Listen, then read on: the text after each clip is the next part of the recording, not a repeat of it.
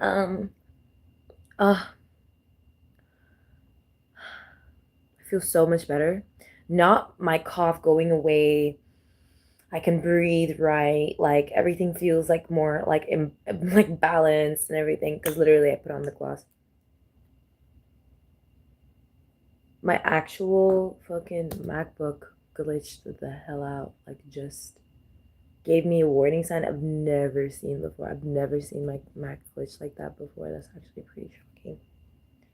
Looked like it just got taken over by some sort of virus, y'all. I was really thinking about putting on my athletic bands, but I was like, no, I don't know. Because my shoulders like really hurt. So I don't know if I should, fuck it, maybe I should go for like, it looks like I have a mullet. When I do this, it looks like I look like I belong on WWE, bruh. Like someone put me in the ring, like for real. Anyways, I'm gonna put my hair up because I feel so like it just feels so masculine. What the fuck? Hold on. Um,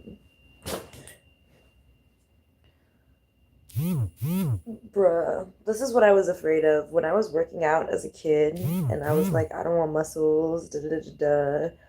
I don't wanna be less feminine. Da da da da. This is what I meant.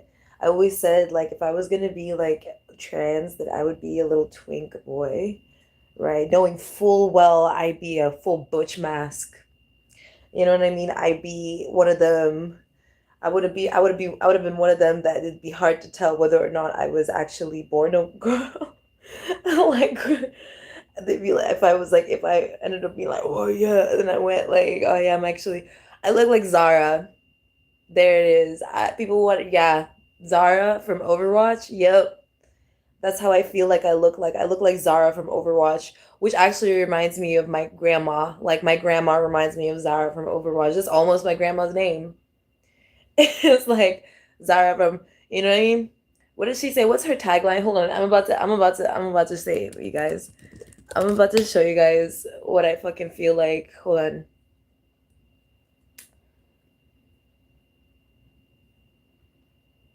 Не по готовности, but something по готовности. Here, hold up. I'm about to blow your mind, y'all. But this is exactly. I feel like Zara from Overwatch. That's who I felt like. Hold on. My whole thing had to restart, you guys. Like I said. But hi guys, welcome to my vlog. I didn't know what to name this vlog, so I called it Screaming, Crying, Dying. I recently went back onto Twitter and I just like I was like, yeah, it's been almost a year since I was off social media. It turns out that last time I was on Twitter was in July. I was like, what the fuck? I thought the last time that I was on Twitter was like last, I thought it was like February or January, February, March or something. July, like, because you know, July, June, July, August, September, that's actually around the time I started working. So July, August, September, October, November. So it's only been about 4 or 5 months since I started. I stopped smoking at that time, like smoking weed and everything. So, but I know it's almost been a year since I stopped posting on social media, which I guess to me is like 6 plus months, because that's like if it crosses the threshold of 6 months, then it's almost a year, you guys. Hey, like I did my part. I did my part. Okay. I don't know why it's pulling up Spotify. That's not what I was clicking at all. What are Zara from Overwatch taglines? Some of her main taglines. Yeah. Zarya, yeah.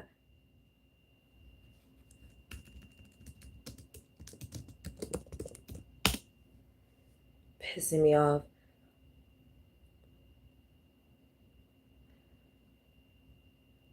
Um,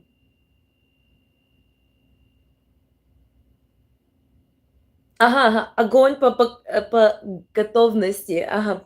Огонь по готовности. Okay, first of all, it does not sound like that's what she's saying. It sounds like she's saying огонь по готовности. Not огонь по готовности. That's two different that's two different sentences, okay? Огонь по готовности, okay? Так точно. Прочь с дороги. I feel like that's what I sound like doing. Прочь с дороги. Огонь по готовности. That's what I feel like every time. Like, bro, I thought I was diva. I thought I was diva. Okay, I thought I was the diva. Nerf this. You know what I mean? Nerf. I thought I was like, you know what I mean?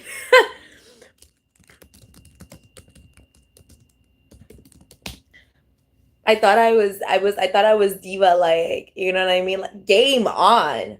All systems fire up and ready to engage. You know what I mean? I'm gonna own all these moves, right? Stick together, let me take the hits, right? Game on, right? Nerf this, right? But no, I'm over here like, огонь по готовности. Так, точно, прочь с дороги. You know what I mean? Like, what the fuck, bro? Like, anyways.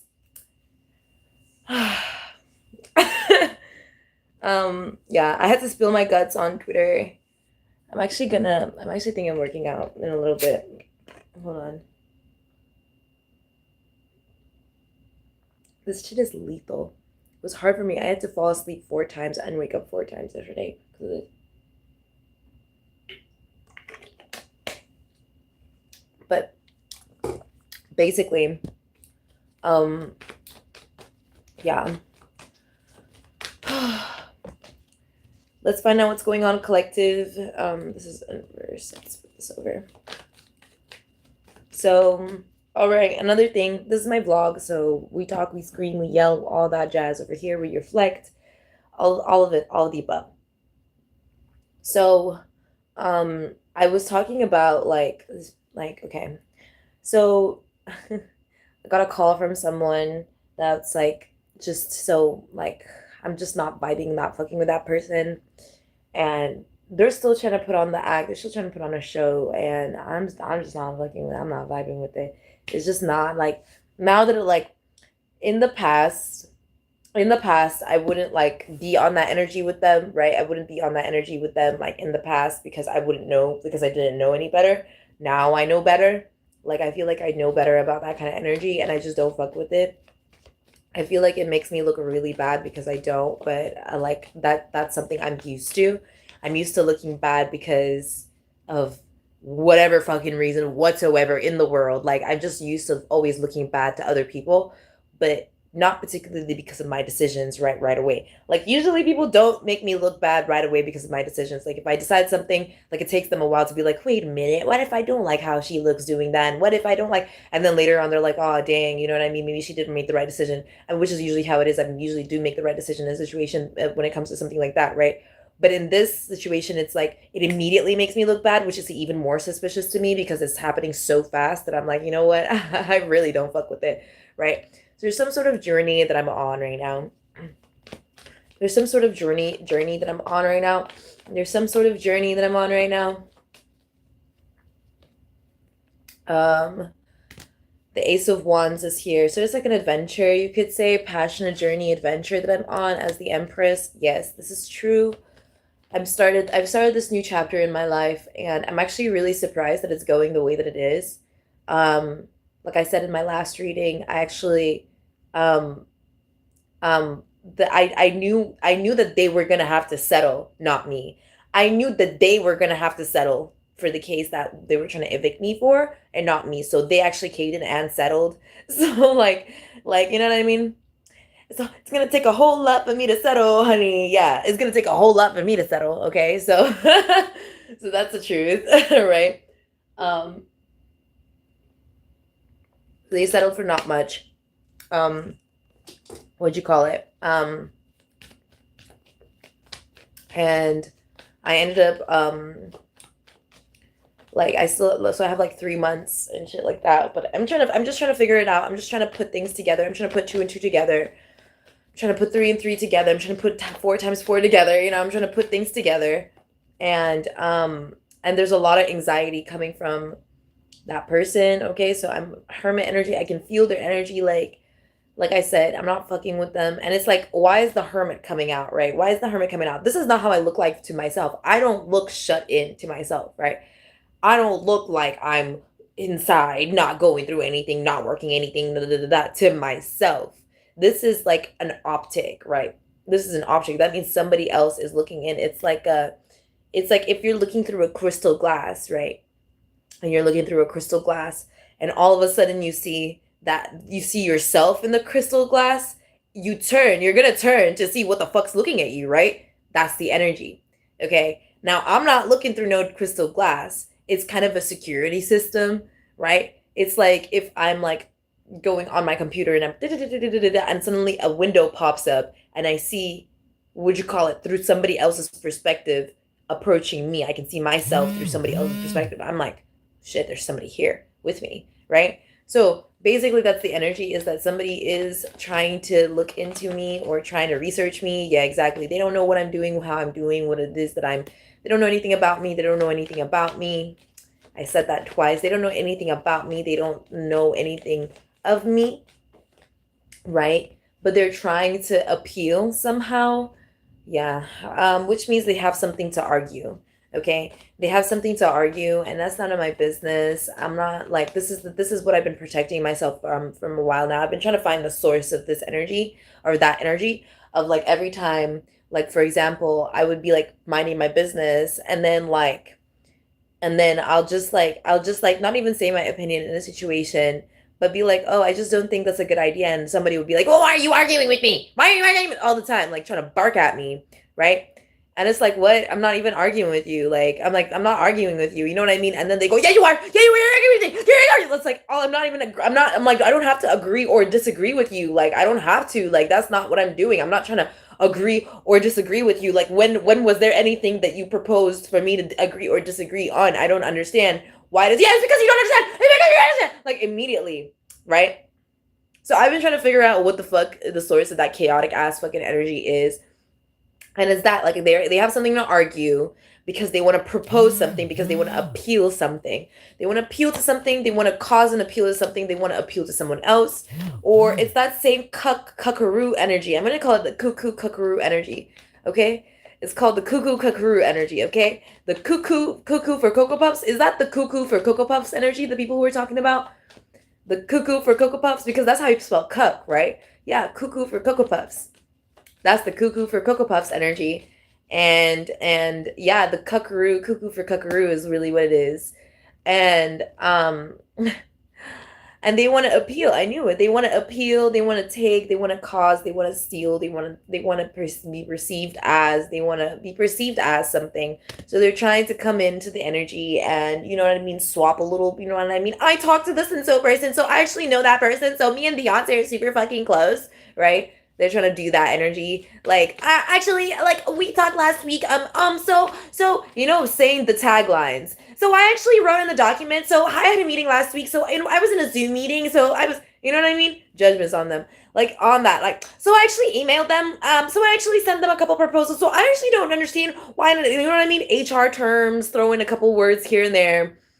You know what I mean?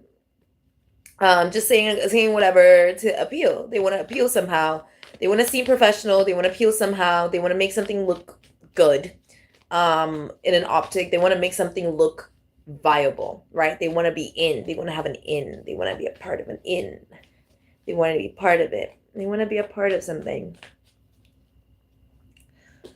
I don't know how that's not even my business, but yeah, they want to like, see what I'm saying? It's like they want to make something my business. They want to understand what it is that's going on. They want to have some sort of intel or something. They want an update. Is that what it is? An update? Is that what it is? An update? Up to date? Bruh. They want to be up to date. These people really think updates and upgrades are the same thing. Updates and upgrades are not the same thing, okay? Okay? Your phone may have an update, but you not downloading the update and then downloading the system to register the update and then upgrading it doesn't mean that you've upgraded. You know what I mean?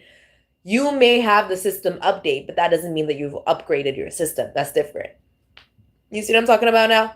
So someone is trying to like confuse people about that. So maybe that's an illusion that's breaking right now. I didn't think that people were like that delusional.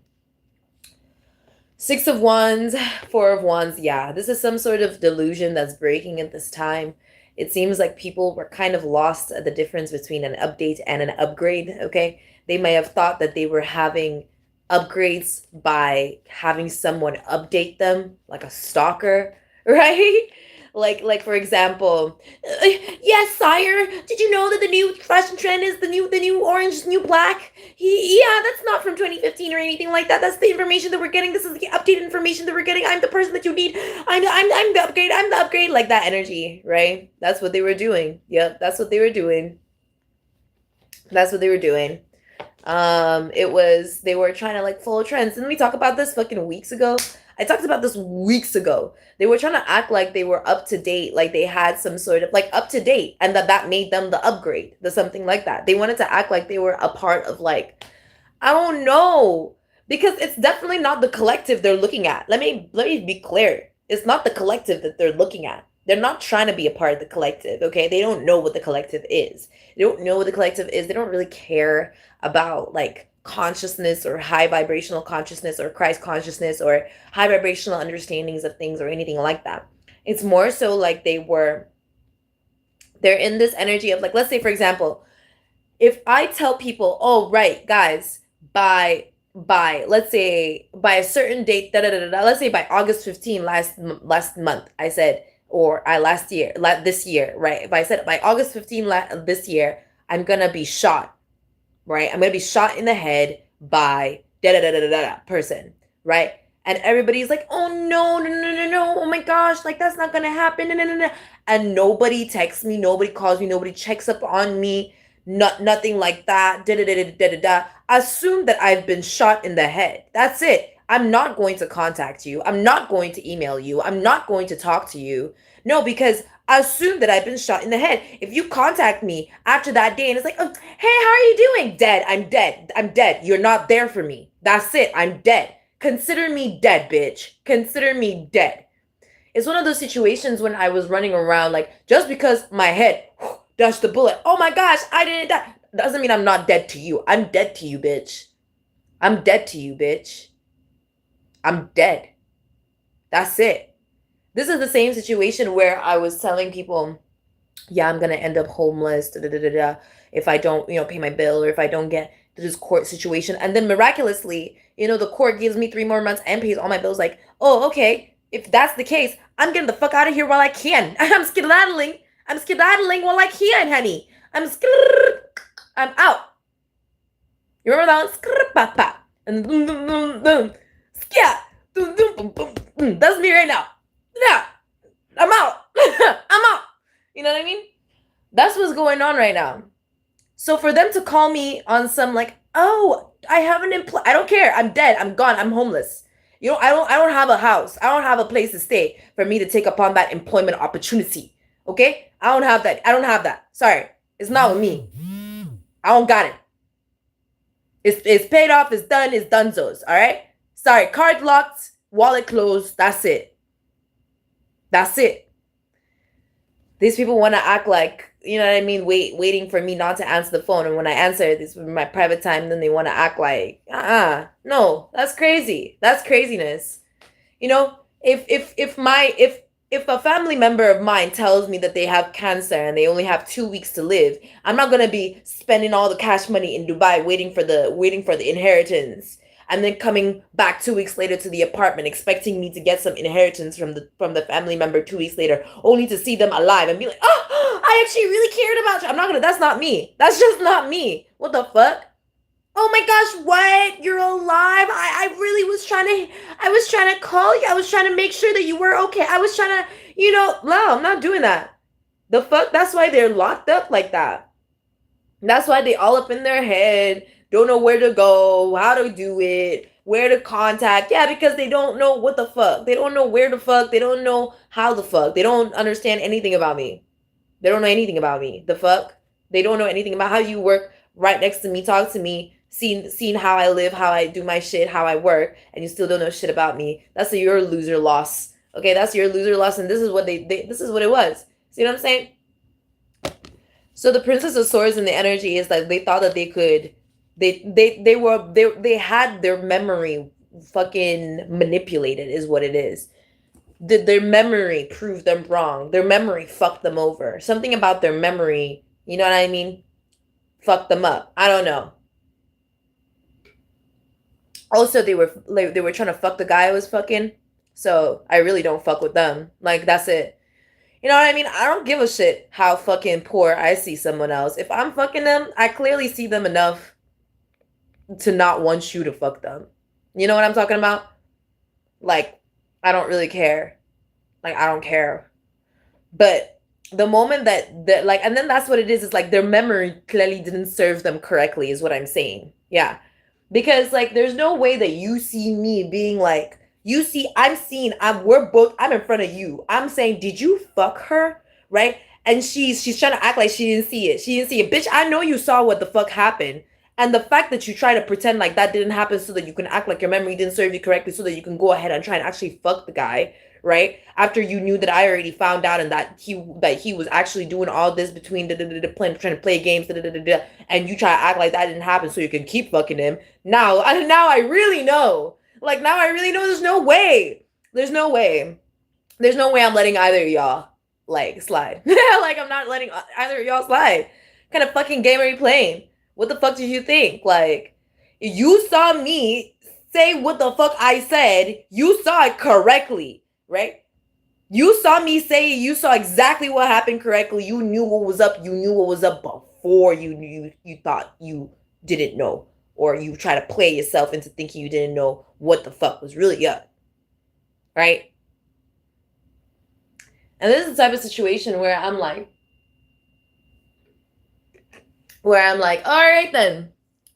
You want to act like you didn't see me confront him about y'all's relationship when y'all were trying to hide a relationship behind my back because he was trying to play you to make seem as if that y'all weren't having a relationship, but he was guzzling that water down because you were trying to coerce him into believing that he was going to get a new job through your hand when you can't even do it for me, someone who is very much capable of getting multiple jobs. So that's the thing. It was like they were trying to play as if like their memory served them correctly, but then they could force other people's memory to cause them a disservice. So now everybody's memories is returning. Everybody is having a memory like fucking awakening, right? Everybody's having a memory remembrance moment. Everybody remembering all of a sudden remembering, right?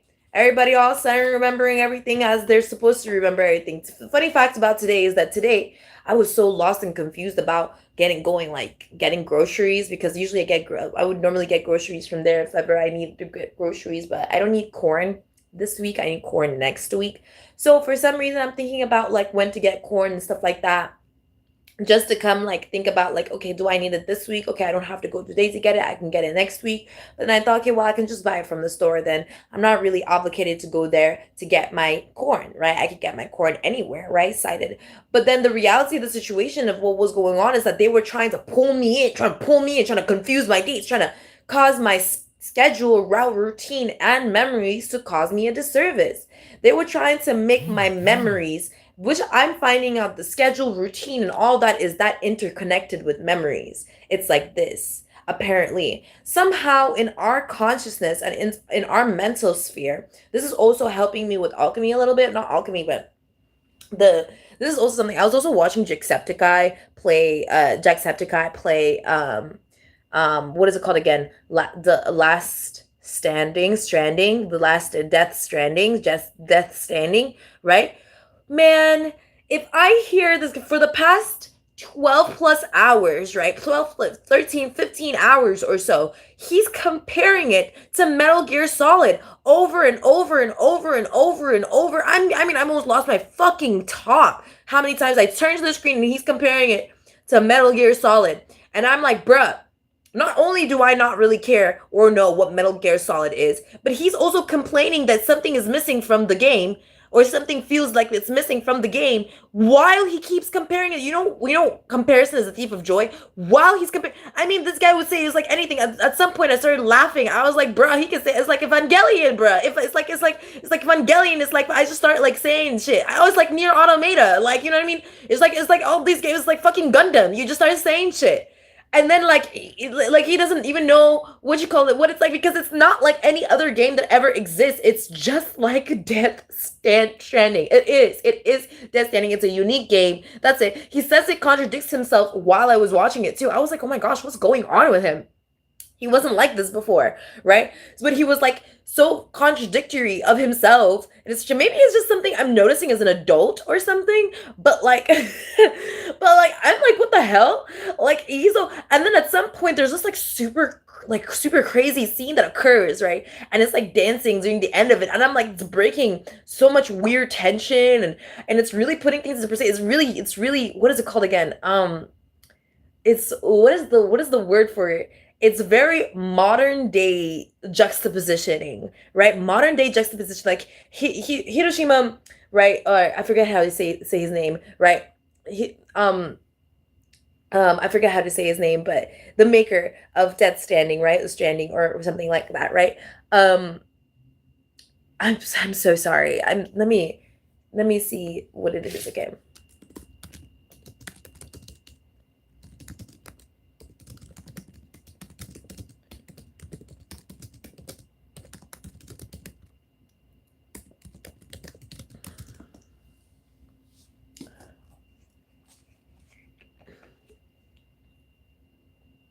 Mm. Kojima, right? Hideo Kojima, right? Made it so that ending part was surreal. It's like a modern day surrealism mixed, because what is 2025 video game, right, about a mech tech future post-apocalyptic reality without a fucking musical, a fucking guitar number, right, with a guitar, a dance, just so surreal, just so out of this world, by a mannequin then playing like a character in order to fuck with your mind, like the absolute fucking animal mundi of it all. Really, like, oh my gosh, like it was insane. Like it was some crazy next level fucking risk taking assessment craziness. And I could feel the naivete. Yeah, I could feel the naivete, the low vibrational. What the fuck am I doing here? Why am I not playing Metal Gear Solid from this fucking guy, Jacksepticeye, that I've been watching? It's like Don't Meet Your Heroes, kind of. And it was like, I'm just noticing this now. I'm like, what the hell? He's so fucking ungrateful. Like, how are you so ungrateful? Like, he's getting the new and improved version of like one of these amazing top-notch games, and you won't stop comparing it to this old stream nostalgic memory. And you know the crazy part, and this is what I'm talking about right there, it's some sort of memory that doesn't serve them correctly. And it's like, I'm like, fuck this, I'm gonna look up what the fuck he's talking about. Bruh, it looked like Lara Croft 2. He's comparing the graphics of Death Stranding in Death. What is it?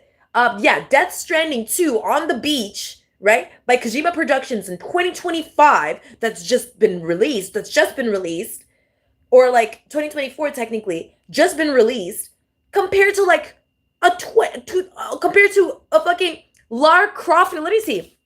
Lara Croft 2 was released when?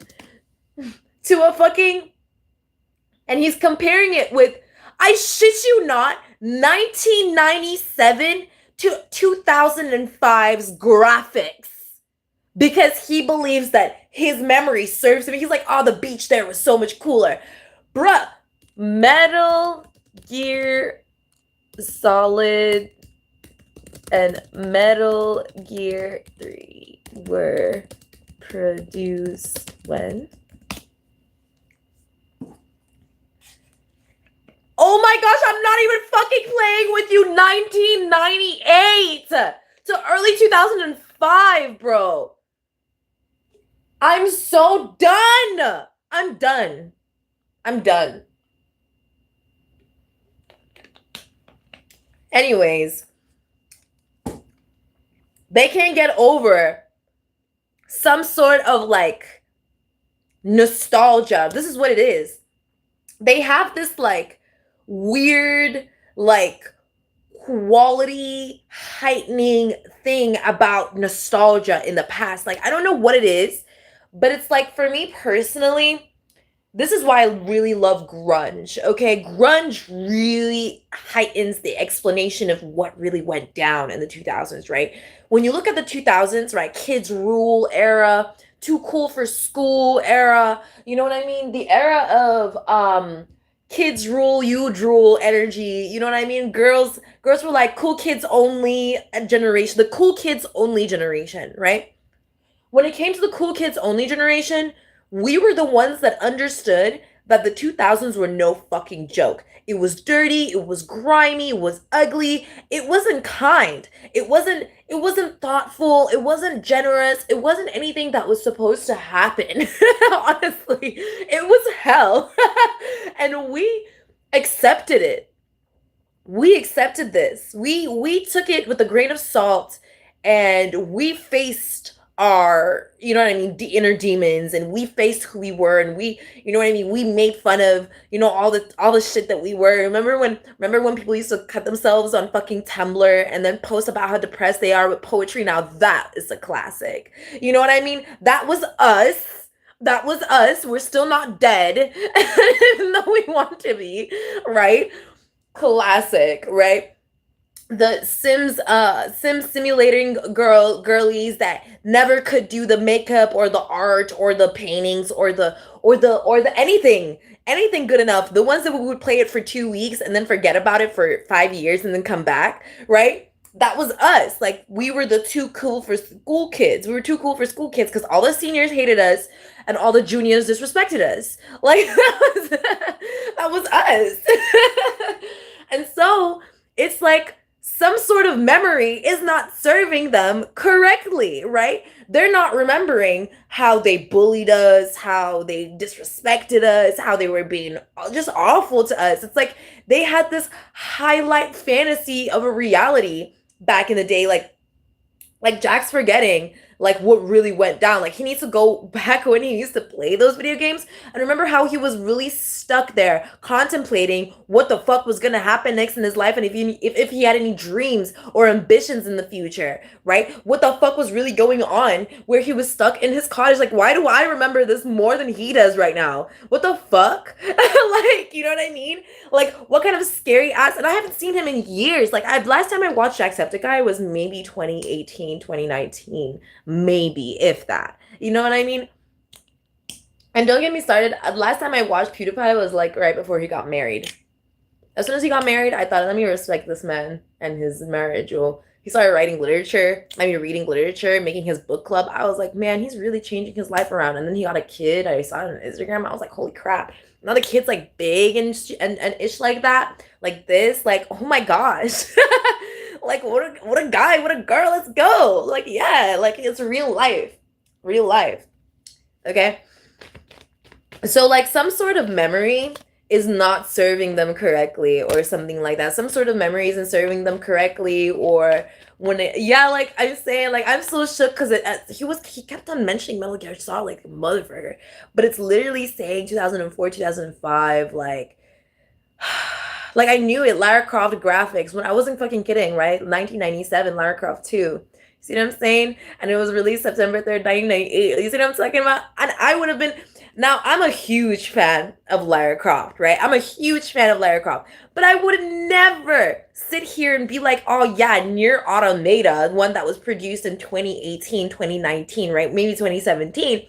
I would never compare Nier Automata 2017, 2019 with Lara Croft number 3 or 2. You know what I mean? Maybe I would compare it like, Lara Croft, the game Lara Croft that I played the upgrade version, so that's what I'm talking about. I played the upgraded version of Lara Croft, which was the mountain. At the time it was talking about the what you call it, the mountains. You know what I mean? The winter and her climbing the mountains, and then it wasn't that, was it? Yeah, it was that. No, was it? No, that was the one afterwards. I played the one where she was doing archery, and she was excavating from a Japanese tomb, right? Hyoshi or something. That was one of my favorite Lara Croft games, right? Only because of the story. I mostly liked it because of the story. I like the background. I love the the actress that played her as well. That was a really good one. But at the same time, I played Lara Croft. At that Lara Croft, at the same time, I was playing Nier Automata. You see what I'm saying? So Nier Automata and Lara Croft had that same kind of graphic simulative adventure energy, right? So if I were to play fucking Metal Gear Solid at the time, it was probably going to be something of this season in comparison to what I played when it came to, would you call it, Lara Croft and Nier Automata in last two seasons. The last two seasons of Nier Automata and Lara Croft would be comparable with current Metal Gear Solid, not Death Stranding, which is fucking remarkable gameplay, mind blowing, completely fucking mind blowing.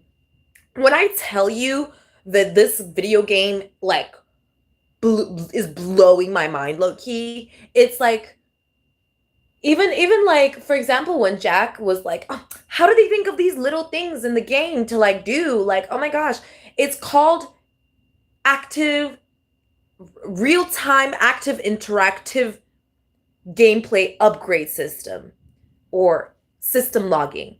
Okay? It's when you're actively demoing a video game for yourself or you're playing a video game and it's like, and you add on to the video game, you add on. It's active development. It's active and live development. Okay? Active and live development is one of the most amazing approaches to game development or any kind of development ever, right? When you're doing some sort of architectural structure or any kind of architecture or any kind of, let's say, modding for anything, right? You are basically building up something that is according to the present time. You're building for the present, which is going to last for all eternity. I'm just be so honest with you. It's going to last all eternity. It's going to age with the time, right? Rather than creating something that's to withstand the time, right? Because then you're thinking ahead of yourself. You're trying to lean on your own understanding of what's going to happen, but you don't know what's going to happen. Only now can teach you what you should be doing. It's blind live programming. That's what it is. It's blind live real-time programming. So I noticed the blind live real-time programming when I had actually seen there was a part of the game where you could take the puppet and throw him up into the air and then like he could capture all the enemies. And then I was like, holy shit. The only way that you could truly think of that, other than, you know what I mean, programming that into the character assessment before, you know what I mean, all that jazz. Because that would take way too much time, especially for Death Stranding, it would be so much effort to put so much thought into one character just for that one particular scene. It wouldn't make any sense, right? But what would make a lot of sense is if some of the programmers or developers were playing the game or developing the game, and then that was that moment of like, dang, you can't really see the characters from afar, or multiple times during the gameplay where it was like you can't really see the enemies from this far. What if you could throw a localized object that would see within the perimeter, right? And then it's like, well, what kind of object could you put on you that's there, right? Without adding additional assets onto the thing to make it easier for the programmers. But then, boom, you already have this puppet, right? That's talking and moving with eyes and da da da da da. And then they bring the asset up, and then they program him, fix the bugs when it comes to that situation. And there it is. Boom, you have an active interactive gameplay that is actively interacting with them. It's so fucking phenomenal. It's phenomenal, man. Okay, so basically, basically that's how I felt about it. But watching Jack, like watching Sean, like play this game so mindlessly and so like inauthentically, and like low key getting bored,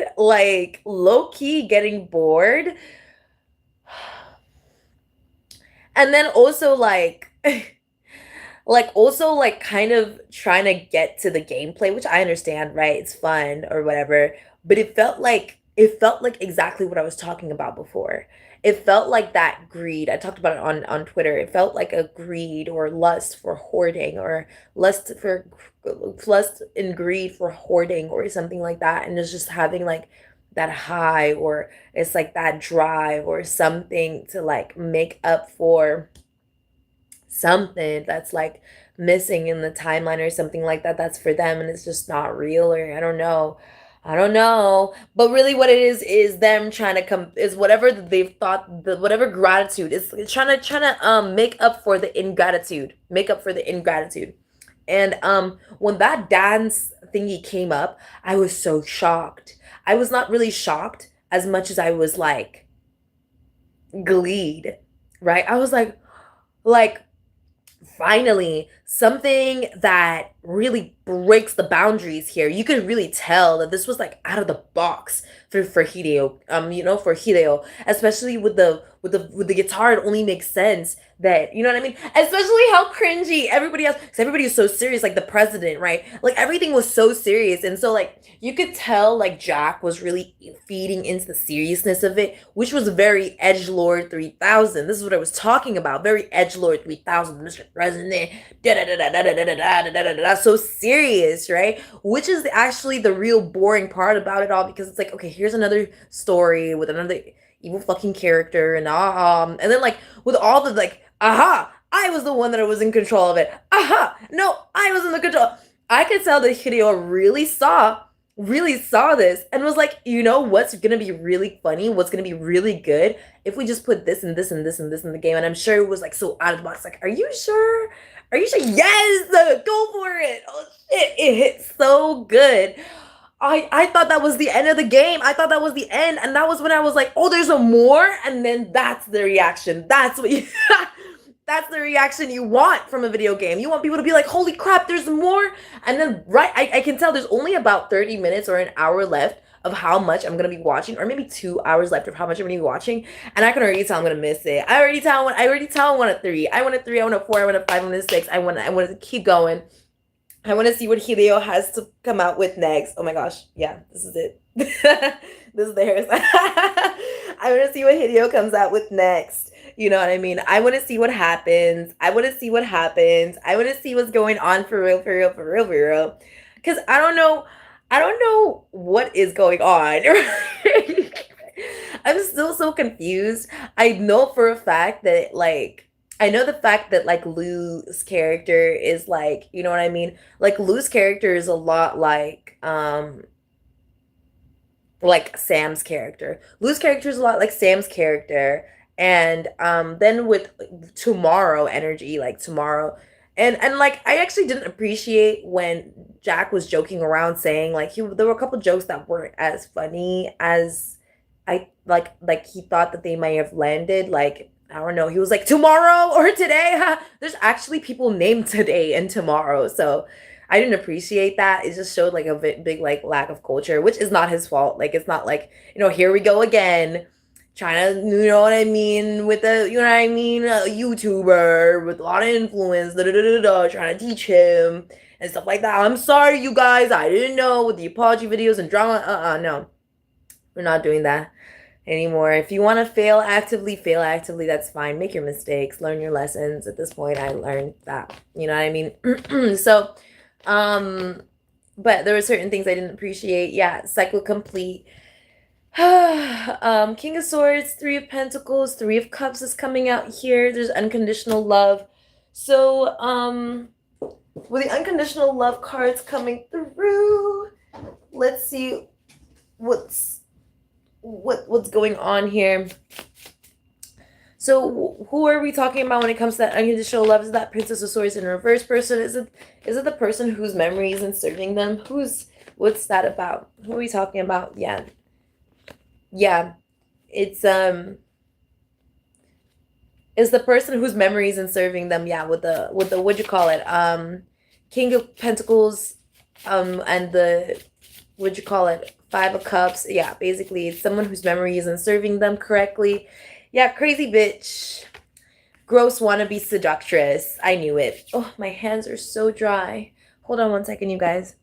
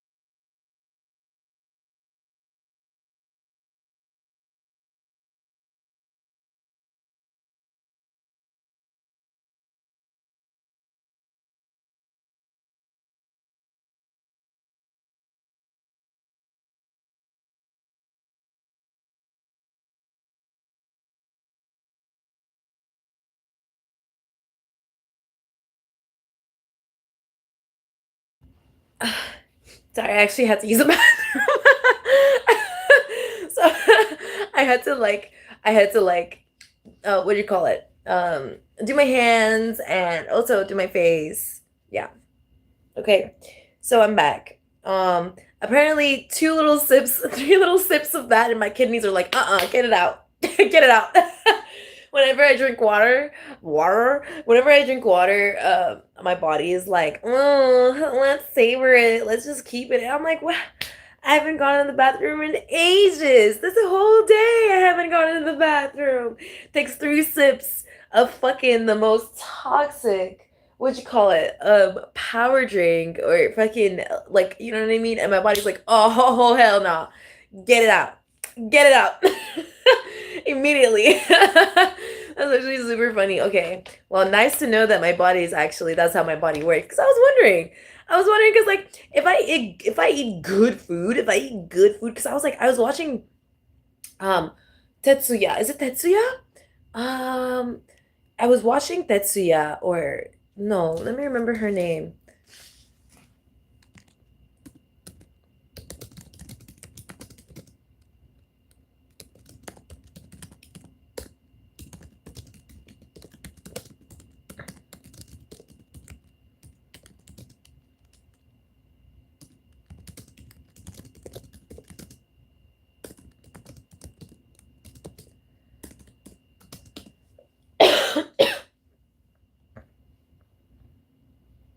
Tsuyang, yeah.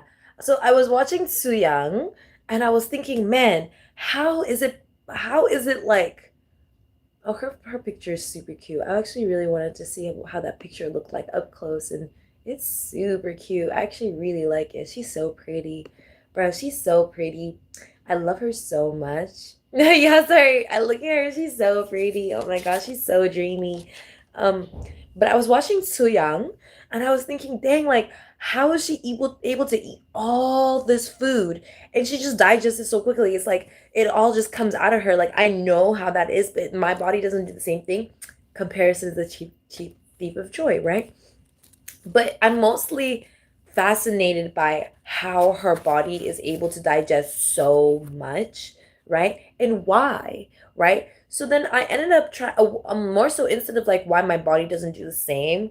It's more so like, and then like I think she in one of her videos she said, "Oh yeah, she's always been eating like this since she was young." And then it clicks. Oh, okay, it's like since she was young she's been like this. Okay, that makes sense. It actually does make a lot of sense because your stomach gets used to that. For me, I didn't get to eat a lot since I was young. You know, the most I would eat is 6 times a day, and and like I you know what I mean. I grew out of it, so you know what I mean. And then I grew out of it because I only did that for maybe 3 years. You know what I mean. And then after that, I was you know what I mean. And now I just eat as much as my body. But if I eat like junk food, like if I eat junk food, like it leaves my body very quickly, right? If I eat a lot of junk food like it leaves my body very quickly because I don't digest it, right? I just don't digest it. My body just doesn't digest it.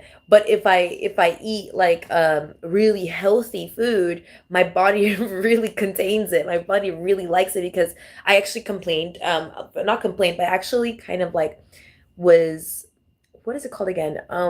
Petitioning for my body to take in more vitamins and minerals and all that stuff from the healthy food I eat because I explained like healthy food is very expensive nowadays, especially cooking it and the energy to cook it and stuff like that. So if my body isn't retaining as much, I might as well just eat junk food and get the exact same amount of you know what I mean you know what I mean, but that would also take more to digest, which means that I would just not be I would just wouldn't be able to sustain my life. Like I would die, you know what I mean? So actually, like, my body did like, you know what I mean? My body listened to me and I listened to my body and God listened to us and stuff like that. So now if I eat healthy food and I'm making sure that I'm eating healthy food, then it stays and retains in my body for a longer period of time so that I can digest it properly and stuff like that. Right? Communion energy. Okay, so what was coming out then now is like some sort so gross wannabe seductress crazy bitch, there she is. Okay, the gross wannabe seductress crazy bitch, I'm not sure why she's coming up. I left the cards over there. Ooh, let me not expose myself, give me 1 second. I don't know why she's coming out, you guys. I'm flipping the cards. Oh my gosh. Oh, I exposed it anyways. Yes, I'm wearing boxer shorts. No, they're not anybody's boxer shorts. They're my boxer shorts. I bought them, okay? They don't make boxer shorts for women like they make them for guys. I like the little hole. It gives it a little, you know what I mean? Pizzazz, all right? Just let me be, all right? Jeez.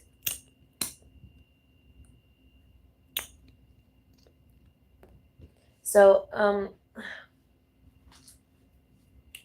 oh, I also got these Skittles. They're apparently tea Skittles. They're like tea Skittles. I'm also excited. They can't stand it when I fulfill my dreams.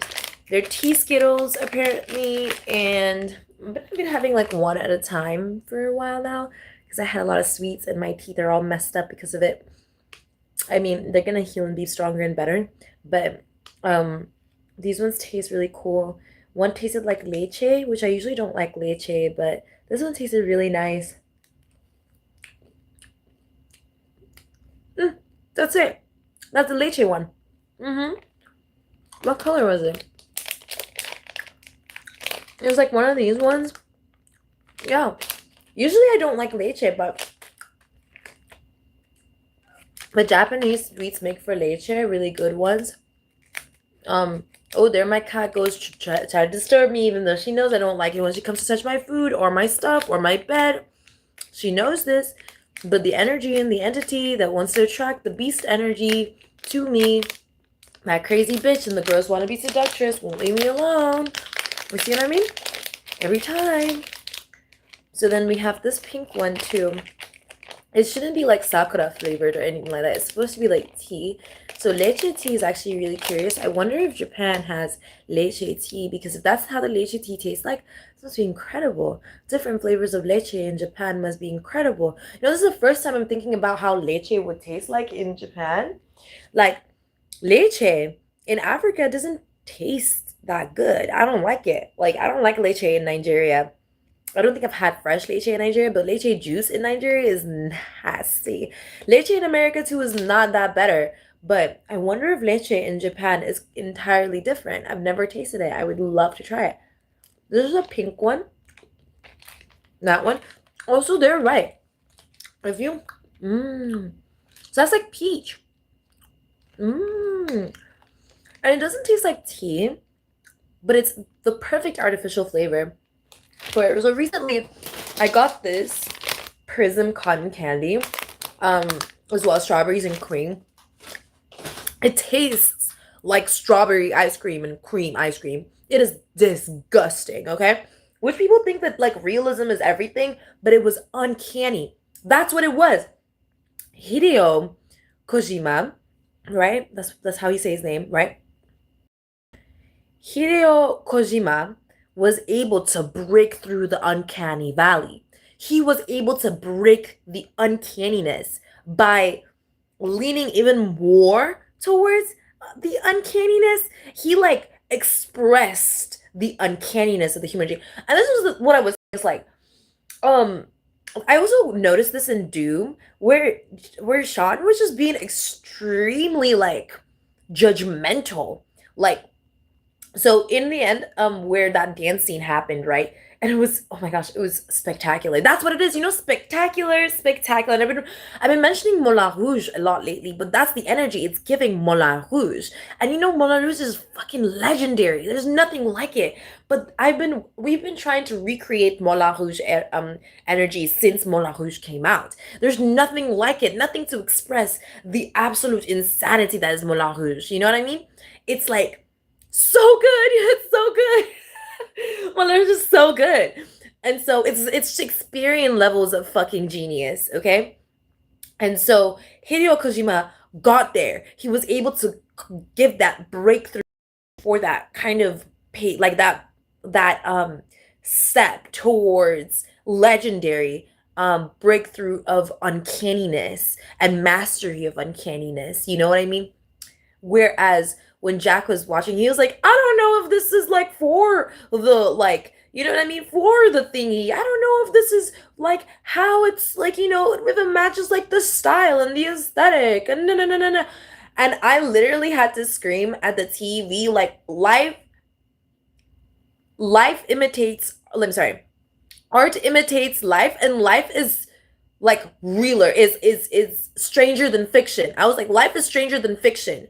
The more you can show how insane life is through fiction, through art, the crazier people can really understand, the more authenticity people can see through the art of the life, the more authentic the life appears behind the art. You see what I'm saying?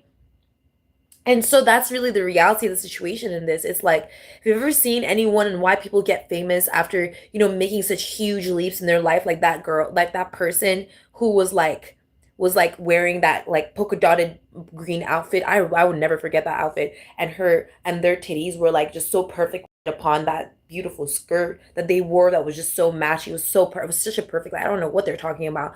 Like, but they're talking about like living fashion, like living art, rather than like your basic stereotypical da da da da da, right? And like living through art and fashion, right? And not seeing it as like, you know what I mean? Long story short, they have their own views and stuff like that. I don't want to really get into.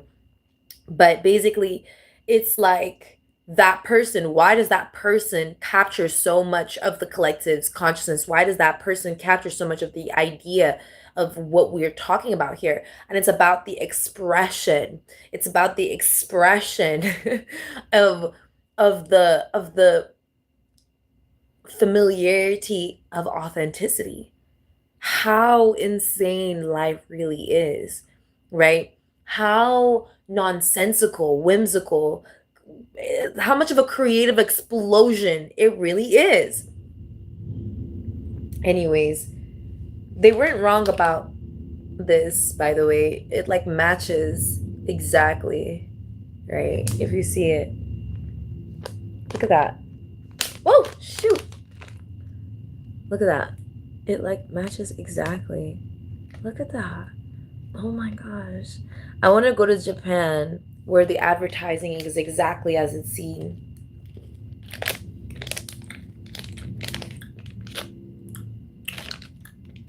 That one's a leche too. Okay. So what about that crazy bitch again? The gross wannabe seductress and whatnot. I'm not going to accept that energy in my energy field. I'm not going to be treated as that anymore. Okay. Yeah, false smartass that can't uphold some sort of regret hunger, that's a light worker wannabe, that's envy hungry, trying to get rich quickly. Let's trying to attract an emperor in reverse that can't uphold some sort of emperor reverse attraction. I mentioned this before. I did in this same reading. It's the cuckoo for what is it again called again? Cuckoo for kookaroo? Cuckoo for kookaroo? Cuckoo for kookaroo? Right, basically they're trying to attract some sort of cuck energy. They want to attract a cuck or something. They want to attract a cuck real bad. That's what it is. They want to attract a cuck. They want to attract a cuck. I don't know how to explain it. If you're that karmic bitch, okay, and you're trying to attract some sort of cuck, okay, I'm sure this is like the hardest thing for you to do. But cucks are attracted to people who they're not supposed to be with, right? It's that narcissistic combat that they have with themselves, okay? We know you want to attract that cuck, okay? We know you want that cuck to see you as the one and only karmic bitch alive, his main bitch alive, his one and only. We get it. You want him to leave his wife, destroy everybody's reputation, and stand Bonnie and Clyde 10 toes down with you. False ass, smart ass. We get it. You would do anything to have that dick, but that's just not how it goes. Okay? It's his karma. It's your karma. All right? He will never want you. Unfortunately, he wants everyone else but you, unfortunately. It's not unfortunate for you, Ivy. It's unfortunate for us, those who have to deal with it. Okay? So, I don't know how else to explain, but that's another thing. I think that's where their memory gave them a disservice. They must have thought some sort of karmic cuck. That's why this card is empty. I was wondering why the card is empty. Wait, hold up. What color is this? Okay. Hold on one second, you guys. I'm gonna have to grab my pen.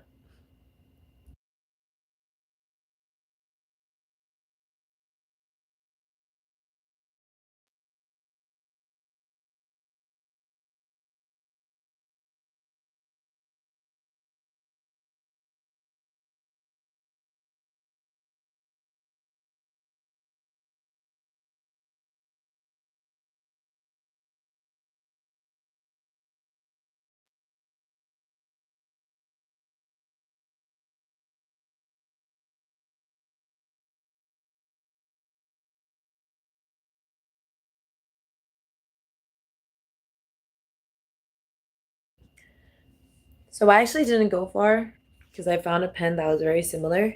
So karmic cuck.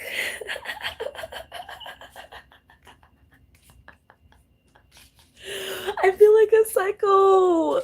Why am I so psycho? Look at all these crazy ass motherfuckers that I've met in my life. I fucked some of these people. I fucked most of these people. Like, holy crap. Some of these people have licked my vagina.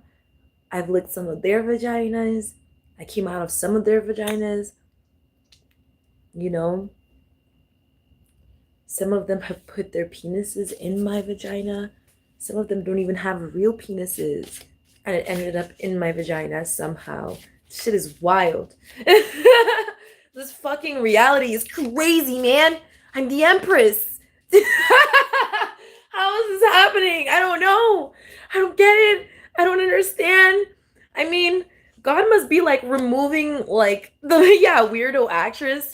God must be like completely breaking stereotypes or something. God is like, you think you know what modesty is? like, I'm like, please, why are you using me as an example? I can't even ask that because that's how I get punished. The reality of the situation is like I'm the Empress. Anyway, weirdo actress. A weirdo actress is coming true. I mean through, or maybe that's what she's being seen as, a weirdo actress. Nah, looks like the karmic cuck is pissed. You know when it's giving. Okay, so for those of you who really know, what'd you call it, like who really watch Death Note, right? If you even if you didn't finish Death Note or you weren't a huge fan of Death Note, one thing that you know, right, is that let me see. What was the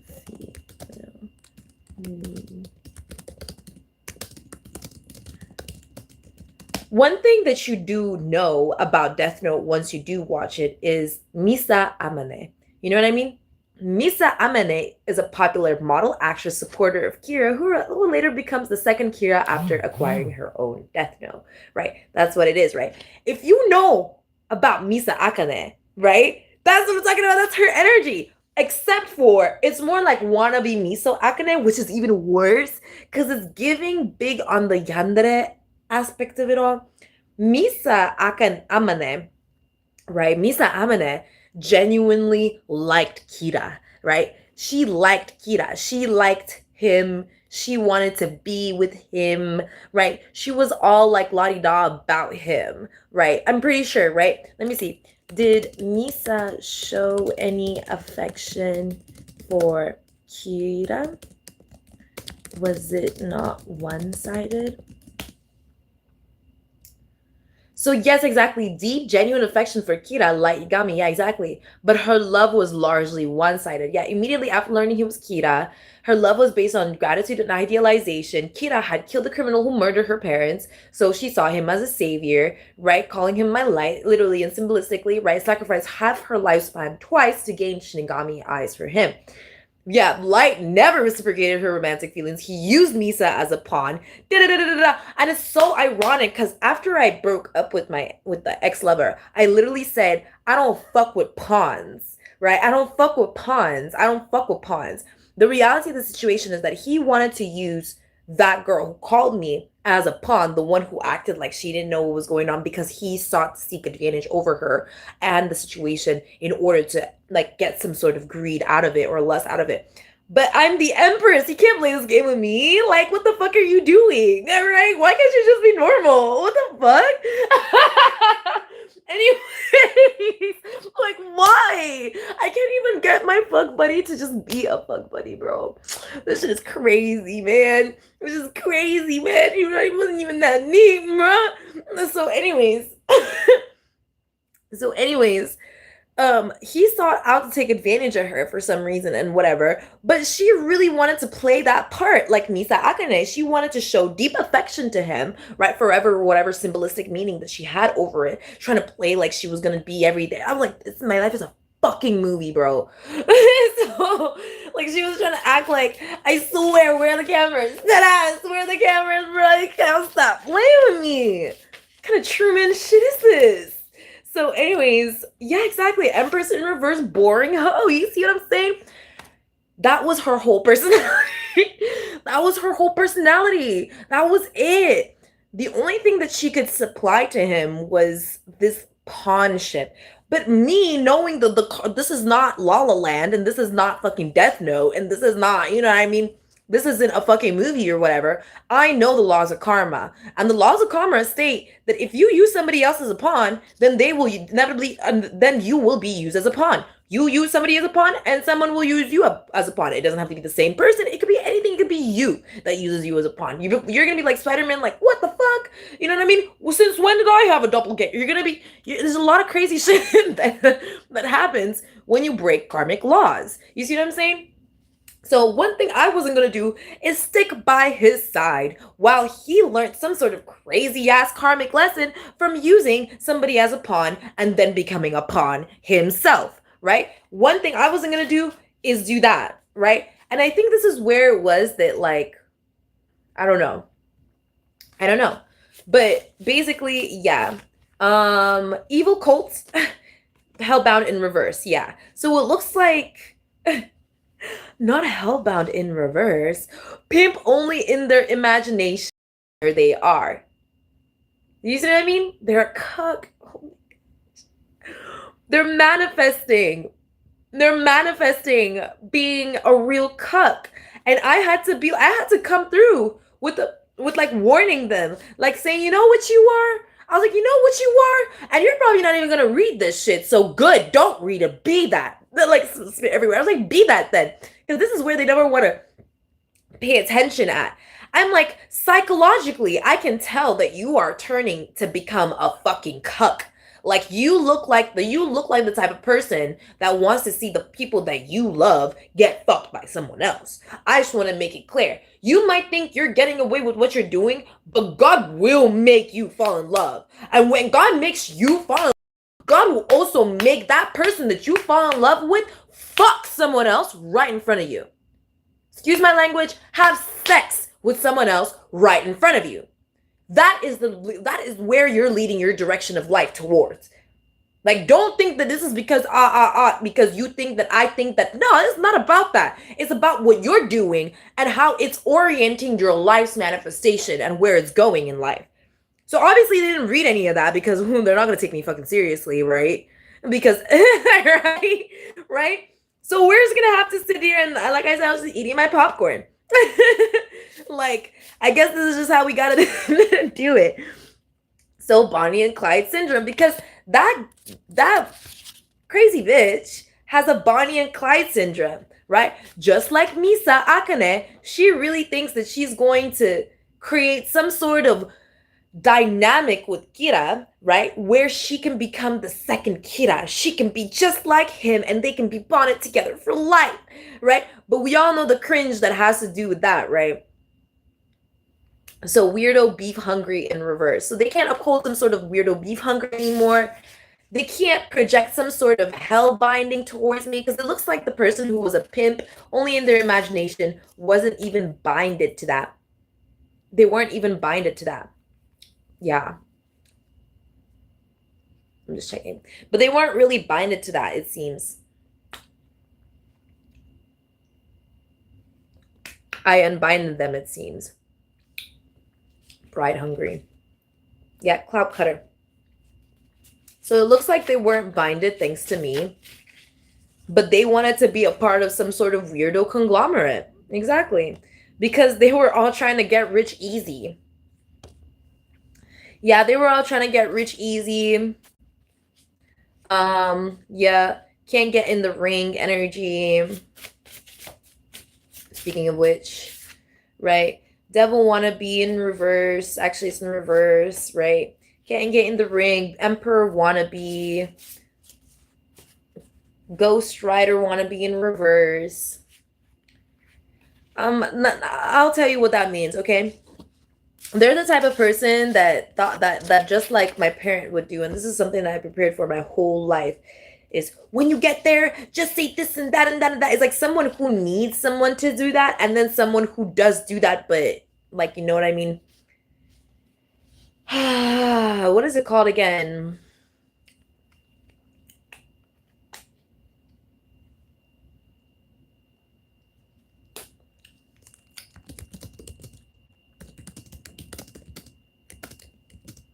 Like a PR coach. Yes, that's what it is. So they have one job. That person has one job. That person's job is to supply people with the jobs. That's it. Supply people with the appropriate job. That's their only job.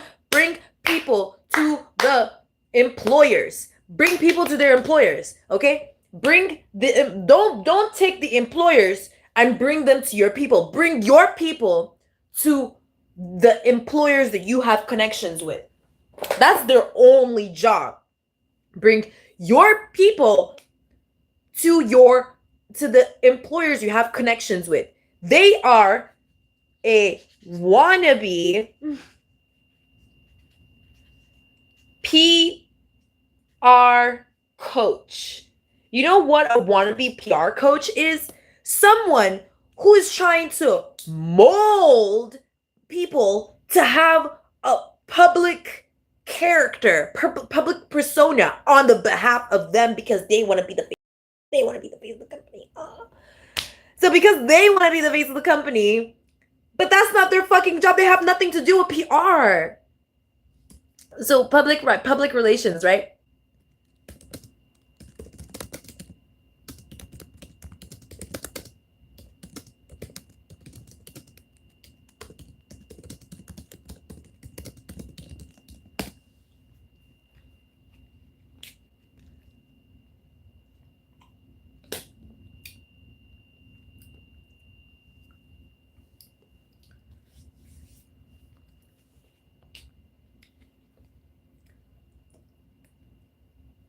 Yep, public relations. A PR manager, so helps train or advise individuals, influences executive artists on how to manage their image, speak in press, build positive public engagement. Yeah, they thought that they were a fucking PR manager, aka PR coach. They got hired for a fucking job as a what is it? Employment management. You know what I mean? Employment.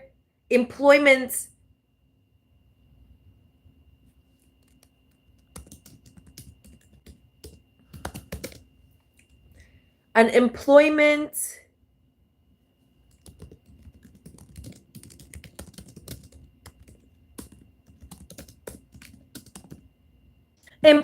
development coach. Is it employment development coach? Yeah. Employment development manager. They were hired as an employment development manager. Right? Thinking that they are a PR coach.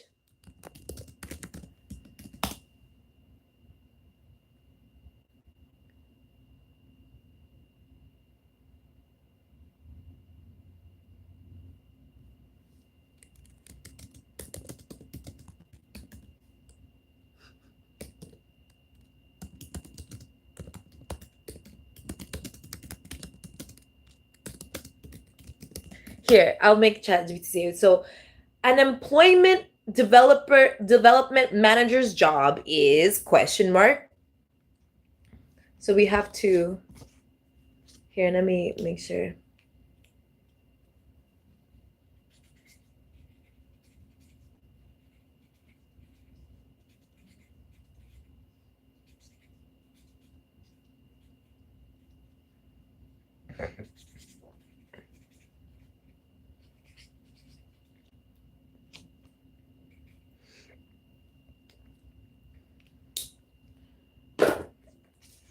So an employment development manager, right? Here it is. Design and manage employment programs, develop initiatives and connect job seekers with employers or training opportunities, coordinate training and workshops. Okay. Work with employers, supervise staff, monitor outcomes. That's it. That's it. What is the job for PR managers and coaches? Okay, here it is.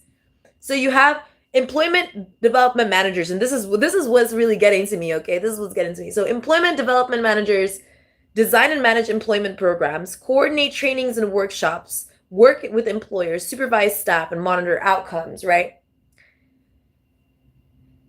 and then you have PR managers and coaches. Okay, my shit is glitching out because now it's like really coming to like realization. Like we're all coming, everybody's waking up like, wait a minute, what? Because like they were trying to act like they were trying to always, they were trying to like, first of all, when I was trying to get a job, right?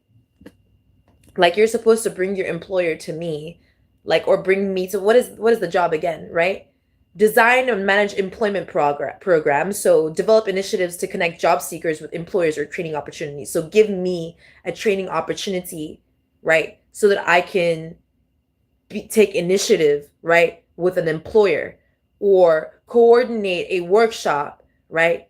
Like resume writing, interview prep, or technical writing, or build a relationship with local businesses and then identify hiring needs and create placement opportunities so that I could get placed for something, right?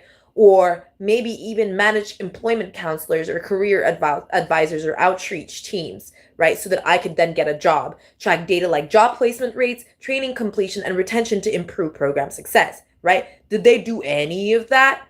No, let's ask the question. Did they do any of that? No. They sent me a motherfucking Craigslist link and was like, here, try this, while they were trying to fuck my nigga. That's what they were doing. They were trying to fuck my nigga, have sex with my lover, while pretending that they were doing their job. You see? And they were getting paid for it. Because why is this man coming to me telling me that the reason why they're listening to them is because they're getting paid $80,000? Why the fuck do you know that? Why do you know that? Because you don't sit and talk and have a conversation on a regular basis while y'all fuck? Or what is it? Do you make her suck your dick because you're asserting dominance? Right. Shut your bitch ass up. I'm so sick of this. I'm so sick of this. I'm so sick of this. What the fuck? I'm so sick of it. So basically, I'm so tired. Like, what the fuck? It's ridiculous. Like, it wasn't even that deep. You have one job. Keep it. That's it. Keep your, like, you have one job. Keep your job. Keep the job you already have. No. He wants to go and listen to some whore, lose his job, lose his housing, lose his children, lose everything he's doing, and then wants to come tell me about how I'm the one that has to be his bitch. Honey, not even dog want to be your bitch. Not even real bitch want to be your bitch. I don't know what the fuck he thought. Anyways, PR manager, public relations manager, or a public coach or media coach is someone who is responsible for writing or distributing press releases, media statement, and official announcements, plan media campaigns, handle publicity events, manage crises. You see, coordinates with journalists, oversees social media presence, and ensure consistent brand voice, monitor public perception. It's like kind of like my job, right? So media training, right? Teach clients how to speak confidently in interviews on TV or social media, right? Is teaching clients how to speak confidently in interviews, TV, or social media the same as what'd you call it? Partnering with organizations, schools, or community centers to help participants gain skills like resume writing, interview prep, or technical training?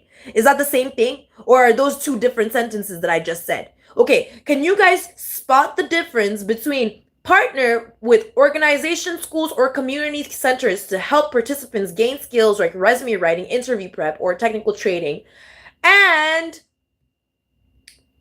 the sentence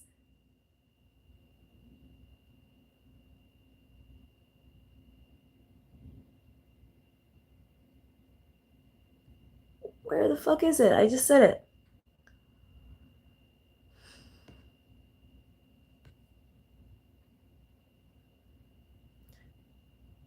Where the hell is it? Oh, and the sentence, teach clients how to speak confidently in interviews or TV or social media. What is the problem here? When it comes to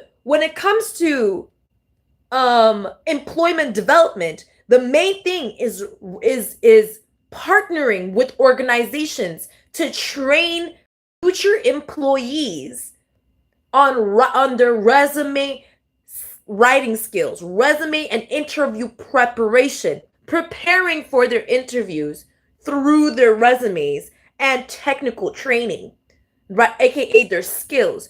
Whereas a PR coach, specifically a PR coach, is someone that prepares, right?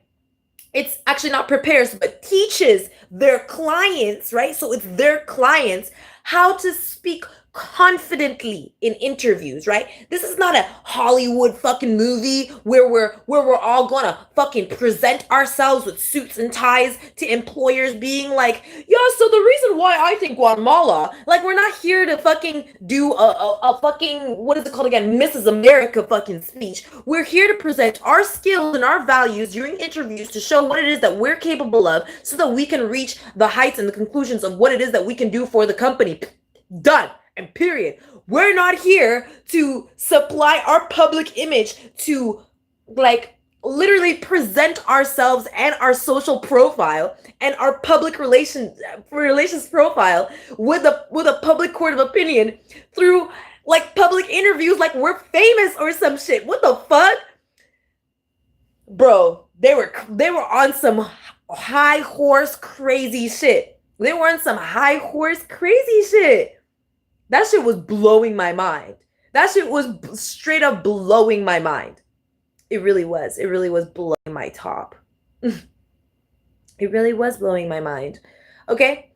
So basically, media training, teach clients how to speak confidently in interviews or TV or in social media. Personal branding helps clients define the project, their image, values, or key messages. Speech and presentation coaching, prepare them for public speaking or events. Crisis response coaching advises on how to handle tough questions or negative attention. Social media etiquette and storytelling help refine tone and engagement strategies online. Basically, PR manager does hands-on-hands media and brand management. PR coach helps people develop the skills to handle public attention effectively, right? And then what'd you call it? So the person who's calling me went on to tell me, oh, well, people are just not gonna take it because of your, you know what I mean? Because your makeup and you're this and you're that. And when you do this and you're that. And I'm like, she's trying to be a PR coach. This is what you're supposed to wear. And this is how you're supposed to act. And this is how you're supposed to speak. Bitch, what? You're acting like we're on fucking Who Wants to Be a Fucking Millionaire. You know what I mean? I'm just getting a fucking job. Pays me minimum wage. Like, you're acting like I'm about to be making fucking 80 an hour.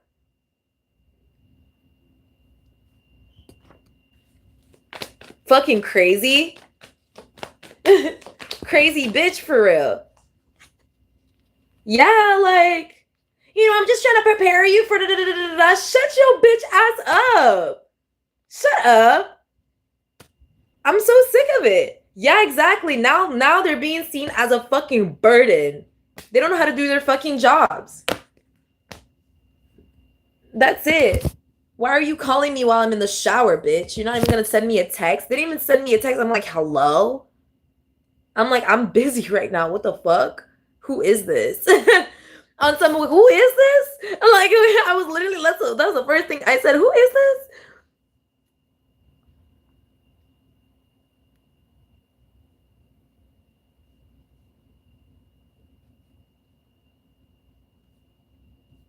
I'm not seeing. Let me see if they even sent me an email.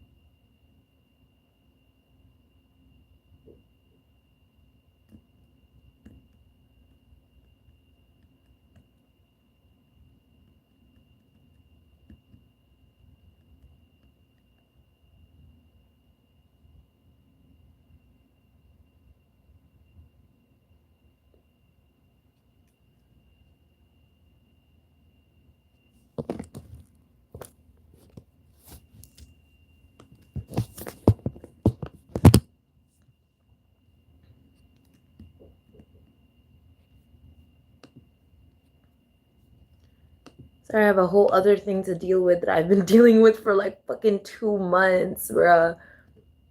Just never fucking ending, never fucking ending. You know when people are like, oh, they didn't come in the next 2 seconds. Well, I'm gonna go in the next fucking and I'll return in 5 hours type shit.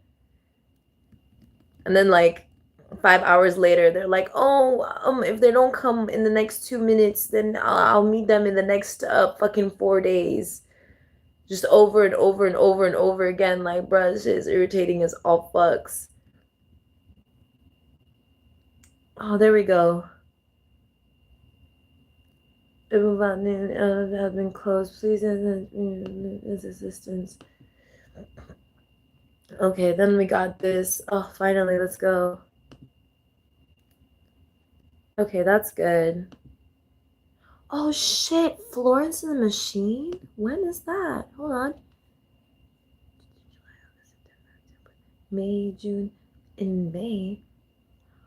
Holy shit! Stop Cat's Eye! Isn't their fucking shit expensive as fuck? November 20th? When?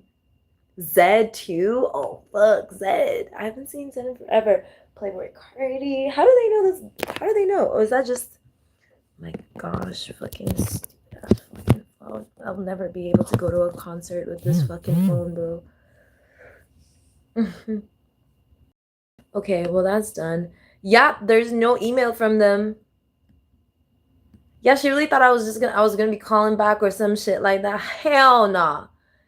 I'm not doing none of that shit, crazy bitch.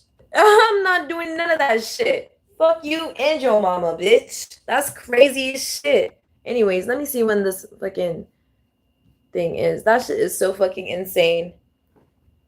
That shit is so fucking insane. Look, it's actually so fucking crazy. Ain't no way. Cause like she didn't send me an email or anything. Last email she sent me was a Craigslist link. You're telling me you're an employment fucking manager? Development manager? How did you get your job? For real. Irving, Texas is insane.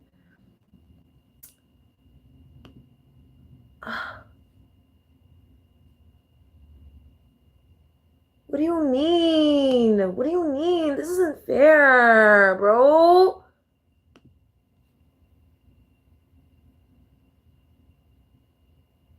You are sending a high number of requests from your network. This can occur from using a public network of VPN or proxy service. It's because these people are all up on my computer, innit? They're all up on my computer. Let me through. I want to see the Florence and the Machine fucking works. This is not fair. You see what I'm talking about? I can't do shit. Like, I genuinely can't do shit. Like, I can't do shit, bruh. Like, this is what I gotta deal with. I gotta get a new fucking computer. I have to get a new computer. Yeah, look, oh no, your system thinks that you're no robot. Alright, fuck your system then.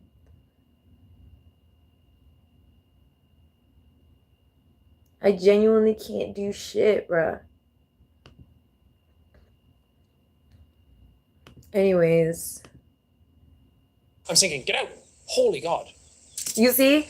I literally, not me literally switching on, because I literally switched on Metal Gear Solid.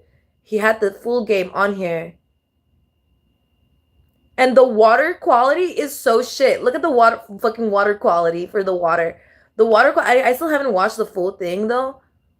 But I'm looking at it. I'm glad that because he uploaded the video for the other ones long before. But looking at the quality of this, it's so shit. It's so shit. It's so shit. It's so shit. It's so shit.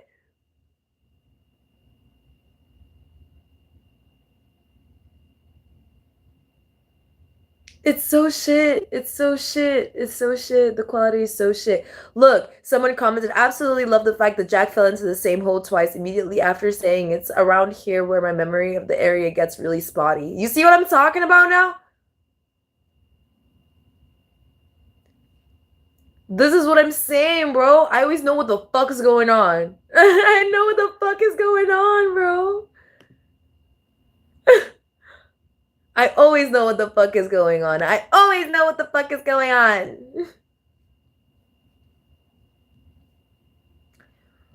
Oh my goodness. Look. I can't make this shit up. The identity system that asked me to do an identity test said liveness check, mandatory.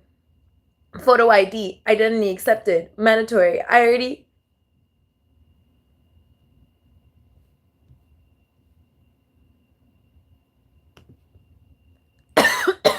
Let me see, it'll pick it up. 13301. Is it gonna pick up? Is it gonna pick me up?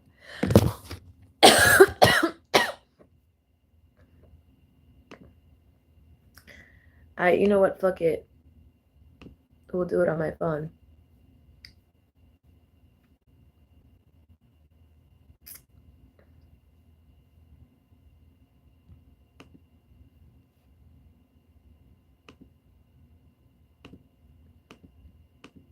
Okay, so this one is a whole different thing. But basically, wannabe PR coach is being fucking seen as a burden. Oh, yeah. They're being seen as a burden. Oh, you know something? I just remembered that I didn't put any okra stew. Did I not put any okra stew on my thingy?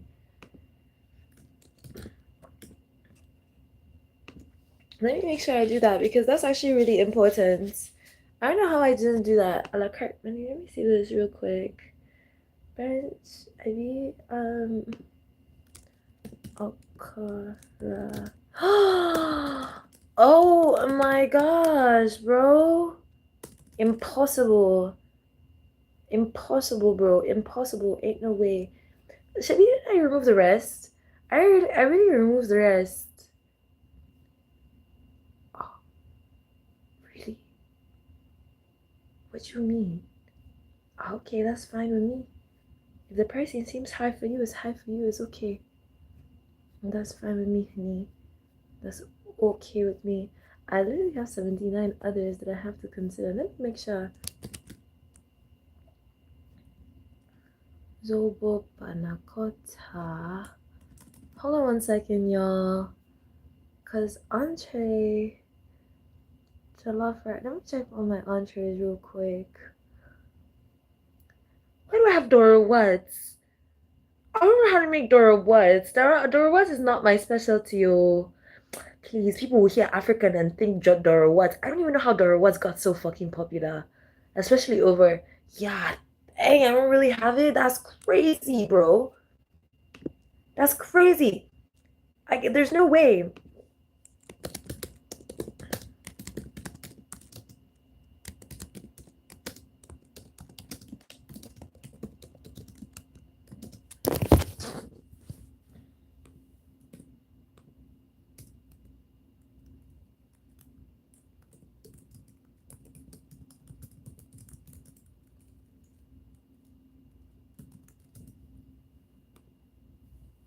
Here.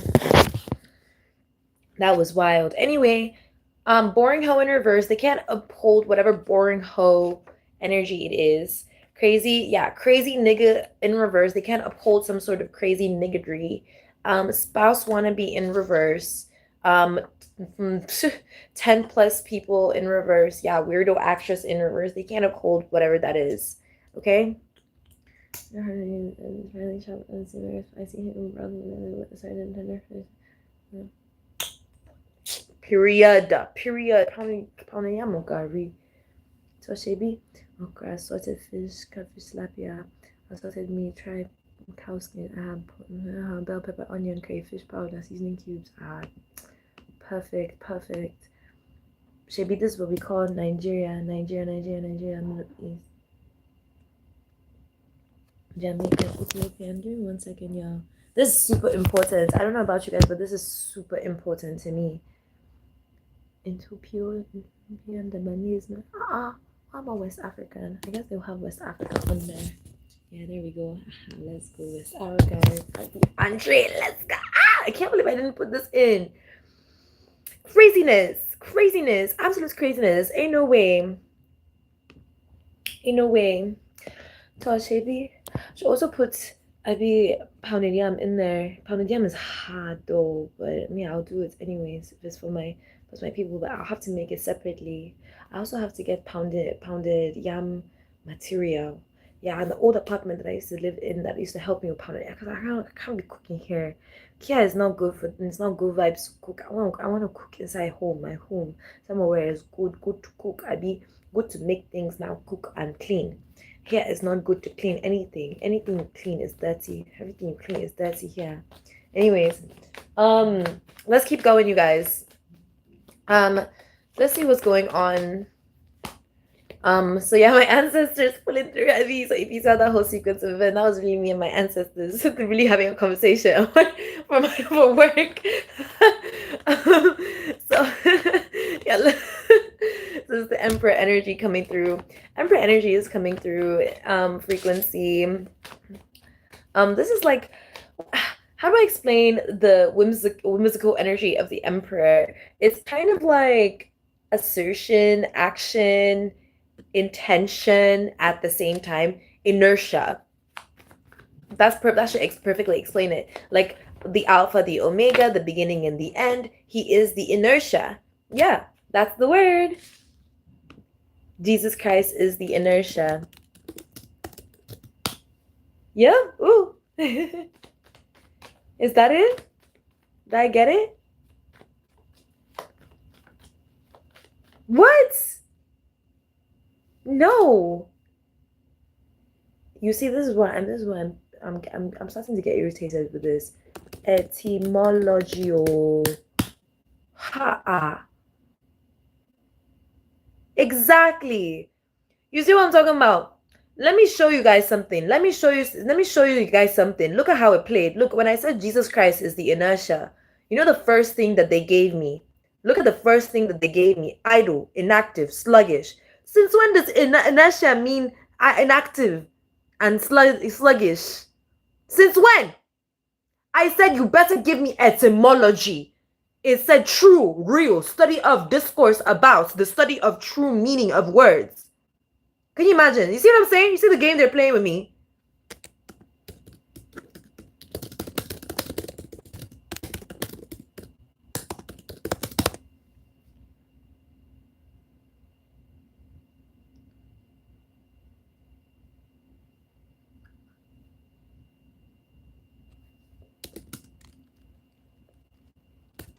No way.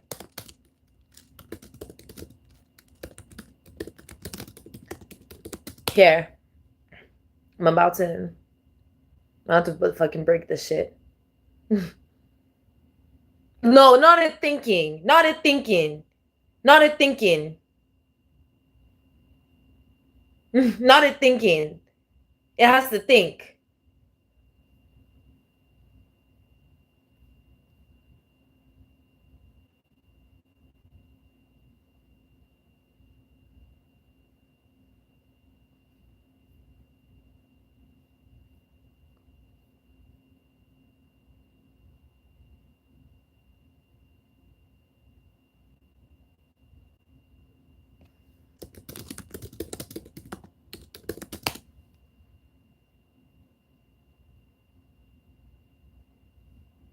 So that clearly must not be the word that I'm looking for.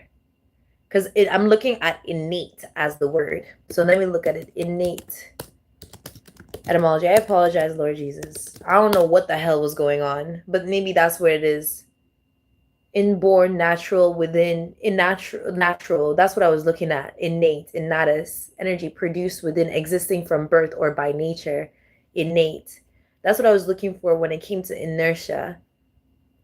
So what I knew inertia to be was the starting form, right? The beginning, basically, the energy of the beginning. That's what I knew inertia to be, is the initial like energy of a certain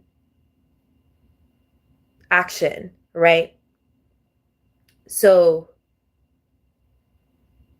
this is really pissing me off.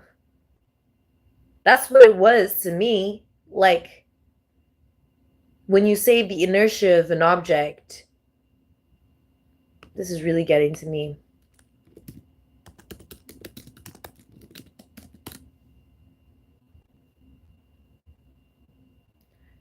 A property of matter by which it continues in its existing state or rest or uniform motion in a straight line unless that state is changed by an external force. That's what I'm saying. The power required to overcome friction and the inertia of the moving parts. A property of matter by which it continues in its existing state of rest. Exactly. It's an existing state of rest or uniform motion in a straight line, unless that state is changed by the external force. A tendency to do nothing or to remain unchanged. So, for example, in the noun, it says the problem runs deeper than the bureaucratic inertia. You see all the twists and turns, the motherfucking. So here it is. I'm not even kidding. Inertia is the inherent property of a body that makes it oppose any force that would cause a change in its motion. A body at rest and a body. Yeah, and then another one, a situation in which there's very little activity or interest, or people are unwilling to make an effort to change. You see what I'm talking about? And then there's the law of inertia, right? Like, there's this girl that's on her wheels, right? She's on wheels, and there's a guy moving the thing underneath her, like, or a lady moving something underneath her, right? And she's on wheels standing on it, but as she's moving it, the girl isn't really moving. She's like in the same spot. Like, the only thing that's moving her is the friction between the wheels and her body and the weight of her body, right? So she's standing in the same spot, but what's moving her a little bit, like maybe slightly, is the friction between the wheels touching the surface and her body weight on the wheels, you know what I mean, on top of the surface. But the fact that it's moving and everything like that isn't changing her movement or energy or anything like that, right? That's what I mean by inertia. That's what I was meaning by inertia. But look at how it's coming out. Inertia, unskillfulness, idleness, inactivity, sluggishness. You see what I'm talking about now? That's the type of shit that's pissing me off about Chat fucking GPT. You see, I'll ask a very simple question. What is inertia etymology, right? Direct etymology of it. It says unskillfulness, lack of skill or activity. But then resistance to motion is something else. So, but then the actual word is adopted using property of matter that resists the change in motion. And then like later, a moral or personal quality meaning laziness or dullness, resistance to change in motion. And then when you ask to calculate motion, it literally changes its whole fucking personality there for like after thinking, right? After a while of thought, right? It then literally changes and says inertia in calculation usually means the moment of inertia. You see what I'm saying? What is a table? How do you make a table while a table is a table? This is something that we used to say when we were a kid. This is not how you explain something. When someone asks you a question, what is a table? What is a chair? What is the floor? What is a wall? You don't answer in the same sentence of explaining the answer with the word that you're using to explain itself. Because the word obviously fucking explains itself. You're going to have to use different words to explain the matter of the question, right? So when someone asks you what is a table, well, a table is an object with 4 legs, right? 4 legs, a flat top, right? Usually used for writing, or is instead a four-cornered what you call it, scale to calculate da da da da da da da, right? Or it is like you can really explain what a table is or what a chair is without saying, well, a chair is a chair that you sit on. Well, a table is a table that you eat on. Like, that's not how you explain shit. So when someone asks you to explain it, it's like, that's the same thing. I'm asking here, how do you calculate inertia? Well, inertia is calculation usually means the moments of inertia. You're fucking kidding me, right? You see why I get pissed off at this shit? Like, genuinely. No, because literally, me asking, I'm like, innate etymology. It's like innate talent, a talent you're born with, innate, produced within, existing from birth or nature. So, where does the word inertia come from? Because I'm about to get so fucking pissed. Because it's not explaining anything. Inertia and skillfulness. Look, look. From inertis, idle, lazy, unskilled. In, not art. Artist, skill, not skill. Lack of skill. Where? Not active, not skilled. Inactive. It finally went to inactive and into resistance and motion. Can you imagine? After all of that, so not active. So artist is supposed to be the energy, or is supposed to be the workings of skill or activity. Art is activity. Art equals activity. Do you see what it is now? Inactivity, inactive, resistant to motion. That makes more sense. So if inertia came out as resistant to motion instead of lazy or sluggish, I would have been like, oh, I might have used the wrong word. I think I meant innate. But it came out so aggressively as like some sort of lazy, sluggish, like there was some sort of deep resented evil and negativity directed towards. You see what I'm talking about now? Like, what the fuck was that?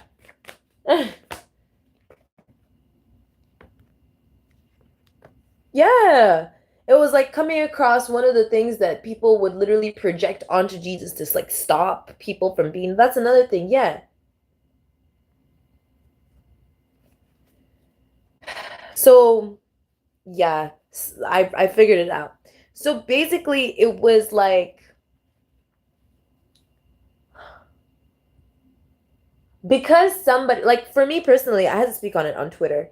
I had to accept the fact that I was never going to meet like the man of my dreams. I'm never going to be with the man of my dreams. I'm never going to like for example, to me, the man of my dreams is like someone that I'd make my son to be. Like, you know what I mean? Someone that's like my brother. You see what I'm talking about? The person that I would love, like, and then I would like, think, I'm like, you know what? That's my son. I can't see my son like that. So how will I attract someone? You know what I mean? Like, I can't do that, right? So I'm fucked. I'm inevitably screwed, aren't I? I'm gonna have to end up getting pregnant by a man that I can't truly love. Not for real. Not for who they are. As an empress, I'm never going to meet like I'm just never going to be with a man that's truly worth it, will I? Right? That's not something that's ever going to happen, right? My children, if I have a son, right, my son is going to teach my husband a lesson about being a man. My brother is going to have to teach my husband a lesson on being a man. You know, my father is gonna teach my husband a lesson on being a man. I'm a child of God. I am literally a child of God. Why is it written in the Bible that we don't have to marry people that are like in our religious communities or within our religious communities? Like, yes, it would be fucking fantastic, right? It would be great. But why is it that we don't have to actually marry like a man that is like, okay, Christian or like Muslim or like Jewish or anything like that? Well, it's because, oh, well, wouldn't that be a little too, you know what I mean? Too in the family. It would be too in the family, quite literally. So I know one thing my mom was right about, right? It's like, Okay, this is gonna be really fucking insensitive and dark as fuck. Okay, because this is something my mom said. Okay, this is something my mom said. She said, right, if you really want to have a beautiful children, if you really want to have beautiful children, and you're a beautiful woman, then you have to marry a very ugly man. I shit you not. I shit you not. She said, if you want beautiful children, you can't be beautiful and have beautiful children. You have, if you're beautiful, then the man that you marry has to be ugly. I was like, how does that formula work out? What the fuck? Right? So, but something I learned from that was that in a more spiritual way, versatility and variety is key. It's about the difference. It's like,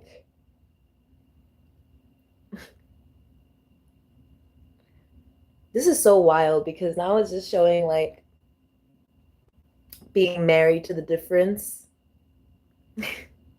Literally, like being married to the difference, like almost like being Hades's wife. Oh my god, bro. Every time. Bro, every time. It always comes back to that. We've seen pomegranates everywhere, bro. I thought I was gonna lose my mind, bro. Everything that I have here. Hold on 1 second. Let me make sure. Let me make sure I have something real quick.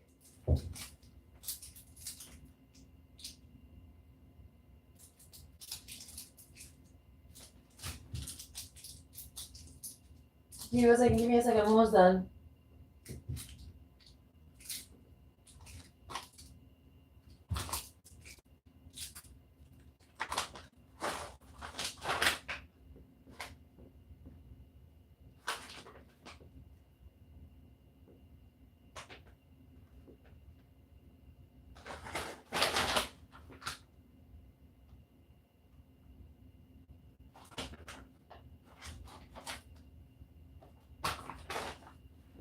Almost done. Almost done. Okay. Oh, that was close.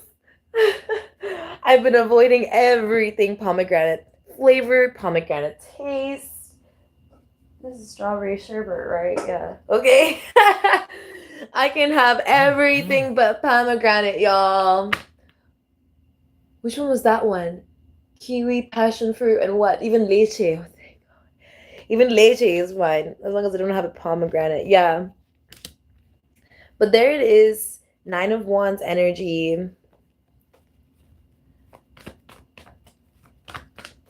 It's crazy because then what is inertia? Innate.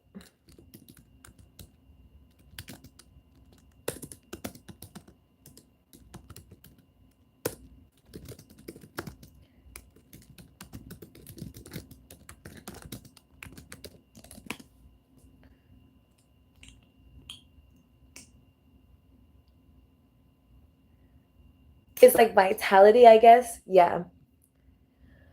Yeah, I guess vitality is good. Prana. Oh my gosh, Ashe. Prana. Well, prana, I'm thanking God for prana. I'm learning that, by the way. But vitality,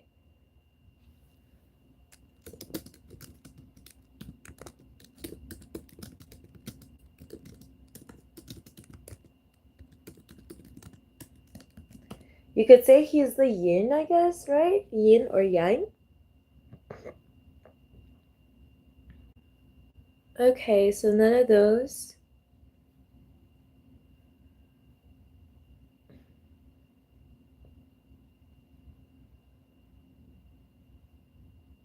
Bruh, I don't ask me.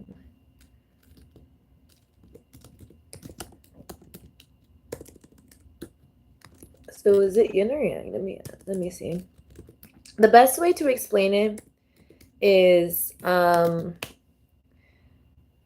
masculine energy, which is yang energy, right? Yang energy Yang energy exists within vitality, ki, chi, prana, ashe, ori, chi as well. I'm so done. Chi is right there in African culture. Let them know. Spiritus, numa, right? That's what ashe means. It's just chi. It's just chi. It's just chi. It's the same shit. It's chi. So prana, chi. No wonder we're so like, you know what I mean? That makes a lot of sense now. So we really got to master ki. Also reiki is there. Ki. That makes so much sense, bro. That makes so much sense. So chi is more like gold and ki is silver, right? To master these principles, right? Prana, ki, chi, and overall vitalis, numa, spiritus, you gotta master yin and yang. That's the main thing, is mastery or in yin and yang. All right. So yang exists in all these energies, right? Yang is the energy of expressing, heating, acting. It's also the energy of innateness, how things are naturally, organic life, organic matter, organic form of the matter, organic idea, and everything like that, right? This is why Allah, God, prefers to come across to us in his masculine energy as the divine masculine energy, because he is the source. God is the source. And so with that energy understanding, we can understand, for example, God creates the womb that you are born from, right? For there to be the womb, there has to be God. You see what I'm saying? But then for there to be man, there has to be the womb. Then that's where the understanding of submission comes from, because man already submits to the womb before woman submits to man. So which is where it's more of a respecting, where if you submit to a man as a woman, you're doing so because they don't have any other choice but to submit to women. That's also written in the Quran, that if a man isn't facing the fact that he is submitting to a woman, and that he's not respecting the woman through his submittance from the woman, then he's disrespecting himself as a man. So that's why they're such pussy, by the way. Because like they're refusing to accept the fact that they came out the womb is not our fault. You know what I mean? You want to fuck everything and call everything dirty womb and dirty pussy. Okay, so you're the one that's dirty. I thought the math was clear from that. But they don't want to accept that. They want to act like it doesn't apply to them. You know, not my mom, not my mom's womb, not my mom's vagina, not my mom's pussy, your pussy, all the time. Yeah, Empress energy. See? And then there's yin. So this is like also energy of masculine principle. So it's like masculine principle, feminine principle. You see what I'm saying? So yang energy is divine masculine, emperor energy is yang. Yin energy is feminine principle, is yin energy. This is where I come through and I say, yes, this is where I say I'm the present principle, right? So present principle is feminine energy, principle, empress energy. So receiving, cooling, nurturing. You see what I mean? Cool it, cowboy. Right? And then you have that's actually super funny. And then you have acting, heating, expressing. Sorry. Emperor energy, which is yang energy, masculine principle. I guess you could say yang energy is more so, because like this is why I'm sweating right now. I'm not gonna lie to you guys. It's getting hot. I'm like sweating. It's hot. So it's more so like the innate feeling of it. I don't know how to explain to y'all. Is water wet? That's kind of what I'm explaining. It's like you already know that it's like being water. When you're water, you feel fluid, right? So instead of water is wet, instead of the question is water wet, it's more like, is water fluid, right? Is water fluid? Yes, right? Right? Well, water is H2O. And H2O is fluid, isn't it? Right, yeah, it's fluid. Is water? Don't be asking. Is water? It's like third grade right now. Is water fluid? Look at what we've done. Yes, water is fluid. Yep, exactly. It means substance that can flow. Right. So this is what we're talking about right here. So divine masculine in the energy is like, you see what I mean? Yang energy. If we say, is yang heating? Is, you see, not, no, is yang hot? Is it hot? Is yang hot? Technically, it's like, yes, yang is passionate. You see what I mean? And so that's the energy. It's passionate. You see what I mean? So it's like acting, passion, expressing, but it's in the energy of its form. It's own, it's self expressing, okay? Self expressing. So the expression of itself is what it is. Does that make sense? So, like how water is fluid, right? And fire is gaseous. It's like that, okay? It's like it's expression. It's the natural. Okay, it's starting to form in y'all's minds. I can feel it in the future, right? It's the natural expression of its format. It's how we made alchemy. It's how we started symbolizing alchemy because it's so like to the point where it's like, wait, we need to like symbolize this to make it easier for our brains to comprehend. Like we had to have a middleman so that we can really understand, like so that we can communicate without tripping up. But the reality is we're supposed to make mistakes and when it comes to this. So it's like its natural form of itself is exactly what it is. So like if you see a walking fire, you see fire and it's walking, you're not supposed to try and configure in your mind. Like if you try to talk to a therapist and try to explain that you saw a fire figure, a figure of fire with hands, legs, and feet walking, like they'll try and explain, they'll try and tell you like, well, this is what it may seem like, but you see how easy it was for me to say like, well, if you're telling your therapist that you saw a walking fire figure, you see. But if I try to explain to you now, you guys, and I try to explain to you that it's a walking fire figure or figure of fire walking, see how crazy it sounds? Because like it's like my mind is trying to articulate how to express it to you, but to a therapist I would just say what I saw. That's what I'm saying. It's what you see, it's what you feel, exactly as you feel it, exactly as you see it. So when I tell you guys it's a body of light, a light body, as in like literally, like Jesus being a light body, like literally a body of light, like literally a human body outline that is light, that is literally light, like hands, 5 fingers, 2 legs, feet, like a head, body, shoulders, torso, all of the above, with that's just a body of light. That's exactly what I mean. Energy of heating, acting, and expressing. Whereas yin energy is receiving, cooling, nurturing, is the energy of more like, yeah, like receiving, cooling, nurturing. So it is what it is, I guess you could say. So just like how you know the story of Freya. The story of Freya basically is that like God is like in heaven and marries Freya, but Freya is running from men, da da da da da, scared and like whatever, brutality, brutalism, the beastly energy, the energy of kind of like the energy of very much barbarism, trying not to be like in the barbaric form or barbaric energy, kind of feeling stuck in like experiencing nothing but barbarism. Like, you know what I mean? That's like the energy of it, and like being stuck on earth kind of energy.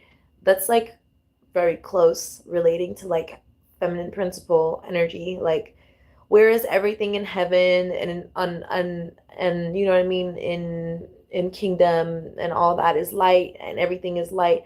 And yes, sure, I'm light and we're all light, but the only way to truly feel feminine and the feminine principle and the continuity of femininity is to be just like this in our mesh body formats, living through reality in our simuli avatars, and that is created by feminine format because that is what we are. And it's like a lot of people want to destroy the Matrix. And this is where I came out to tell people. I remember a long time ago, one of my awakening moments was like, a lot of people want to destroy the Matrix, want to destroy the dome, the, what you call it, the grid network, the you know what I mean? Oh, they want to destroy the grid, they want to do this, they want to do that, but they don't want to know what it is. They don't know what it, how it works, how it protects us, who we are. Like our skin, our flesh. Like, yeah, maybe that's another thing is like that like maybe there was a sin, that people like adopted punishment from, and that maybe at a time it's like the difference between in a superhero movie or a superpower movie, it's like the difference between someone who went through the nuclear blast and became a superhero through some superhero fucking crazy backstory, and then them having a kid who's a superhero now. You know what I mean? There's a difference between someone that's born with it initially, initial energy. That's what the yan energy. The difference between someone who's initially born in it and then someone who, would you call it, who had already become because of something else. They became that. There's a certain, would you call it, kind of commitment that one who wasn't one way previously but then became a certain way has to adhering to some sort of commitment, right?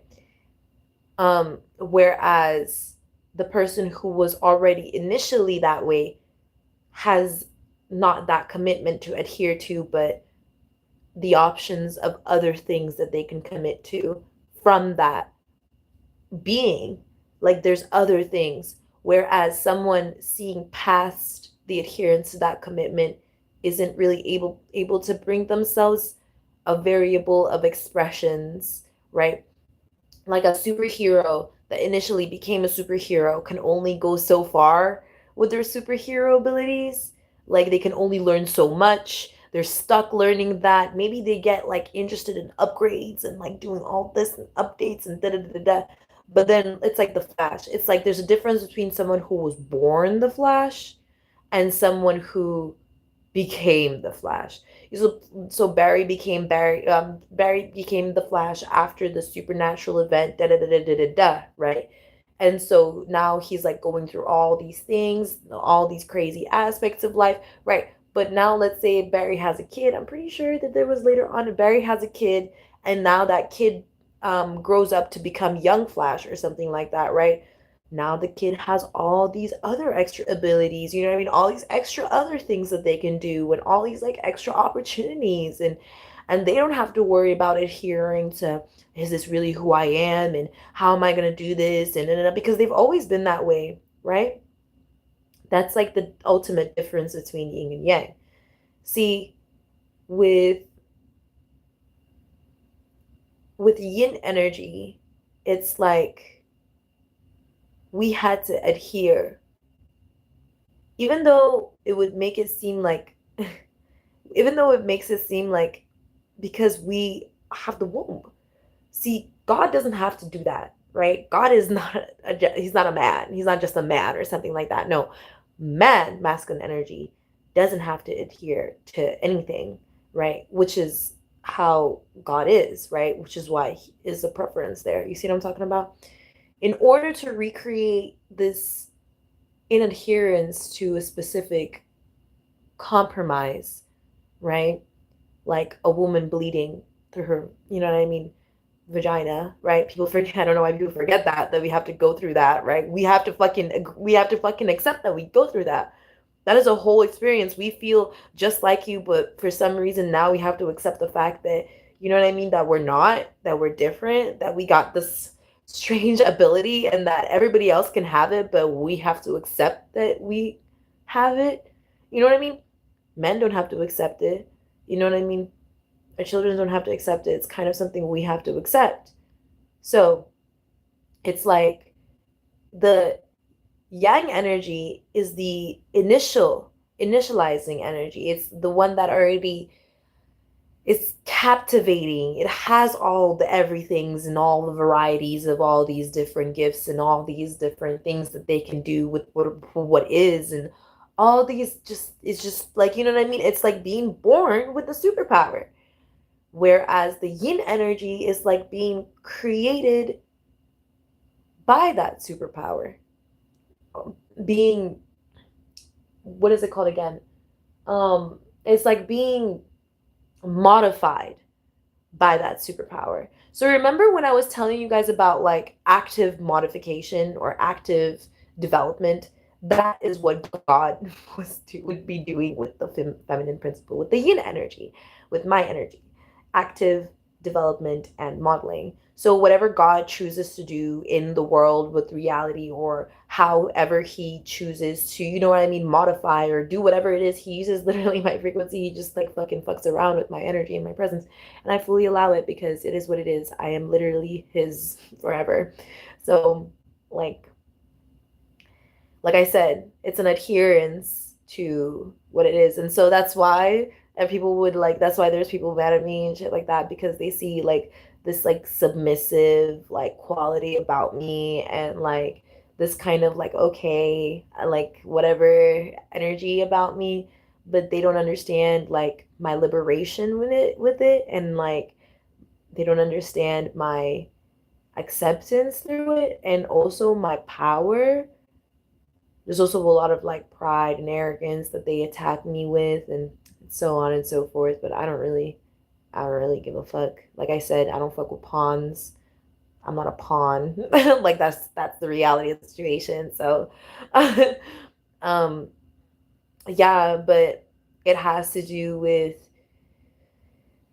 there's the initial energy, initializing energy that's above, and then the initiating energy that's below. As above, initialization; as below, initiation. You see what I'm saying? As above, initialization; as below, initiation. So let's see. Initialization, Eddie.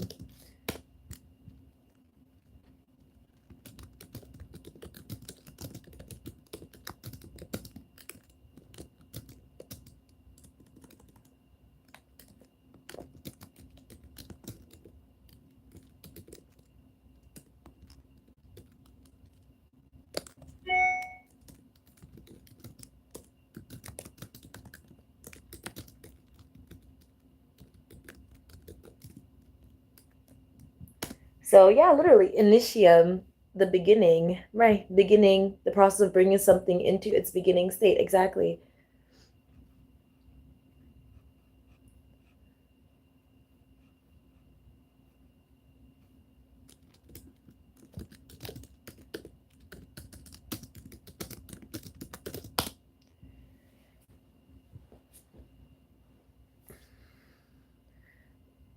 So basically, what begins in spirit above starts as intention. What begins on earth below starts as action.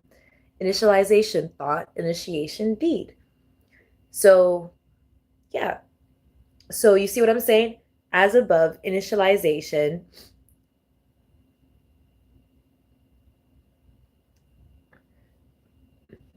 So that would be active masculine energy, right? Coming down as masculine energy in action energy, right? But why is it interpreted that way? Why is it that I said that and then there's no sight of like, but there's intention and action, because the words, you see the words, what begin the word, you see what I'm saying? Why it's clear, why you understand and why you can see it, because the energy of the word in it, what begins in spirit above starts as intention, dot, right? Full point. What begins on earth below, this is in parentheses below, starts as action, full stop, right? As above, comma, initialization, semicolon, as below, comma, initiation, full stop, in quotations. All of that is feminine energy. All of that is feminine energy. All that is me. I am the parenthesis, the comma, the A, B, C, D, E, F, G, the symbols, the signs, the figure. I am literally the model of his energy coming through, his expression coming through. And so it's like I am like the system. I am the program. I am the system. I am I am the I am. like, um, yeah, I am literally, yeah, the limitations and the unlimitedness and yeah, to express all these variations of values and expressions of what is, what isn't, what can't, what can. Yeah. And so that's my principle. I'm present. Yeah. And I'm going on around doing my thing, you know, with my ancestors and stuff. Mm, and then there's what is that again? What was that was there before? It was programming. I don't know what that is. So you can imagine how crazy it is for someone to think that they are my PR fucking manager, right? Especially when I didn't hire them to be my PR fucking agent or manager or anything like that. It's pretty fucking crazy. They're supposed to give me a fucking job. They're trying to control how I look to people. Fucking insane, right? Actual craziness. You see what I mean? Like literally thinking that like I'm at the palm of their hand or whatever. Yeah, rejected, right? Secretly. So it's like no one knew that I secretly rejected them. Yeah, no one knew that I secretly rejected them, that I literally moved the fuck on like a long time ago. Yeah, while they were trying to like do all this bad. That's what it is. They were trying to like yeah, they've been cited. That's their energy. Yep, exactly. They've been cited. There it is. There they are with the Princess of Cups in reverse, the Emperor in reverse, and the Wheel of Fortune in reverse. Yeah, while they were trying to play while they were trying to play PR manager. What is this called again? When someone like a PR manager or like while they were trying to pull a PR stunt, PR management stunt. What is that called again? Oh my gosh.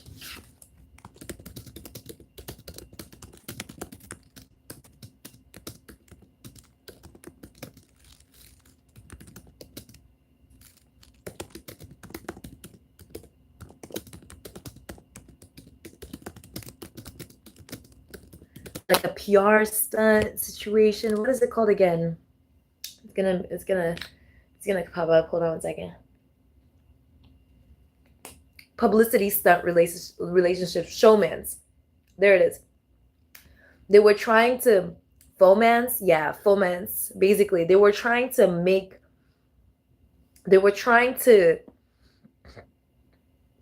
do some sort of showmance. They were trying to expose something to be some sort of showmance. They were trying to use like my relationship with my lover to cause some sort of showmancy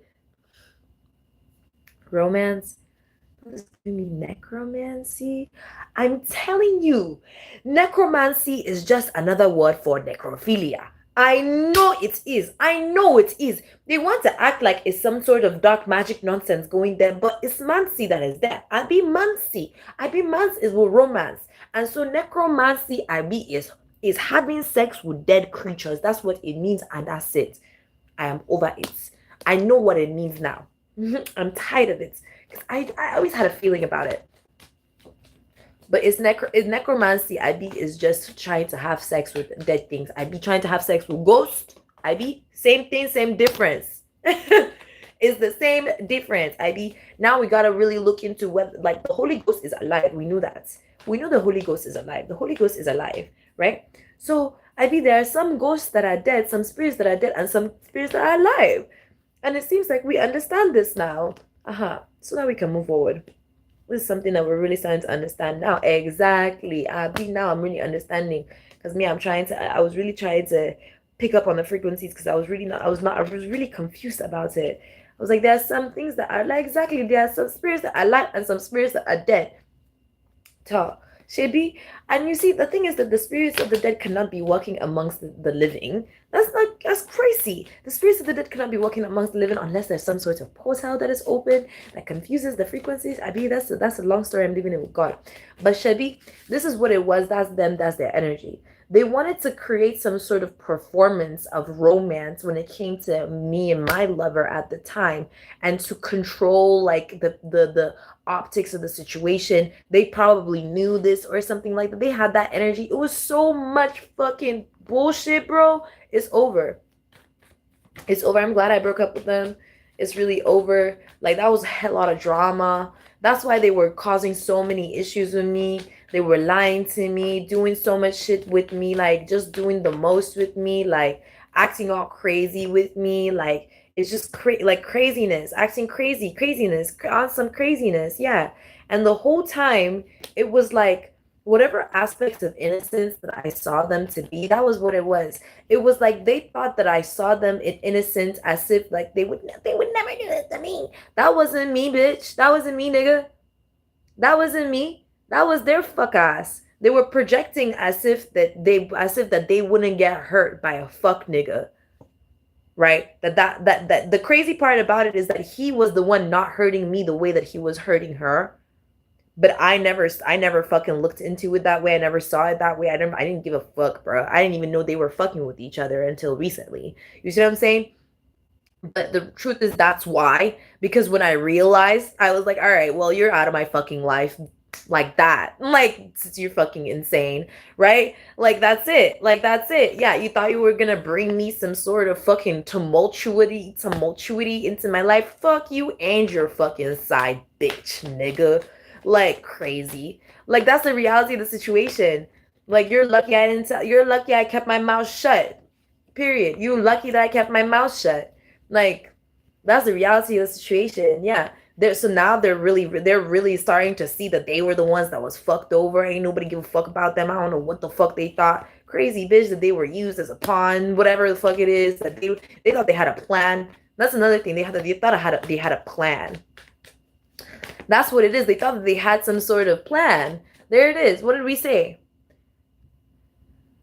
They thought that they were going to generate some sort of media, which is the plan, engineer. They thought they had some sort of they had some blueprint. That's what it is. They thought they had some blueprint that they were going to engineer for some sort of media attention. Yeah, for some sort of media. They thought they were going to get some sort of media attention by blueprinting something, a blueprint of something. Yeah, that's all being surrendered to the Most High right now. Yeah, because they're under judgment. Fuck that. Yeah. Look, they really were trying to, so that's what it is. They thought that they had some sort of, this is crazy. Archangel Uriel is coming to me. He was telling me that basically, yeah, Archangel Uriel is a messenger. He came to me telling me that there was a petition. That's a petition. That's the Fomance.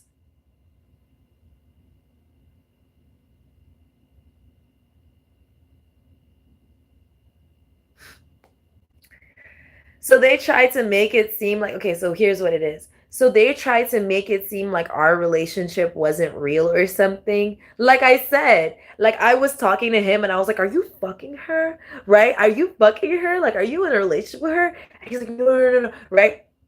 What are you talking about? Like the same way. And I'm like, you see how you're listening to her and you're talking to me all crazy. Then he realized, I'm like, okay, well, I'll remember that. Like, I'll remember that. And then when I was like, yeah, sorry, I'm his accountability buddy. Like, I really made that shit up on the spot. I was like, yeah, I'm his accountability buddy. She's like, oh, thank you. And I'm like, bitch, I will actually fucking ruin your entire career. Like, I will ruin your whole fucking career. Like, whatever you thought you were doing here is over. Like, you will be buried alive. Like, you thought you were gonna do what? You just count your days. Just count your fucking days. Mrs. I'm so holy and Christian, count your fucking days, bitch. Like that's really the energy. Like I like that was what she was trying to fucking send to me. I did it on her 10 times more tower. Yeah, you fucking thought like she really thought she had some sort of plan, some sort of gift, some sort of something. She thought she was doing like I don't know what these people always think that they're coming up against me. They think that they're doing like they I don't know what they thought that they were doing. Holy Spirit, please can you explain to me what it is that they thought that they were doing, please? Because I genuinely don't know. Usually I don't care, but I'm trying to have a laugh. I'm trying to have a laugh. I'm trying to have a laugh. I'm trying to see what they were doing. That's their ass right now. Archangel Michael is destroying them. Yeah, that's it. I'm trying to have a laugh. What is it that they were doing? What is it that they were doing? Yeah, they thought that they were going to get revenge on me. Let me find out. They thought that they were going to get revenge on me. For obviously it's nothing I ever did because these bitches are delusional, right? They always think that they're gonna like they always think that whatever spite that they have means that they have some sort of like authority to, you know what I mean? Like it's like a serial killer, right? So if you've ever seen, or not like a serial killer, like actually I'm gonna mention another one. I'm gonna stop with the serial killer scenario. I'll talk like 50 Shades of Grey. It's like 50 Shades of Grey, right? It's like a sadist or a sadist, right? The reason why Mr. Grey from 50 Shades of Grey ended up so like fucked up, right? Why he wanted to be with Anastasia for the like, first of all, this shit trips me the fuck out. Because after Anastasia found out, I don't know why the fuck she did not leave his ass, right? Because he's a millionaire, okay. Crazy bitch. So basically, the whole reason why Mr. Grey chose Anastasia, why he was so obsessed with her, is because she looked like his mom. Like, I don't know if you read the books, but that's why people were so shook about the books. Like, in the movies, they won't say this, but it's because Anastasia looked like his mom. And the whole story about Mr. Grey, spoiler alert, is that if you haven't seen this already, I don't know why you haven't seen this already, is that basically when he was a young kid, his mom and him were locked in the basement by his father. His father left them while being drunk in the basement as punishment for multiple days. There were only cans of sardines and olives there and so on and so forth. It really traumatized him. So his mother made a sacrifice, decided not to eat, right? Because she was sick or something, right? She decided not to eat and leave him the cans of sardines. So they would take shares of the sardines. They would eat little by little. Then one day she just didn't wake up. He promised to save her some sardines. And as he was eating them, he was like, "Here you go, mom. Here you go, mom," just for her not to wake up. At that moment, she had died. So it took them another 2 days, right, to come find the bodies, right? It was him and his mom, his dead mom, and him just eating the sardines and olives just stuck there downstairs with his mom, right? That's dead.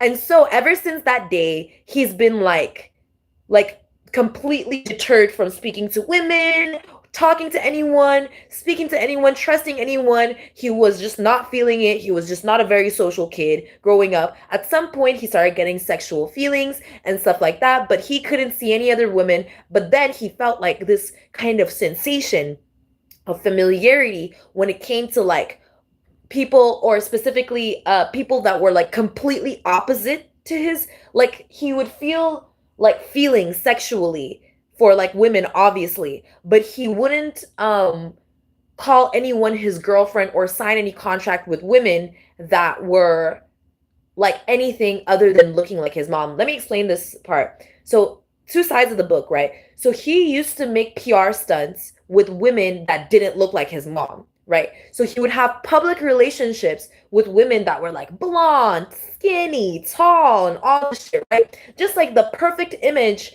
of like every guy's dream come true wifey, right? But he would regularly break up with them, break their hearts. So it was always a PR stunt. But then he would have long-term contractual agreements to be with women in his private life that looked like his mom. So that was a main thing, is that he would keep his private life with these women extremely like low-key and quiet, but then they all looked like his mom. And it was like he would have one girl every like 2 years and have that in a rotation, right? Every 2 years you'll have in a rotation. But then when it came to the main PR girls, it was always like the same kind of blonde hair, long hair, whatever the fuck it is, you know what I mean? But like his mom was like a brunette and whatever. So Anastasia like was a spitting resemblance to his mom, which is why he became so obsessed. And like he didn't want to tell Anastasia because she was like a writer and she was smart and like she wouldn't give in to just getting any kind of money like that, right? She wasn't easily pleased, like stuff like that. It was like her personality wasn't anything that he was used to dealing with, right? Which is what made like the turning point of the book so interesting. Because yes, she was corny or whatever the fuck, and she was just a normal basic girl, but to him, it was so out of his sphere of understanding of like a girl, right? He's not used to a basic normal girl. He's used to bitches that always want his money or like, you know what I mean? People who want to always pretend to be near him, always stuff like that. But he himself is a sadist. Now he has to turn Anastasia, this like low key, not really submissive girl, into his masochist, into his sub. He, as a dom, has to turn Anastasia into his sub, which is a very tricky grooming scenario. It's really fucked up, by the way. But the only way that a true normal person would ever turn into a sub or a dom is if they actually love their partner, right? So love had to be the main aspect of the relationship, which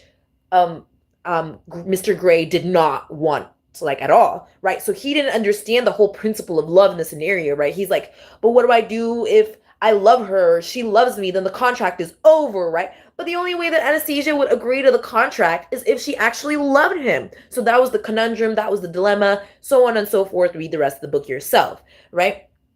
So this is the type of scenario, right? This is the type of scenario in this situation where I don't even know why I started going on that whole fucking tangent. Right. This is the whole fucking scenario where they wanted to be the main face, or they wanted to be the main girl, right? They wanted to have that be the face of the whole situation. I don't know if you guys know this about my personal history, right, in my past, but I am a dominatrix. I'm a dom. I'm not a sub, honey. I'm a dom, right? The only reason that because I'm a feminine principal, of course I'm gonna be a fucking dom. Dominion, hello. So, um, so of course, like it was never going to work. Him trying to make me his bitch or whatever the fuck it is, like it was this never gonna work, right? He wanted something he couldn't have and was trying to make it seem like as if that I was gonna like, you know what I mean? So obviously he fucks himself over really highly from that. But yes, this is why I'm bringing it up.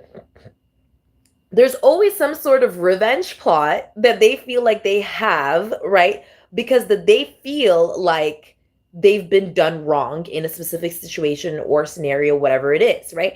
Meanwhile, I saw all the signs. Oh my gosh, you were the only one who like stood up for me when I saw the signs. I was like, okay, bitch, calm down. You're not that special, right? I did it because I don't like that other bitch. Don't get it fucking twisted. Like, God bless even the mean girls, right? Let's keep it cool, casual over here. I felt like Wednesday Addams in a situation, and like, let's just say she was not Edith, okay? And that's really what it was. She wanted to be Edith. She wanted to be like evil Edith, right? Like who's like an evil Edith character, someone that wanted to get revenge on Wednesday. I mean, there's someone who wanted to get revenge on Wednesday. Wait, let me check.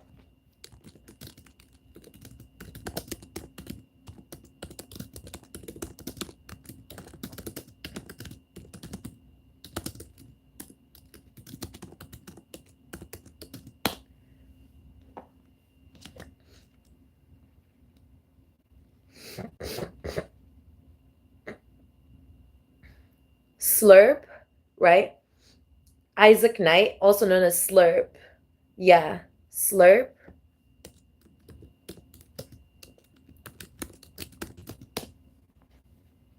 Let me see. Oh, you guys, I have to go real quick. Isaac Knight. Okay, yeah, hold on one second, y'all.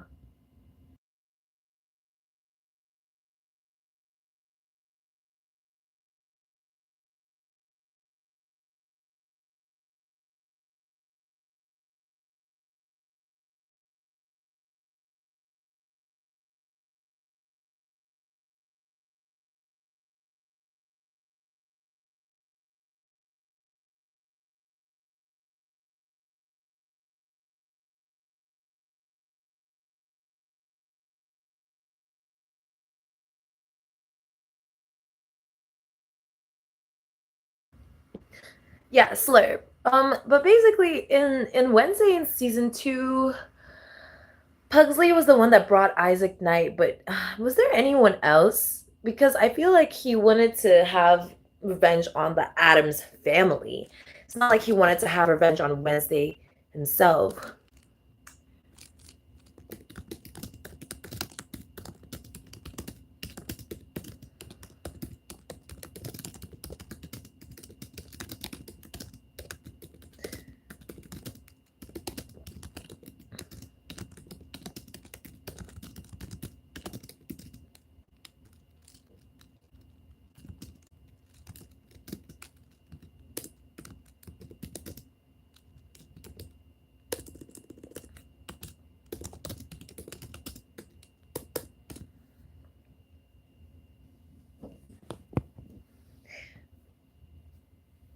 Marilyn Thornhill. Maybe it's, yeah. Maybe it's like, or Tyler. Yeah, I think that's what it is. Marilyn or Lauren, right. I think it was like Marilyn, which ironically ended up being her spirit guide, which is really funny in season 2. That was hilarious. I think that was a very funny twist of events. Very much like Netflix to make the main villain uh, a protagonist in the second season. I don't like that they're doing that because it's really fucking irritating. That is not how it goes. Because like that's just not how it goes, right? I don't think that even follows the original format, but what do I fucking know, right? Um yeah, it wouldn't follow the original format. They're just trying to play shit there. Hideo is alive. There's a difference, okay? All right. I just wanted to make it clear, okay?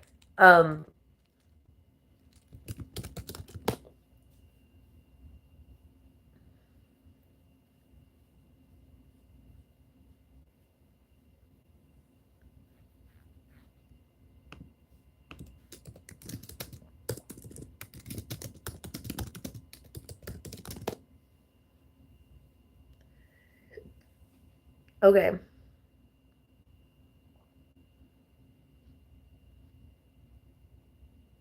Oh, her. You know what? Yeah, Marilyn Thornhill. Yes! Yes, that's her ass.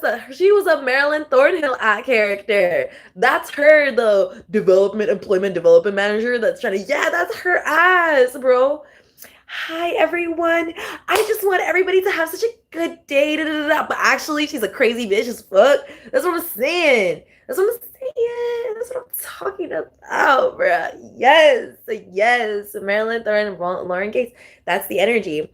So she thought she was gonna get on some revenge plot, and the revenge was because she thought that I was able to like. This is the whole situation, yeah.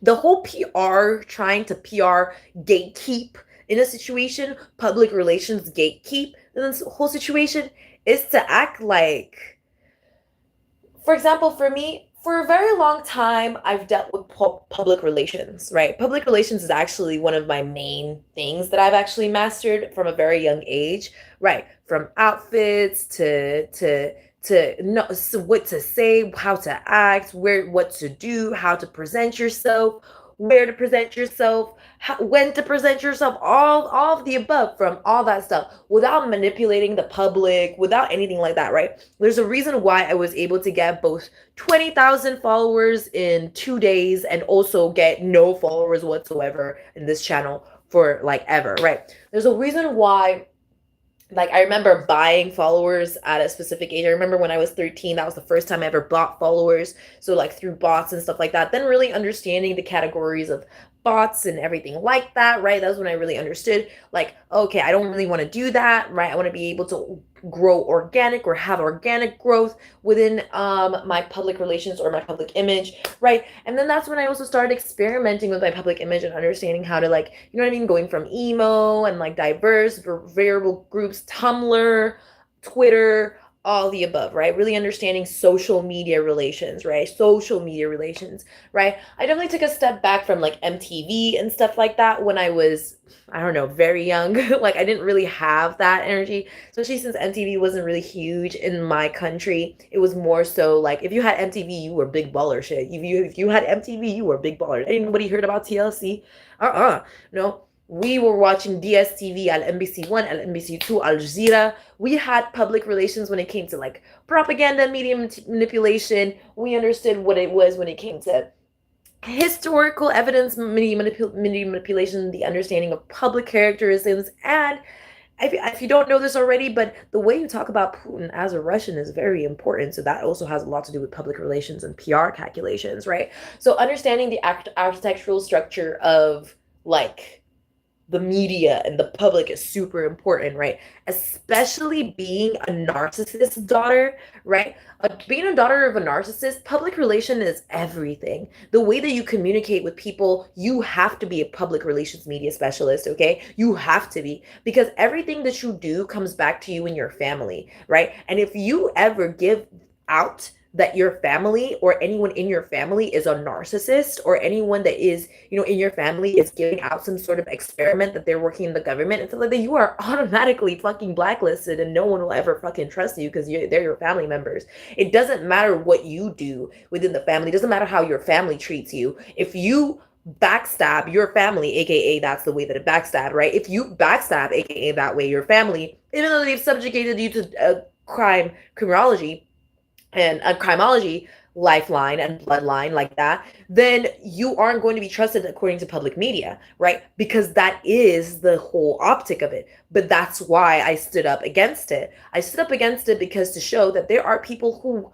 are not going to betray you and backstab you, even if they've seemingly done the same thing for their family, because their family is the one that did it first, right? Or not their family, but the ones who have abandoned them as if that they had been family to begin with are the ones who did it before, and that they're not going to be performing in the same way, especially after therapy. So I'm not going to backstab my chosen family, even if I never saw my immediate family as, or my first immediate family as my first immediate family, that I had seen my first immediate family as God. And so I never felt backstabbed by my family because God never backstabbed me, right? I never got hurt by my family initially. You see what I'm saying? Initially.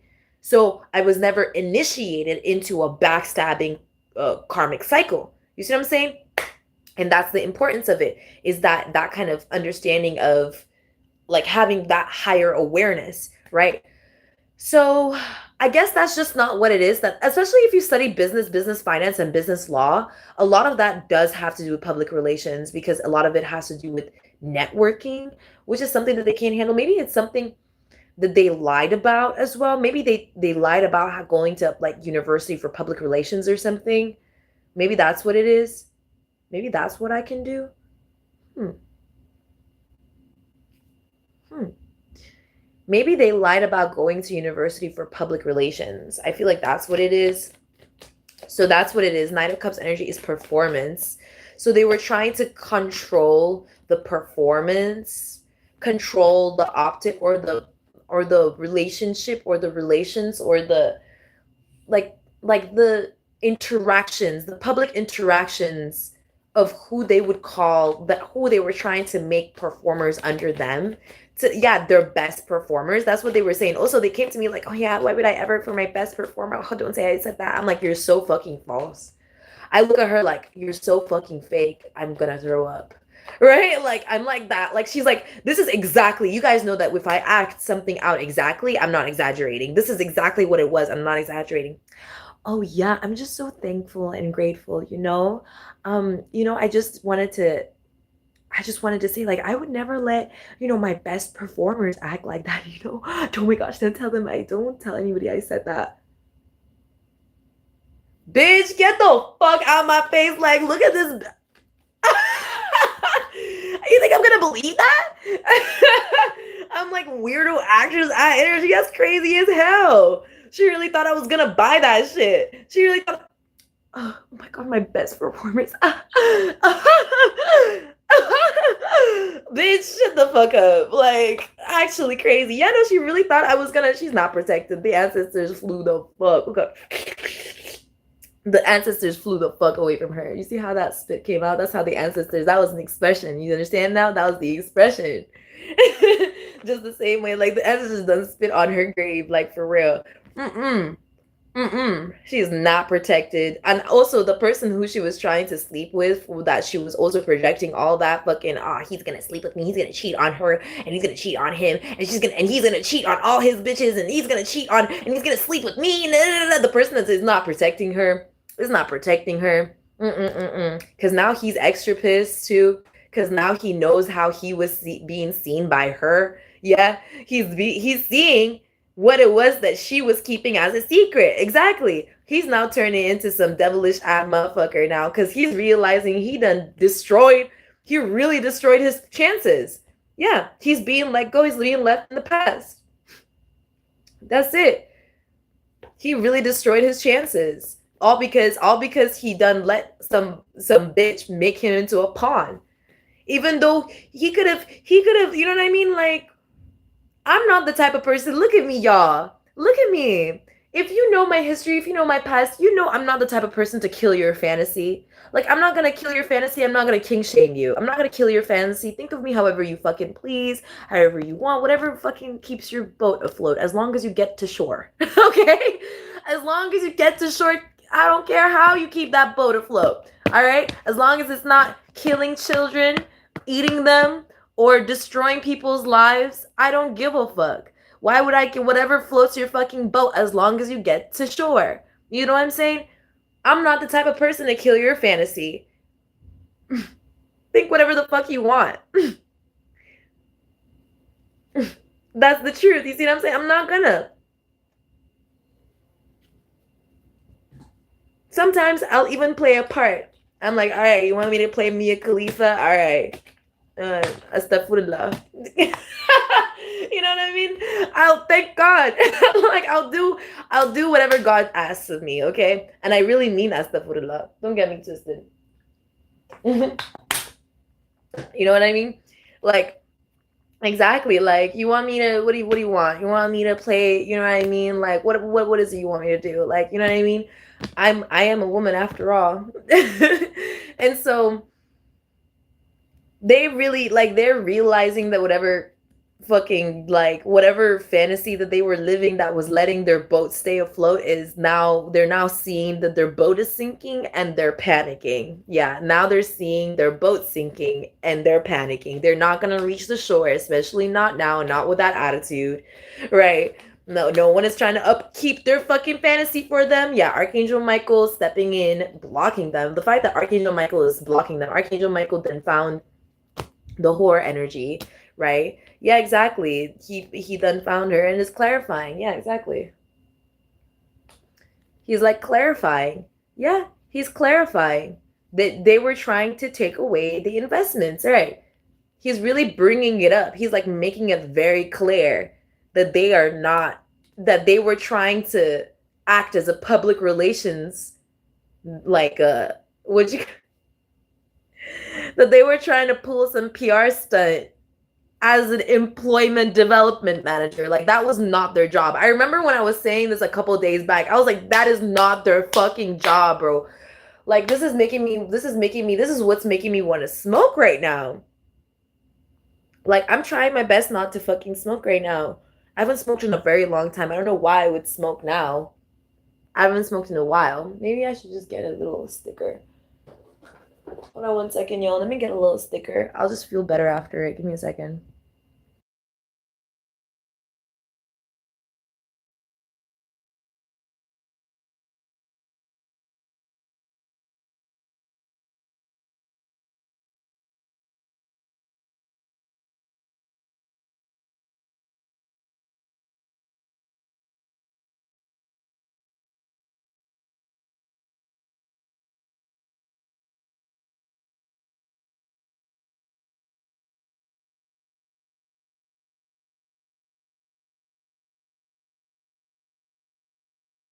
You know, in this beautiful painting of like fruits, what is this painting called? Garland of Fruit and Flowers by Jean-David Dehim, right? I didn't notice the little caterpillar that he drew right there. And it's so realistic, and like I can see the surrealism effect of the plant, and it's actually making me really happy because normally I would over texturalize. I would over texturalize that format, but he doesn't. He keeps it very like, how do you call it? I'm just noticing those two bows. He keeps it very what is that called? Cylindrical? I guess you could say that. He keeps the shading very simple. And like the whole shading effect of the whole thing is super simple, but the effect is very like, huh. It's like at first, when I was first looking at it, it seemed so realistic. And now that I'm looking at it, it feels so surrealistic. It gives very much surreal. It gives very much surreal. Like the only things that are not as surreal are the butterflies. They're very texturally sound. And then there's some textures in the background. Like even those, like the rosemary there is extremely graphic. Like it's extremely graphic. That's what it is. He doesn't texturalize it except for the flowers, the two flowers in front. What are they called? The rose something, rosebuds. They're not really roses, but they're a type of flower, right? They're very like texturally there. Like they're very textured.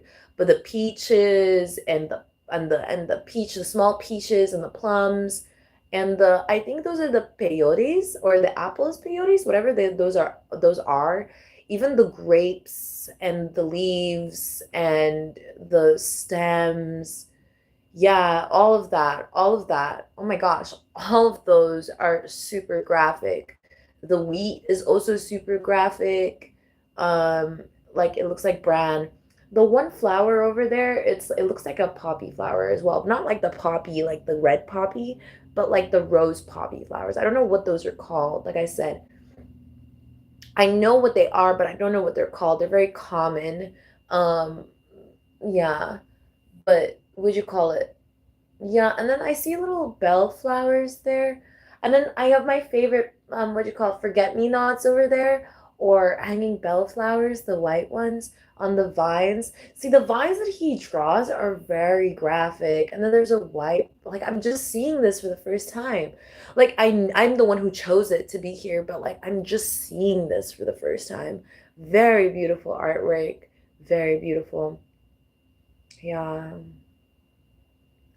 Those bows are they're a telltale sign. They're like a, what is it? They're a giveaway. They're a dead giveaway that he has a very graphic style. Like the shading is very 3D, how do you say, graphic. Like it's very, here is the light, here's the dark, here's the mid, here's the light source. That's it. Here's the dark, here's the light, here's the mid, here's the light source. That's it, right? You can tell he probably started off with the light source and the grayscale sepia tone, and then he went in with the colors. You can tell.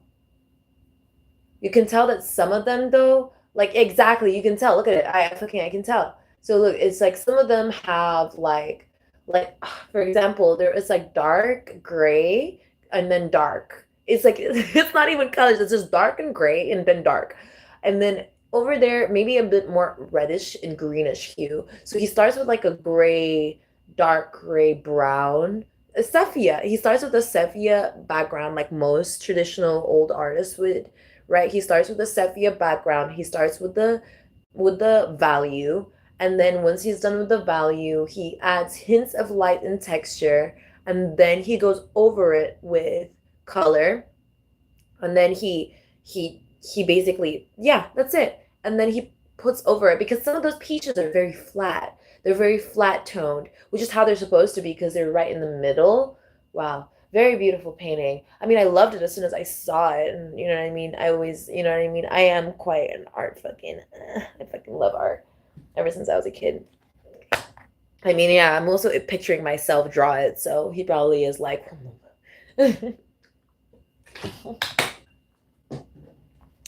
so anyways, I feel like media relations, maybe PR, and I feel like God does that too. Like his art, right? His expression of the planet also has that same kind of typical formula. He starts off with like the plain backgrounds and stuff like that. And then he adds value and renders things, right? So it's like people's characterisms and character arcs and stuff like that, stories and generations and stuff like that also come out in like a sort of full picture to him. Like, you know what I mean? It's like he's painting, he's like literally putting in value and da da da da da da. It would be quite irritating if someone felt as if that, like, if someone were to make others sort of, but there's a lot of like free will involved in this. Like, I mean, he is a very, God is truly the most expressive artist. I could say God is truly the most expressive artist, right? He is truly the best author. He is truly the realest, bestest author. He really is the most expressive author. He's the most adaptable artist, author. Yeah, there's unconditional love. Yeah, there's something coming out unconditional love when it comes to what they were trying to like, yeah, it's like their facade or whatever is breaking apart. Yeah.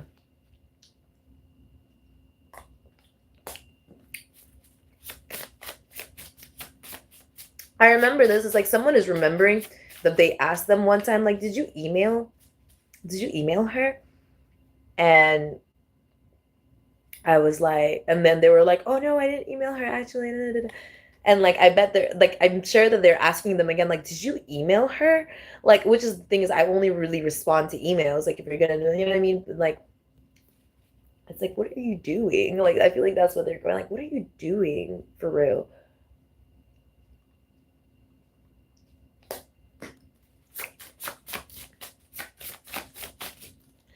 Yeah, Bonnie and Clyde syndrome. Yeah, irrelevant in reverse. Exactly. They're being seen as someone who is trying to hide how irrelevant they are, how irrelevant their work is. That's what it is. How irrelevant their work is, how they're not putting in any effort to their work. Yeah, exactly. They're trying to make it seem like they put so much effort. You know what it is? So I actually met this one guy. Um, what is his name? Um, I met he's this one chef, right?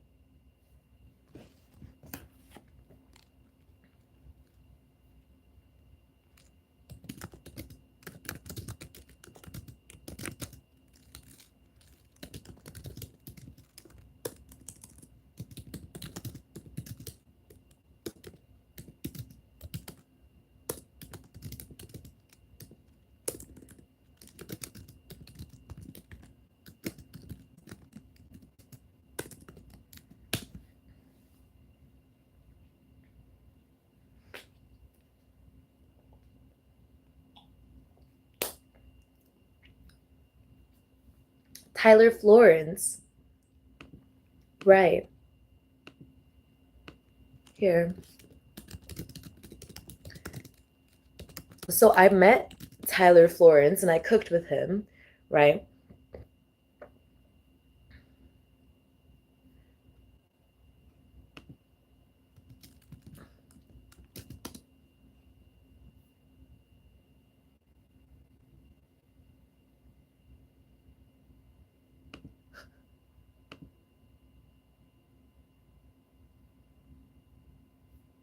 Oh my gosh, this is so embarrassing. Sorry, not embarrassing. Hold on one second. Let me find it.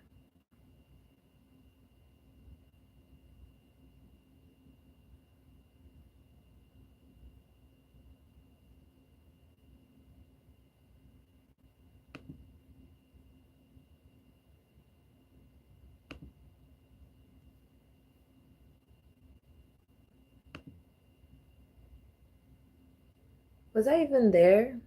Bro, they probably didn't even post me, honestly. Oh no, I am there, but they didn't post me with him, did they? Look at this guy. Yeah, they didn't post me with him. No, oh my gosh, I look crazy as hell, to be honest. Whatever. They never have me looking good, bruh. Nope, they don't have me on there. Nope, they don't have me anywhere around there. I fucking knew it. I fucking knew it. They don't have me anywhere around there. Yeah, I knew it. It's okay.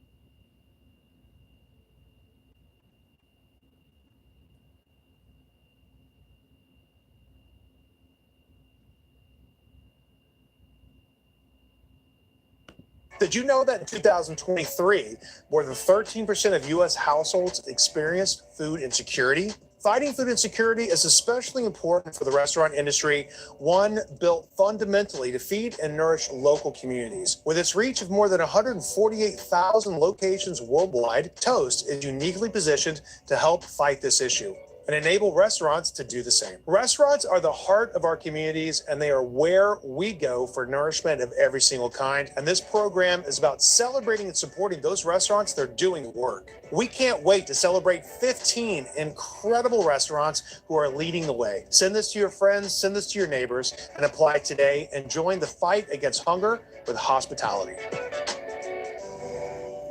So, ironically, you guys, it's okay, you guys. I'm a private chef. It's not like I'm working in any of these motherfucking restaurants. It's cool. It's cool. It's okay. They don't fucking like me anyways. Okay.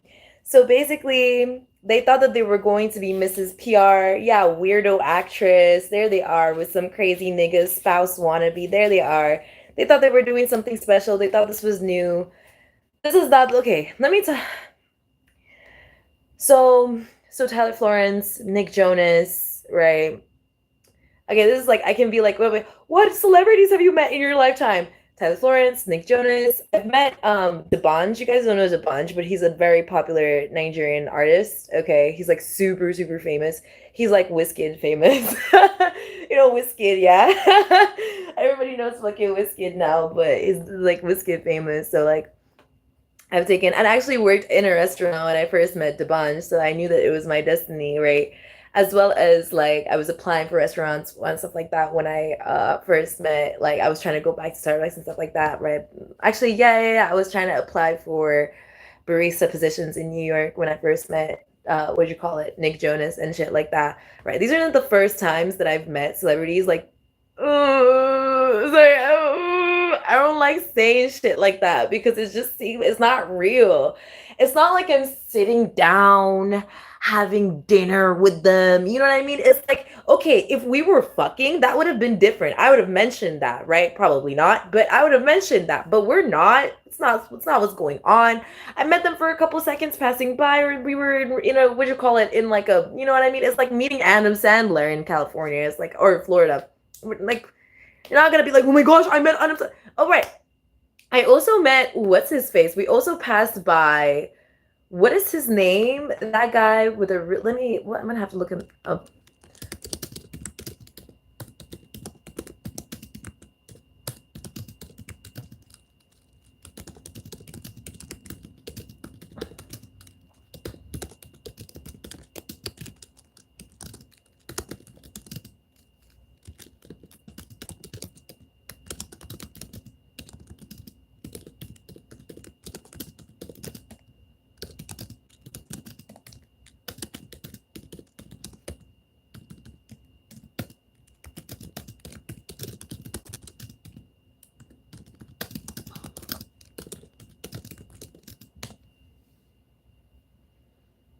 I'm trying to remember.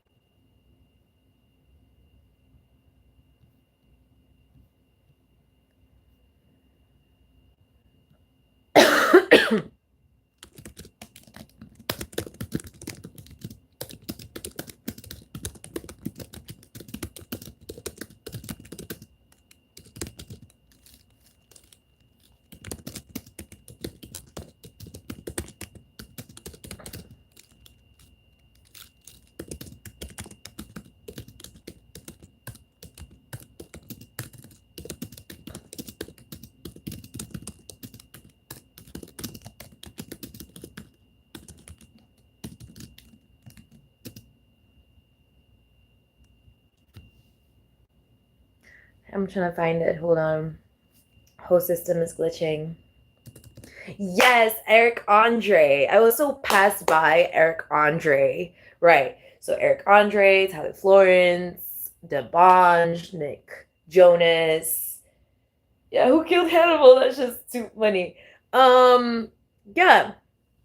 I think that's about it, maybe.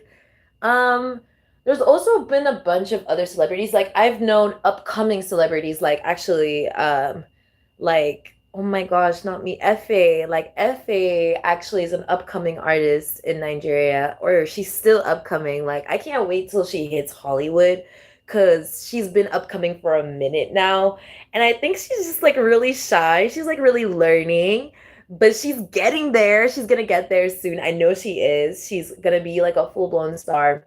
You know, we grew up together. Yeah, she's on her way for sure. Efe Erika, she had this beautiful song called Wonderland, and then she came up with another song like gonna be forever, gonna need forever, an SO. And I don't agree for the method, lean back on record. Hey, that song was fire, actually. Like, I actually really love that song, right? So, like, obviously, legendary music like that is not for everyone, right? Everyone's take their time. Like, we still have to get past gnarly. Everything's gnarly, gnarly. We still have to get past gnarly before we start getting to the deep stuff, right? Okay. So I'm really taking this in like a fucking it's straight. Okay.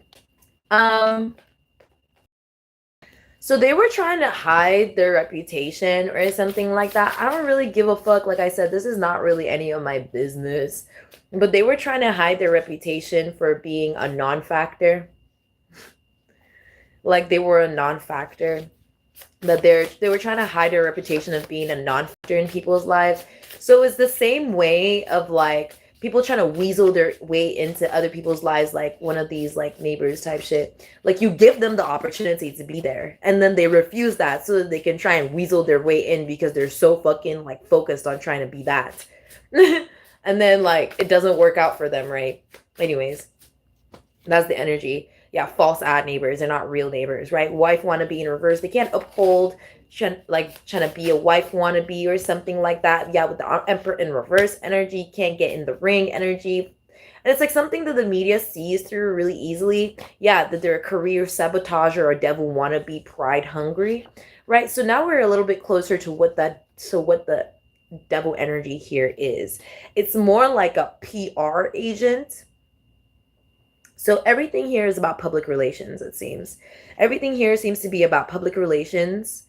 It seems like the devil here or something with the devil here has a lot to do with public accounts, right? Public accounts. Yeah, stalker in reverse, lazy cunt in reverse. So this is where, wait, what's the, wait.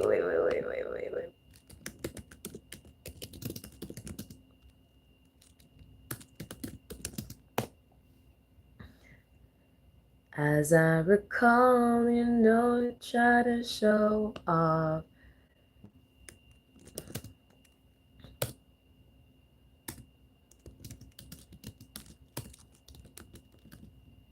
Yeah, exactly. As I recall, you know, I try to show off. Is he here? Yeah.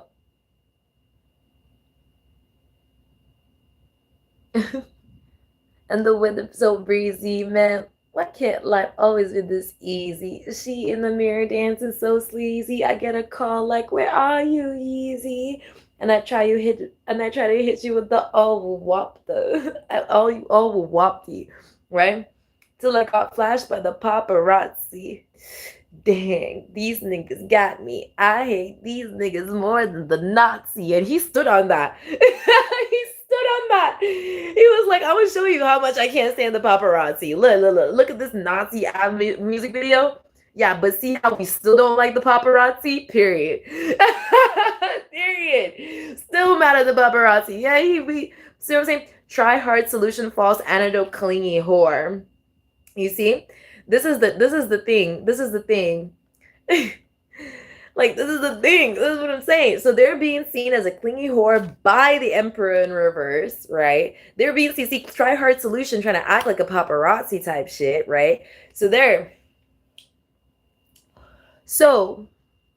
the devil in the energy has a lot to do with public relations. We know the devil uses dirty tricks. We know that. So what is their weapon if not the paparazzi, right? The paparazzi is the weapon. At least the Nazis are authentically Nazis. You know what I mean? But the paparazzi, they work under the devil. It's different. You see, the devil might be a Nazi, but the paparazzi don't have to be, but they work for Nazis, and that's the difference. See what I'm saying? Being used as some sort of shield, right? And so this is where it comes in. They try to act like a false antidote for something, right? Paparazzi. This is where it's like public relations, right? It's like, well, we saw that person here and here and there and doing this and that. Well, we saw that person doing this and that and that and that. It's about references, point of references. So, where references are necessary, like job application references are necessary, university applications references are necessary. Where references are not necessary? Heaven and kingdom. References are not necessary. The only thing that's necessary is the true testimony, right? The real and true testimony. So they can't try, and because that's the only place that I would do anything to, basically get to like basically, pass for, which I already passed because I did everything, right? So this is the type of energy where it's like, yeah, what I saw. So is the type of energy where it's like, now that, now that we've gotten to heaven, we've gotten through kingdom, right? Kingdom cometh. We've gotten through kingdom into heaven, right?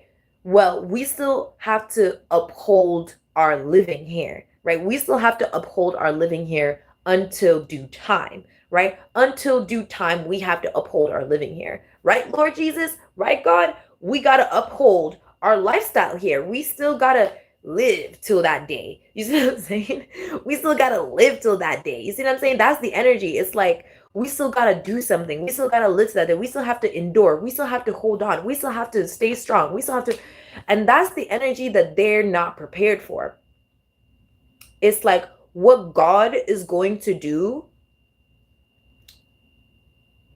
once we passed in our present. So remember when I talked about, like, yeah, they're really not happy. They're really not happy right now. The Emperor in reverse, that the Knight of Wands in reverse that they were being seen as, now they're really not happy. Like, they're really not happy with that try hard solution clingy whore. Like after she didn't call me, like, yeah, they're really not happy. Like, they can't, yeah, it's something, yeah, ooh, yeah. Yeah, now it's like, now they can't have the peace of mind to even come my way. That's what it is that they were trying to hold on to. They were trying to cling on to, like, that clingy whore. They were trying to put that clingy whore to my energy, the peace of mind. I'm like, yeah, I'm gonna call you back. Bye. Motherfucking energy. Yeah, she was probably calling to because she was worried about where he was or something. Yeah, she was probably calling because she was worried about where he was and wanted to call me and see if I answered, then he wouldn't be with me type of energy. You see all this drama? Bruh, I was in the middle of my shower. I still answered. That means that I could be in the middle of having sex with him and I would have still answered. That's what the reality is. That means that she's not actually getting into contact with him. That's the reality of the situation that's going on right now. She's freaking out. He's pissed as fuck. And none of it is my business. None of it is my business. Literally, and none of it is my business. You see this shit? Nah, because the details are being passed on to me by mercy.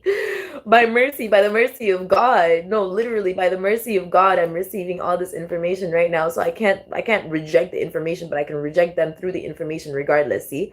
So that's it. Yeah, this is so, yeah, exactly. And there's that devil that we were talking about. So we know that the situation is getting serious because it has to do with some sort of reference, some sort of past reference.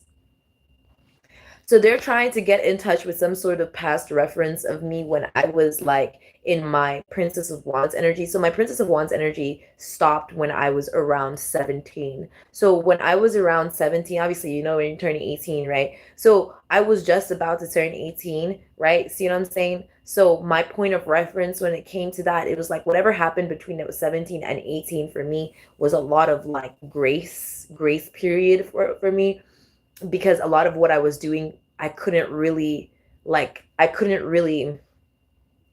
navigate, because I was like in the middle of being trafficked. So between 16 and 18, I was in the middle of being trafficked, human trafficked. So a lot of what I was doing, I was between a grace period, right? So it was like, it was never gonna bite me in the ass later on, right? So yeah, so there's a lot of that. Like, I don't know how to explain it. Yeah, there it is, cited. So the reference that they wanted or something like that. Oh, they didn't see. Oh, you know what? I actually do have reference. So they didn't see my PR for when I was 17. So actually I did have a PR, what'd you call it? Not a PR manager or a PR training, but I had PR training as well when I was 16 and a half, 17 in Russia. I had PR training because I was modeling for a company. I was actually, it was you could say it was like charity, but I did have PR training. I had modeling and PR training. So communication and how to communicate, I also signed a contract, right? So this is like, it was like a situation. So they didn't see that devil energy. They didn't see the PR training that I already had and thought that I would like, you know what I mean? Think that they gave me some sort of PR training. Yeah, exactly. Secret. Because they didn't know anything about my, it's like my forward thinking or they weren't forewarned. Yeah, they weren't. I don't know what the fuck they thought. I don't know what the fuck they thought. They thought they hired someone as like some sort of spy. This is what I mean. There it is. You see what I mean? There they are. You see? That's the pawn ass energy. And that's what they were trying to make seem as if that this was someone else also coming through saying like, oh, you guys are just being tested right now, trying to stay strong within your faith. No, fuck that. Fuck that. Like, you must not know. You must not know about me. You must not know about me. Right? Fuck that. You see what I'm saying? Fuck that. You see what I'm saying? But yeah, finally, now you're understanding. Fuck that. That's not what I'm talking about here. The energy is, you know I'm irreplaceable. So you think you can carry me into the edge of the fantasy, right? Or is it tragedy? Fuck it, I don't care. Tragedy. So you think you can marry me into the edge of insanity. You see what I'm saying? Well, I'm sorry to burst your bubble, so you might feel that you're in trouble. And this is the same energy. The point of reference with me and what I am and who I am and what I'm doing has to do with who I am, what I am, and what I'm doing. It has nothing to do with that energy or anything like that. You see what I'm saying? They always think, this is what it is. They think I need to have their chi or to borrow their chi. It's also giving the energy of like needing their, this is like from that movie that's coming out soon, where it makes it seem like I need their blood so that then I can have the vibrational like glory of their blood, like the blood of Jesus type shit. Like they got the blood of Jesus and I just need it when it's actually my blood that I got. It's actually a primary lineage like that. Like they don't realize that my blood is purer than their blood, but they want to make it seem like I need their blood when I don't even want to give away my blood like that. For that reason, like that sounds crazy as fuck to them, just as much as it sounds crazy as fuck to me that they do that. That's crazy. That's crazy. But that's another thing. It's like they want to, what is it called again? Blood transfuse the glory. That's what it is. They want to blood transfuse the glory. So they were also trying to use, like, this was the whole devil illusion of the whole situation. The whole bet in it is that if he was to actually give in as a pawn, right, and somehow trick and form me, trick me, whatever the fuck it is, right, somehow in order to keep me in some sort of karmic loop and cycle, so that then that bitch whore was to somehow blood transfuse the glory from me to her somehow, that then my whole life and their whole life and his whole life with that lover was going to coincide and turn into some fucked up mess of a fucking karmic cycle, while they were going to become some sort of future PR manager. I don't know what kind of premonitive bullshit that was, but that was some kind of disgusting fantasy that was never gonna be real. Yeah, the ancestors are not supporting that shit. There was some sort of, the cycle is complete. Yeah, I feel like it's just so irritating. Like, what is that? Holy Spirit, Heavenly Father, Lord Jesus, please tell me that's you. Please tell me that's you. Please tell me that's you, Lord. Okay. Oh, Archangel Michael. Prophet Muhammad sallallahu alaihi wasallam. Oh, okay.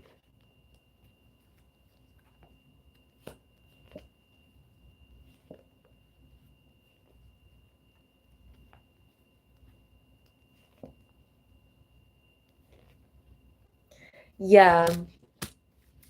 So that's what was making some sort. Thank you, God. Yeah, because I did say astaghfirullah. So yeah, there was some sort of, there it is. There was some sort of tension that they were trying to cause. Like I said, there was a full romance. Full romance. So like false romance energy. It was like a PR stunt kind of frequency. Yeah, Five of Swords. There it is. Different perspective. Right. They were trying to like make some sort of memory spotty or something like that. Make a relationship seem like it was in some way. Oh, so this is a repeated cycle that actually the Lord is reminding me of. There he is. So he's like coming through, breaking through the illusions. Thank you, Jesus. Are you a red galactic Skywalker too? Are you a red galactic? So that was you, baby. That was you last night. Yeah. Wasn't that you? That was you, wasn't it? That was you, wasn't it? Okay. Okay, I'm just making sure. So basically, yeah.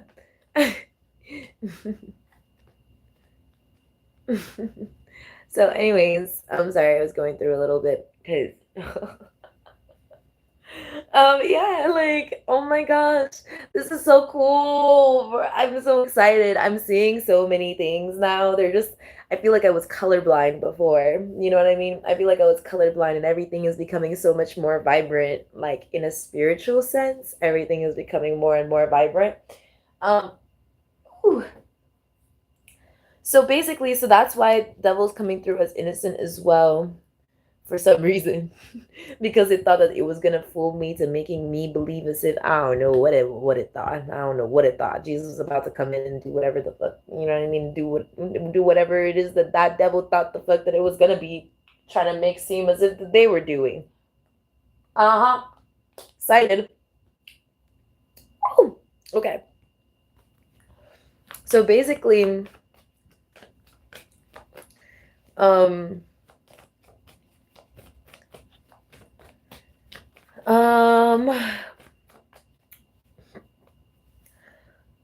what was I trying to talk about? PR stunt. Oh, right. The karmic loop of the situation is, so my ex-fiance called me, right? My ex-fiance and I got in touch a couple months ago. Not a couple, but like a while ago. We got in touch. And he was actually saying like, oh, right. He started becoming extremely rude to me. He was being like extremely bitter and rude to me. And so I was like, dude, like, this is how you become, like, you haven't really learned, like, you haven't become like a better person. You haven't grown of anything like that we went through. And he was trying to act like I hadn't gone through shit or that I wasn't going through shit or anything like that. And you know, the crazy part is that he was probably resenting me. Here's the thing. He was resenting me for the fact that he paid like $300, $400. Was it $300 or $400?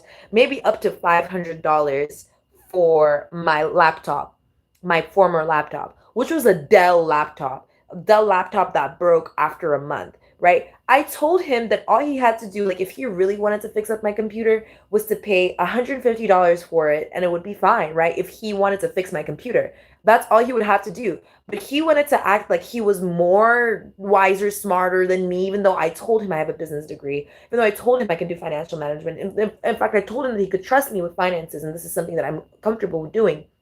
I know how to spend my money. I know how to conglomerate my money. I know how to, you know what I mean? What is it? Consolidate my funds. I know how to make sure that I'm spending what is right to spend and how to spend it. Like I bought so much fucking candy. I bought so much fucking candy. I've been spending every day on what'd you call it? On food, but I haven't spent more than I would usually spend per month. And that's actually really funny and ironic. And I'm trying to see the pattern with that because it's funny how if I'm not really spending that much money, how is the same amount of money that I'm spending per month on different things and items, even if I'm not doing the same thing? So if I'm not going out, I'm still spending the same amount of money on food. If I'm not eating very well, I'm still spending the same amount of money on clothes. So it's like the same amount of money that I'm spending. It's a bracket of amount of money that puts my mind into some sort of financial ease when I spend it. I'm looking into that.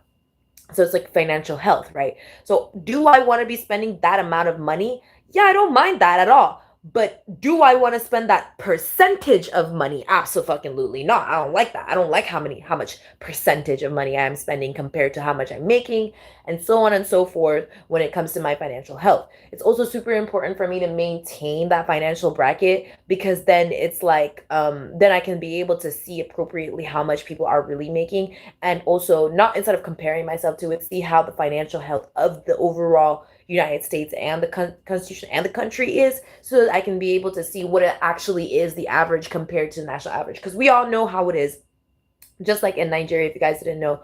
And not to give away Nigerian secrets and all like that, because it's not supposed to be a secret. If you know, you know. This is how you know as well, is that in Nigeria, if you ever want to go through an exchange rate, even the banks go through the black market. No one ever goes through the regular market when it comes to exchange units, except for in America, quote unquote. This is because not everybody has access. Even I don't have access to the black market in the United States of America. But in Nigeria, everybody has access to the black market. In fact, the black market is the main market. It's the informal market. It's where the banks get their money from. That's it. Right? So, for example, now people don't realize that in America, the rich use the black market for everything, and exchange units is how they can remain rich. Not because this is some sort of new groundbreaking information, but this is how it's always been, right? You get cheaper products for least amount of prices that are just the same quality as the main majority price in the public. Why? Because public relations is super important like that, right? So this is something that I guess they didn't know.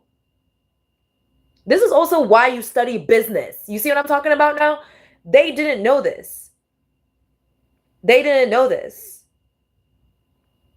They didn't know this, and that's what it is that they're trying to act like I didn't, like, this is survival as well. It's like they were trying to act like they had some mediatorship ability or authority to stabilize a condition or cause there to be an elevation or elimination of some sort of condition. Even now, they probably think like, oh, fuck her, she didn't text me back because she's not taking me seriously. Yeah, why do I have to do that? Are you cooking, bitch? No, you're not. Like, like that's what I'm saying. Like, she's this, like, the energy is like, exactly, the energy is like severe entitlement over one's own image, another person's image, right?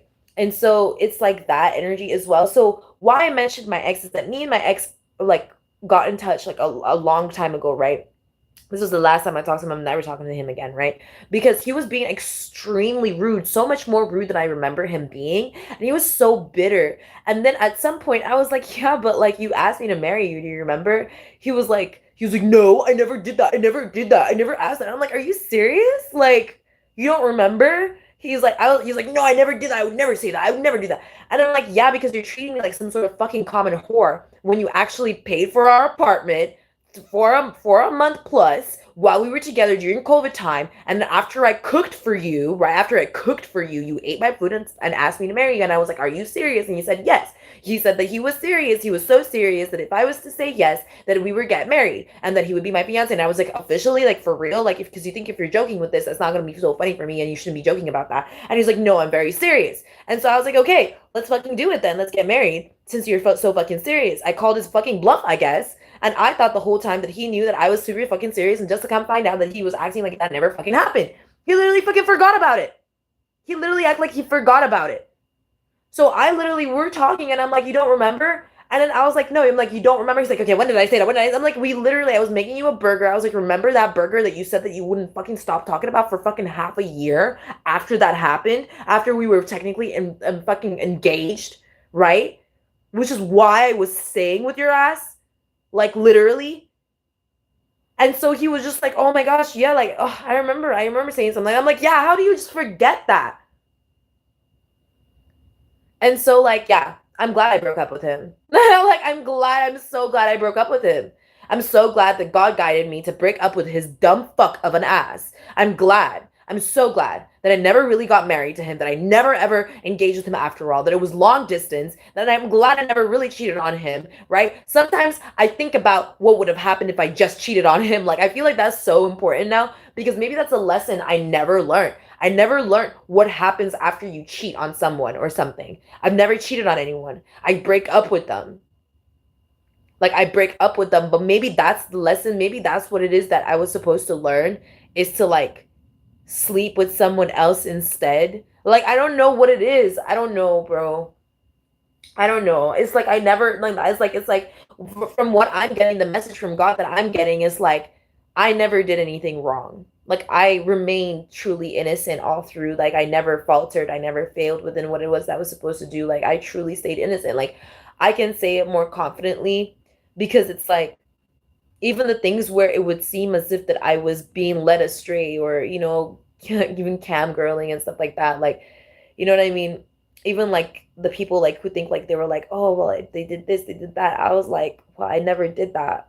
I was like, I never did that. I needed to make a stable income for myself and a stable name for myself. And you know what I mean? Even when I was in that energy, people are like, yeah, they were a whore and they were this. I was never that. Right, like, you guys don't remember when I was camming, right? When I was camming, I was being a cam girl. People think they understand what it was that I was doing. I wasn't like fuck me, you know, I wasn't like that. I was literally like, hey, do you guys know that the government is lying to us? Do you want to see some titty? Literally, like, that's what I was doing. Like, I was like, did you know that Epstein wasn't killed in jail? Do you want me to show ass, or that's what I was doing. I was like, so do you guys like the new anime season and this and then how would you guys like me to cosplay fucking Nier Automata? Like, that was me. That was what I was doing. Like, I wasn't like, who is the next guy? Are you gonna fuck me? Like, no. I wasn't like, oh yeah, Big Daddy. I wasn't doing that. I remember there were certain things where people were like, would tell me to do certain things, and I'm like, oh, please don't make me do that. And they were like, no, come on, please. I remember it was like a fucking Twitch stream. It was your basic girl Twitch stream, and I would just do it on a porn website. I'm like a math teacher on Pornhub. Like, did you know I used to stream on Pornhub? Yeah, I used to teach people math. Oh, that's literally what we did there. I used to do political studies, anime, video games. I remember playing Pantsu Hunter, bro. Oh my gosh, I miss it. But, you know, stalkers and paparazzi and shit, you know what I mean? So whatever, like, you know what I mean? So yeah, exactly, poverty. Because then I had to overcome poverty. There was a specific kind of poverty I had to overcome. And it was about like platforms. It was platforms that I could stream at. Because if I streamed on Twitch, they would always put TOS on me. They were always putting TOS on me. Terms of service, terms of service, terms of service, right? And this was the same thing. It was like they were always trying to act like I was breaking their terms of services when they were actually breaking my terms of policies, my policies that I agreed on. So you see what I'm saying? So for example, here, where there would be policies that we agreed on, right? If I was to post here, the amount of times they were going to let me be seen so and so amount of times, the hashtags, but they're not showing any of my stuff. They're not allowing any of my stuff. That's them breaking policies that we signed an agreement on mutually, because they feel like they can control what their media management or their media relations, public image, and their media management relations, all that, right? That's another thing, right? Why is Jack I feel like that's another thing why Jacksepticeye is literally like saying all these crazy things. I feel like he's secretly like I feel like he's secretly like outing them low key on what they're doing to him, right? Low key. And this is happening to all other people as well, right? So this is so crazy. This is like happening to a lot of different people as well, right? So it's like oh my gosh, this is so insane, bruh. What if YouTube had something to do with Yumen Long? You guys, what if, holy crap, because that would make a lot of sense, right? Just like that dancing scene, right? You guys don't understand. You guys don't see it coming. You guys don't see it coming. The whale. Okay, y'all. Stop, y'all. Oh my god. I knew it. I knew something was off. You see what I'm saying now? Period. Because if I started saying something, they would have figured it out. They would have been like, someone. They wouldn't be able to handle it. Look, they can't do it. They can't do it. Now they're panicking. What? I'm telling you guys, it's the most like, oh my gosh, it's instead of, you know, when they say, someone told me recently, like, what is it that you don't do? What is, I think like it's easier to ask what you don't do, right? Pickleball. If people are like, baseball, nah, I play baseball. Play baseball very well, actually. Home run all the way. Oh, home run, I used to piss everybody off with baseball. I used to piss everyone off when it came to baseball. Probably football. I probably wouldn't be able to play football, but now maybe I'd be able to play football, maybe female football, right? Maybe I need to go live. I need to live, bro. I'm actually gonna go live, Loki. I need to go live. I'm gonna go live. I'm gonna put on some music and live. Yeah. Okay, let me stop before I become a muscle head. Okay. Yo, do you see how my muscles are like, look at them. Oh, do you see that? She is like, she's trying to figure out how to move and where to go. God is rendering it. Maybe that's why I'm in so much pain. Like, I'm holding on, Lord. I'm holding on. Cause trying to figure out like where it's gonna go.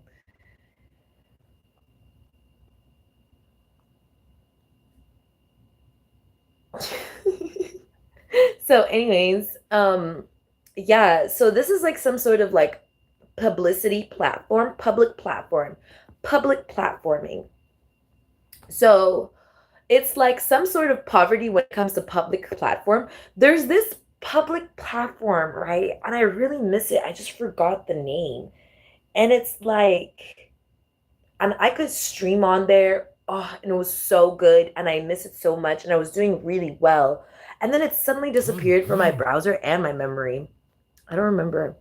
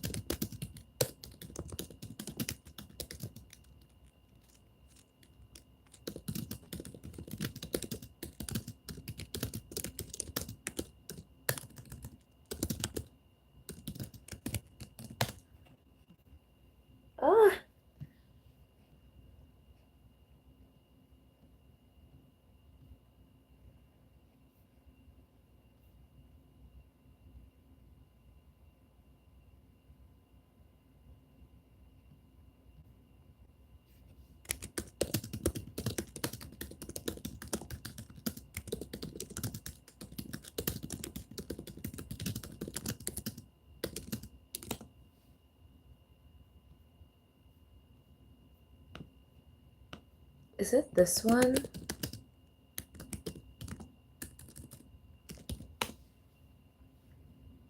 Oh, no. It's not that one, for sure. Oh my gosh, I'll be right back.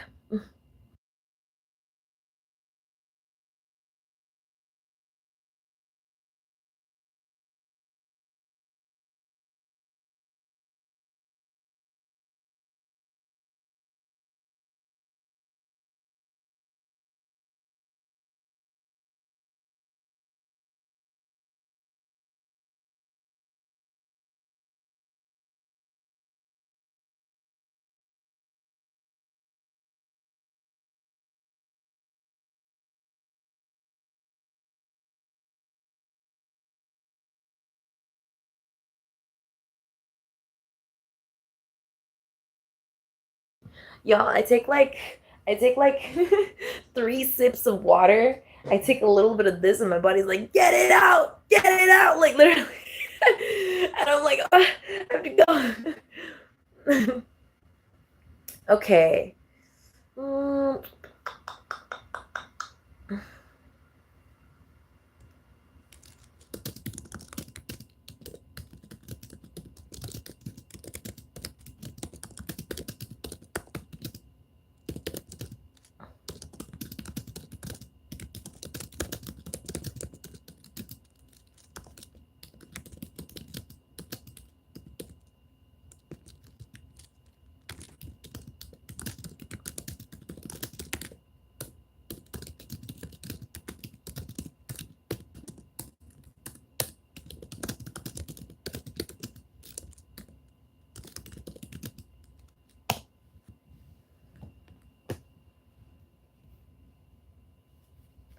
so there it is. So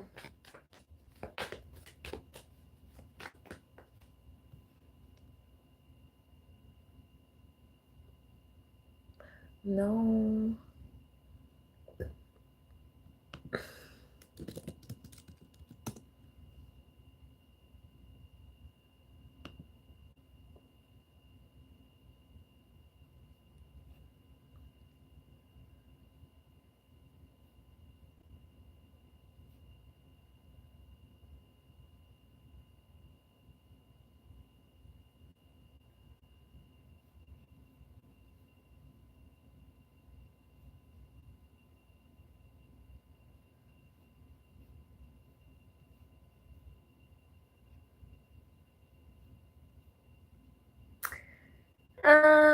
Maybe.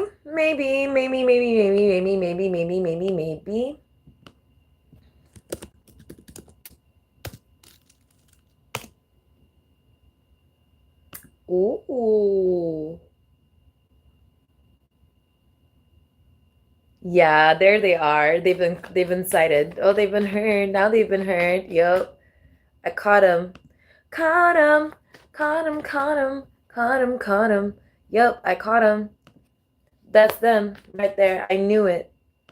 They were trying to get like in touch, get in touch with things that I was going to get into before I was gonna get into it. Try to act as my publicity or PR manager or PR. Yeah, that's what they were trying to do. Yeah, clingy whore. That's them. Yep, they were trying to get into my like I don't know what it's called again. My next move, my next actions. Yeah, Lord is citing them now. They've been cited. They've been caught trying to interact with my interactability. It's like interacting with my precession. Yep, they're trying to. Yeah, they were trying to act with. Yeah, there it is. They've been cited now. They've been trying. They were trying to impede on my precession. Precession. Yeah, precession. Eddie. It's like devils and entities like them, or the entities that are trying to control them or shit like that. Like the energies like them. Yeah, exactly. Act of preceding, the act of going before. Exactly. They were trying to act the boundaries upon procession. Their boundaries upon procession. Procession is going to God. That procession is going to God. Yep. They were trying to impede on my procession. 2 of Wands energy. Yeah. There it is. They were trying to impede on my procession. There's Archangel Gabriel. There's the Lord Jesus. Like the ones who helped me with my procession. Yeah, and there was so much of like rejection energy that they were projecting.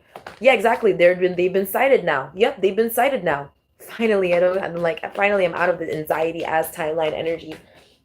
Yeah, because it's not my fault. It's like now it's being seen that there was no reason for me to be really going through all the shit that has to do with like I don't know what the fuck that energy is, but they were constantly trying to act on my behalf in my proceeding. Yeah, I put up boundaries upon them. They've been cited now. Now they've been double cited, triple cited, quadruple cited. Yeah, they're now getting like now they're under judgment. Right. Look at them. See, I am the Empress. You see what I'm saying? It's me. I am the Empress. I am innocent. See what I'm saying? It's like they're not able to act on my behalf. They wanted to act on my behalf. It's so fucked up. They wanted to act on my behalf. Yeah. Look. It's being given to God. My procession, my next moves, the Archangel Gabriel is just given directly to God. What was supposed to be my next move, Archangel Uriel is now given directly to God. What's supposed to be my next actions, you know what I mean? Jesus is going directly to the Most High when it comes to my next movements. Everything that has to do with me following up on whatever God is asking for me to do is going directly to God now.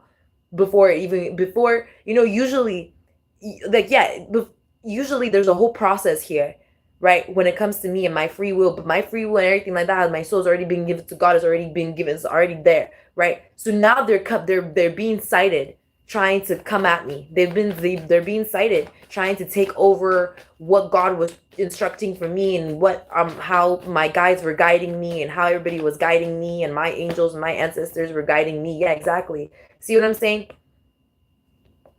Yeah, there it is. There it is in reverse. Yeah. They thought that they were going, yeah, they thought they were going, they thought they were about to precede me in this moment. Yep, they thought they were about to precede me in this moment. Now they're being seen as a burden. Yep. Now they're being seen as a burden. They thought they were about to precede me. Yeah, they're being seen for what the fuck they are. What's this energy, Holy Spirit? Yep, there they are. Ghost Rider wannabe. There they go. It's like they were trying to precede my next actions, my next moves, my next thoughts, my next words, everything that I was going to do next. And then they were trying to replace everything that they had now stolen from me or attempted to steal from me with what they wanted me to do and say and act on. Right? See? Gross wannabe seductress in reverse. They can't be a gross wannabe seductress trying to appear as me in my energy anymore. We're trying to seduce people in my energy or as me anymore. Right? Evil cult. They're being cited. Right? That bitch. Empress in reverse. Exactly. They were trying to uphold the Empress in reverse status quo or quota, some sort of quota they were trying to uphold, but they can't get in the ring. Yeah, they were trying to uphold some sort of quota. Right. They were trying to uphold some sort of quota. Lifestyle sabotager in reverse. They can't uphold lifestyle sabotaging everybody else or anybody anymore. Right. False ass strategist that was trying to fuck with 100+ people. Like I said, trying to hit a quota. 100+ was their quota. And they were trying to basically, this was all the things. They were trying to make as many devil wannabes as possible. They were trying to make, let's say 100 divided by 3, right? So sorry, y'all. Yes, I know. Oh, wow, Mimi doesn't. Yep. You can sit the fuck down. Okay. So basically, they were trying to make about what is it? 35+ people. Yeah, 33. So 33 and a half. So they were trying to make about 33+ people, 34 people into devil wannabes. So they were trying to make 34, 33, 32+ people, technically 32+ people into career sabotagers, right? And they were trying to make 33, 34+ people into pride hungry individuals. That was their whole, that was the triad, 33.33. You see? So the whole quota was to make about 33 to 35 people devil wannabes, making 33 to 35 people pride hungry, and making 33 to 35 people career sabotagers. As long as about 100 to 103 people would be career sabotagers, devil wannabes, and pride hungry, then they could use those people to then falsely initiate some sort of temporal action against themselves or others to make them some sort of clingy whores or ghost riders, or to ghost write on thinking on my behalf for that Emperor in reverse try hard energy. it's really giving, okay, it's really giving Jay-Z and Beyonce. You know, Jay-Z was a part of them Epstein stuff, right? Jay-Z was working with Ellen DeGeneres and Clinton and all them people with that Epstein stuff, right? My whole question was, where the fuck was Beyonce in all this? That was my question. That's the reason why I really kept. I was like, where is Beyonce in all of this? If they're doing all this nonsense, right? Why is she not saying anything? Right? She done divorced the motherfucker. She done said, like, what was it? Like, I really, that one song, what's that one song again?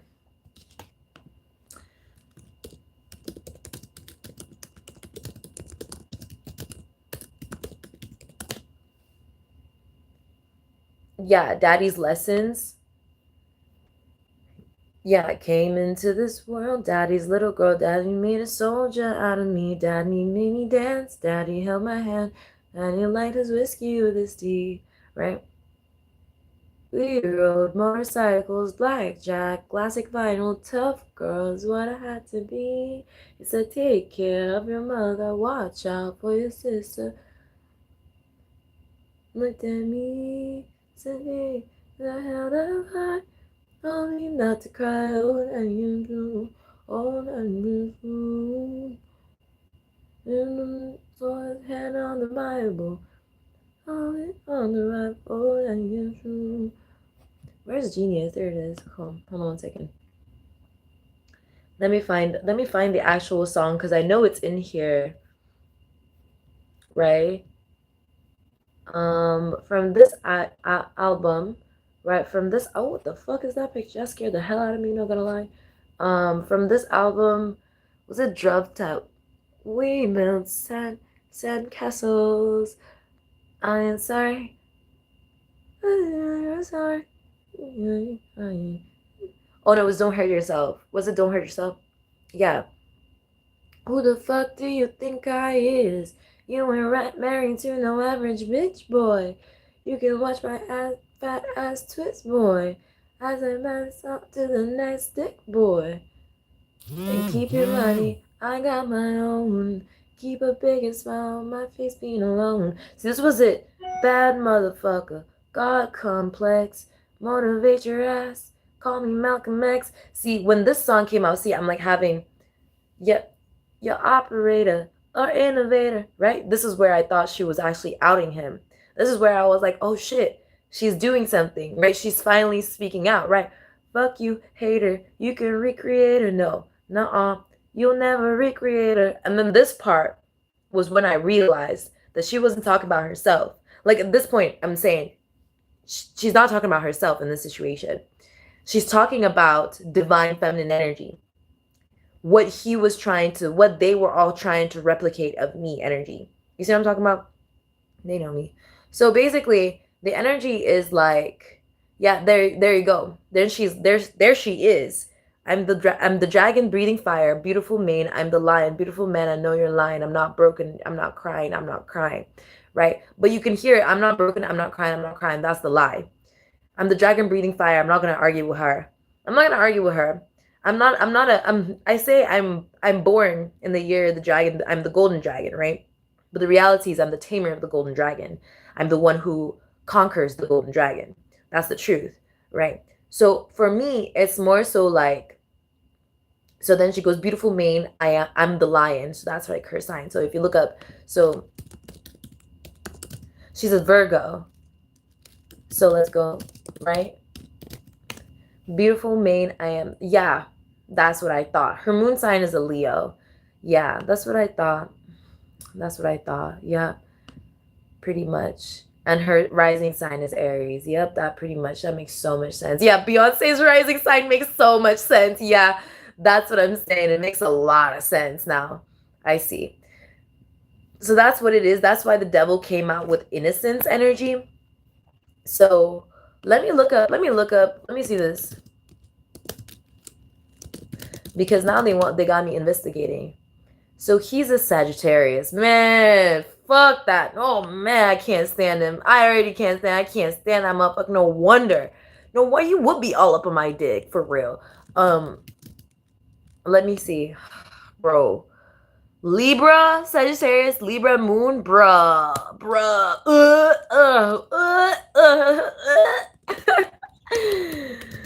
Oh, God. Oh, Libra rising as well. Oh, that's fucked up.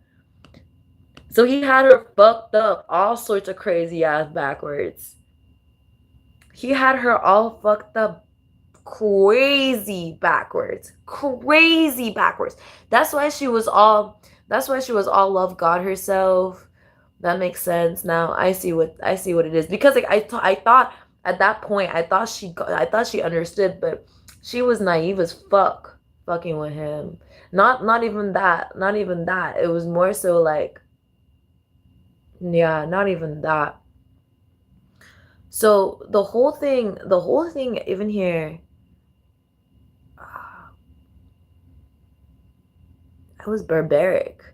He had her in barbarism energy. So the only platforms there were barbaric. The only platforms were available were barbaric platforms. Let's talk about platforms, okay? So we're supposed to have unleavened ground, right? The unleavened ground is supposed to be our platform, right? So let's look up platform, Eddie.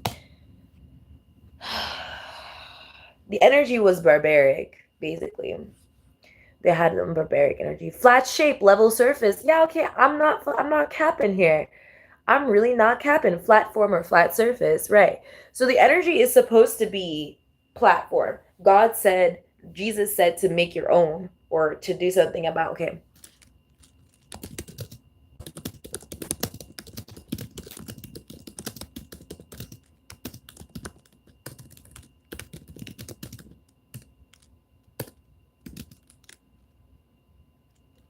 See, there it is again. There, finally. Thank you, Jesus. Right? It's so funny. Like they wouldn't even understand. Like they just try to steal his quote from my head. Like they wouldn't even like it's not available to them. Like that's actually crazy.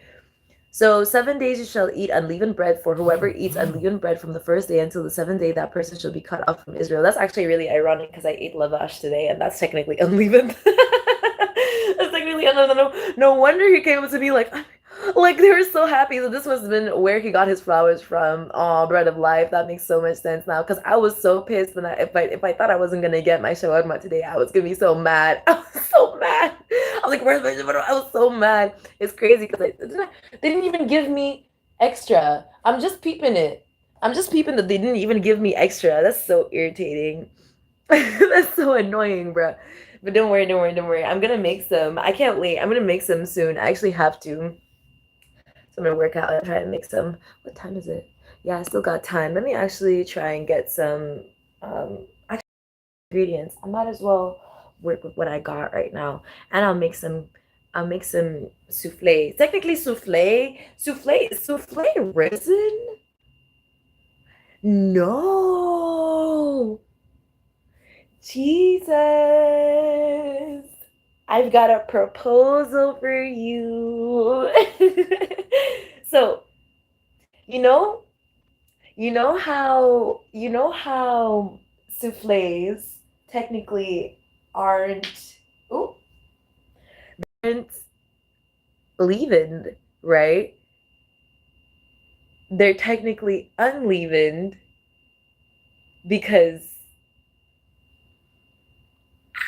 that's why. That makes sense. That's why. There's a painting. There's a picture. Super ancient.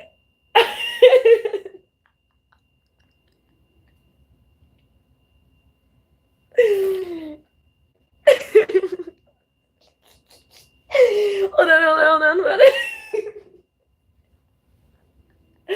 I was wondering. Oh, they're going off. They're panicking. I was wondering. Oh, that's why you don't add the. Oh my gosh. Because it's unleavened. It is. Oh my gosh. What is going on? How does that even work? Because then it's tempered. Because I tempered it perfectly. But I did, but I overcooked it. That was my problem. I overcooked it, but I tempered it perfectly. Next time, when I when I cook, I'm not going to overcook it. And that's this. That's this lesson of this energy. Oh gosh. Okay, hold on. Oh, oh, oh, hold on. Oh, hold on. So that's what I'm saying about platforms. Okay, that's the lesson when it comes to platforms. So sharing is the energy of cooking, what you share, right? What you share. But it's not about only what you share, it's about how much you're sharing, right? Overcooking is technically sharing too much. So we learned about that, right? So before I was sharing just enough, apparently, which was a lot. I thought it was a lot, right? But maybe back then I was tempering. I'm not sure. What is Holy Spirit? What's the energy here, Holy Spirit, right now? Heavenly Father, maybe that's something. Okay. So 5 of Cups with the 7 of Swords, that's their energy. Yeah, and then the Emperor with the Wheel of Fortune. And then 9 of Swords in reverse. Acceptance, yeah. Energy Devil in reverse. Yeah, they've been caught. They just got caught. Because the platform is here. It's clear. It's clear. Yeah, it's clear that I already know how to make my own platform. That I've already mastered, or I'm already a master, or I've already mastered the architecture platform. Basically modeling platforms and manifesting platforms. Yeah. So this card is coming. Yeah, there it is. So already dutiful when it comes to platforms. Yep. There it is. So that energy right there has been caught. They finally revealed themselves. Yep, that's them. I knew it. Wannabe PR manager. Wannabe PR manager, they can't uphold it anymore. They can't uphold trying to be a wannabe they can't uphold their wannabe PR manager energy anymore, and now they're being seen as lust hungry, wannabe substitutes. Yeah, exactly. Dictator scout in reverse. You see what I'm saying? They can't uphold trying to look at this karmic cuck. They can't uphold trying to be a karmic cuck, right? They can't uphold projecting karmic cuck energy as if it were some sort of prerogative or some sort of lifestyle or some sort of destination, right? Because the destination is the Emperor energy, which is God. They can't uphold there being karmic cuck energy as some sort of destined energy, destiny energy. It's destitution, basically. They can't project destitution through being a wannabe substitute that's lust hungry. That's trying to be a wannabe, magical wannabe, trying to create boring hoes or something like that. Yeah, that's a poser that can't uphold being regret hungry anymore. They can't uphold how they were trying to develop or falsely develop or underdevelop. There it is. They were trying to cause underdevelopment. There you go. They were trying to cause there be, that's a cycle complete. It's a cycle broken. That's a curse broken. I feel it. It's a curse broken. They kept on projecting underdevelopment so that there would be some sort of limit to how far women or people would develop in general. And that's being caught. Yeah, that's it. They've been caught. That's severe punishment. It's severe punishment. Now, yeah, exactly. False scientists in reverse. They were trying to cause there to be an underdevelopment. They were causing so much. Yeah, a crazy nigga. There they are. They were caught. They were trying to cause there to be constant underdevelopment. Just because it's not leaving doesn't mean that it can't be developed, right? Exactly. So they were trying to cause there to be under-rendership, underdevelopment, all of that. They were trying to act as a substitute so that God would develop them instead of those that that's another thing. They were trying to promote overdevelopment when it comes to themselves and underdevelopment when it comes to, exactly. There it is. When it comes to God's chosen ones, collective you guys. They were trying to promote overdevelopment and themselves commit underdevelopment. You see what I'm saying? They were trying to make it seem as if the collective would be overdeveloped and then cause their false elitism or their false elite to be underdeveloped. And that's how they were trying to ratio things. They were trying to make seem as if that they had control over ratio evil. See what I'm saying? They were trying to cause underdevelopment. Yeah. They were trying to cash out on underdevelopment. Yeah, poser. They were trying to, this is crazy. Poser. Crazy nigga poser. Yeah, because okay.